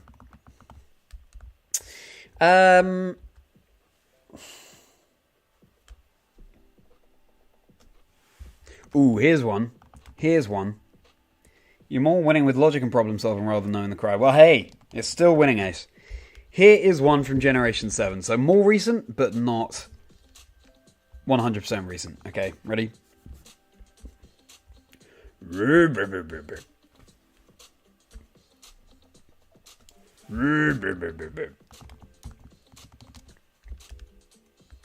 Any guesses? Yes, Ace. Got it in one. Orangaroo. You are next level, aren't you? Orangaroo, yeah. I love Orangaroo. You're so good at this game, Ace. Do you know Orangaroo's cry very well? Is that why you went to it?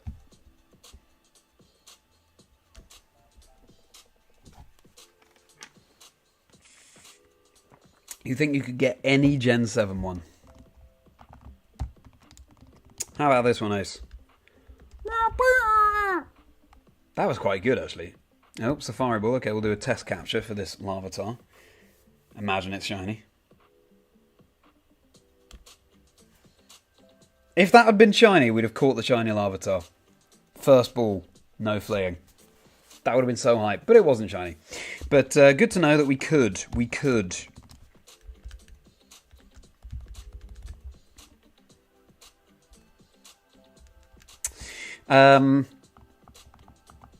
It's quite distinctive. Yeah, it is quite a distinctive cry, isn't it, Orangaroo? It wasn't meant to be Litten. It wasn't Tapu Lily. But I can see where you're coming from, Jake.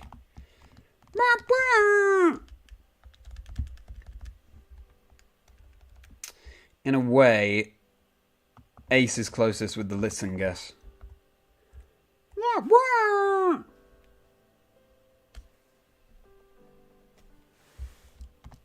Dart tricks Ace, exactly. Good job. So impressed, Ace, so impressed. Shucks, I'll leave it to the professional. Ace becoming known as the professional of the cry guessing. Decidui, yeah, close, Jay, close. It was Dart Tricks, the middle stage. It's a cool cry, that.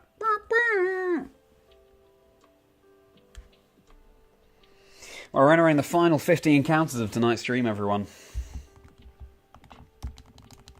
And we will check for Pokerus and Soul Silver. If you're not aware, Shay, we did get Pokerus and Emerald, actually, last week now. Crazy. Which is a 1 in like 20,000 chance. Not a shiny Kangaskhan. Don't love to see that. And shiny is 1 in 8,192. But it was a nice reminder that, you know, the cartridges are still working. Still, these random things can happen.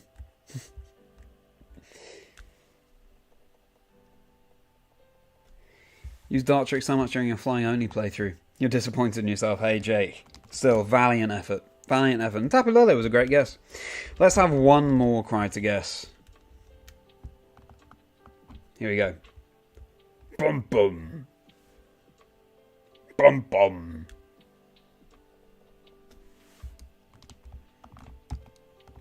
Bum bum. We're going back to an earlier generation for this one. Bum bum. Any guesses?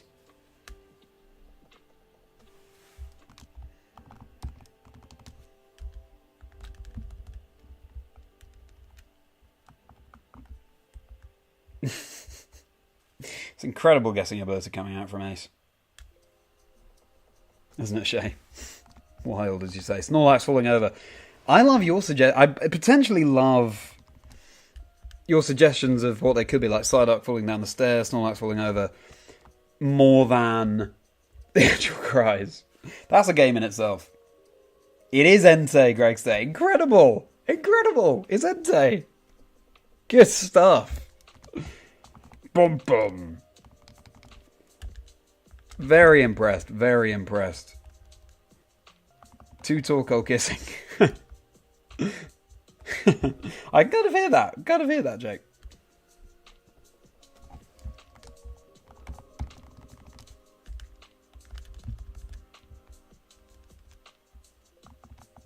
They are so good, aren't they, Jay? Yeah. Exactly, Shay. Go and check it out. Bum bum.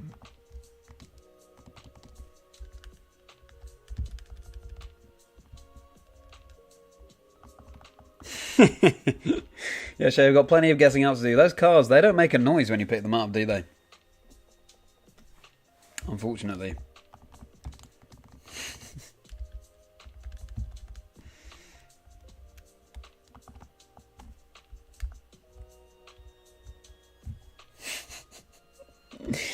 Always more we can learn from Pokemon, isn't there, Shay?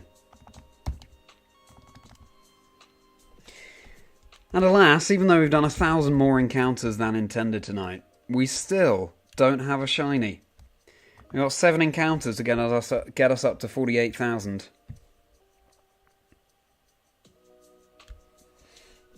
Very true, Shay, exactly. No noise from those cards. Don't have a shiny Venonat, Dojo, Apom, or Rattata. Here we go. Let's get over the line. 48,000.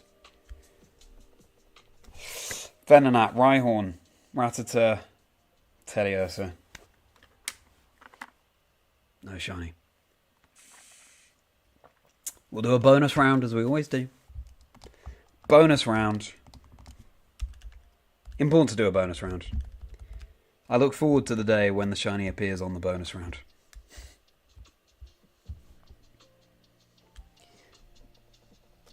Thank you, Jay, for the celebrations. Dojuo, Execute, Magneton, Pineco. You know what? Out the corner of my eye, I thought that Pineco was shiny in the silhouette.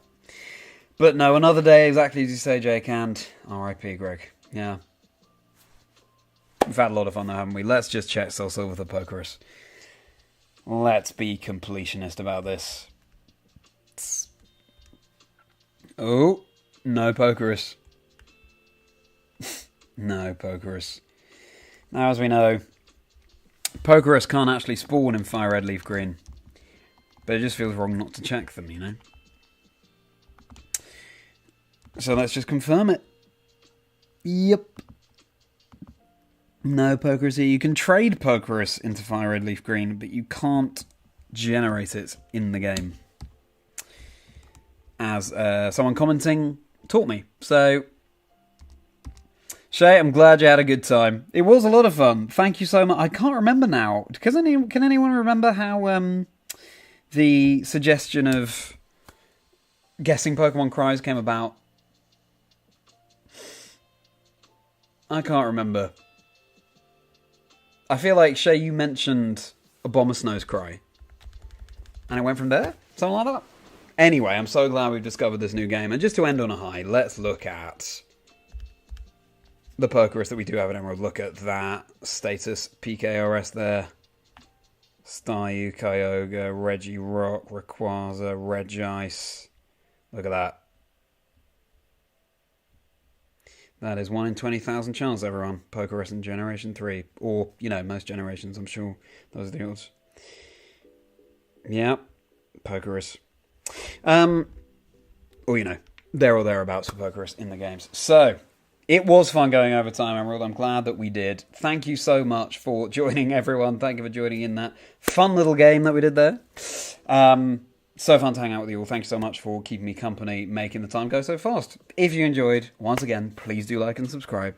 Really does go a long way. There'll be plenty more Pokemon imitations, I'm sure, in the next stream. Won't be streaming this weekend, I don't think, but Monday I should be, and I'll confirm that. Hope everyone has a brilliant weekend. Everything linked below. The socials and the Discord community, Chazindra's Chocolate Factory, would be fantastic to see you all in there, so we can continue hanging out off stream. Again, do go and check out Bologna, the Bologna vlog that I released today. Hopefully you find that interesting, having a little peek behind the curtain of what goes on casting at these events. Got my podcast as well, Chazingdra Chats. Do catch up on all the episodes there. Go and watch Shay's episode. As you can see, Shay is a lot of fun from this very interaction that we've had on stream tonight. And you can go and have more fun in Shay's company in Chazingdra Chats episode 2. And there are so many. Trading card game, video game, Go, Unite, Casual, Shiny Hunters, all kinds of Pokemon players that we want to feature on the podcast. And they're up there for you to enjoy. And with that said, yeah. Hope everyone has a fantastic weekend. Thank you so much again for joining. Shay, thank you for stopping by the stream. Means a huge amount to see you, my friend. Hope to see you again soon, as you say. Got to make it to Safari Year, Emerald. Please no, but thanks. Thanks, bye from you, Greg. Hope it comes soon. Thanks, Emerald. Have a great weekend to you too as well, Tayaki. Good number of encounters tonight. Feel like we're keeping up this momentum. No shiny, but every encounter brings us closer to that shiny. Glad you had a great time as always, guys. Glad you could tune in, because of course you thought you might be travelling tonight, but that's going to be happening on Monday instead. So, glad you could be here. Goodbye to you too, Emerald. See you, Shay. I'm glad you had a great time. Have a very merry rest of your day.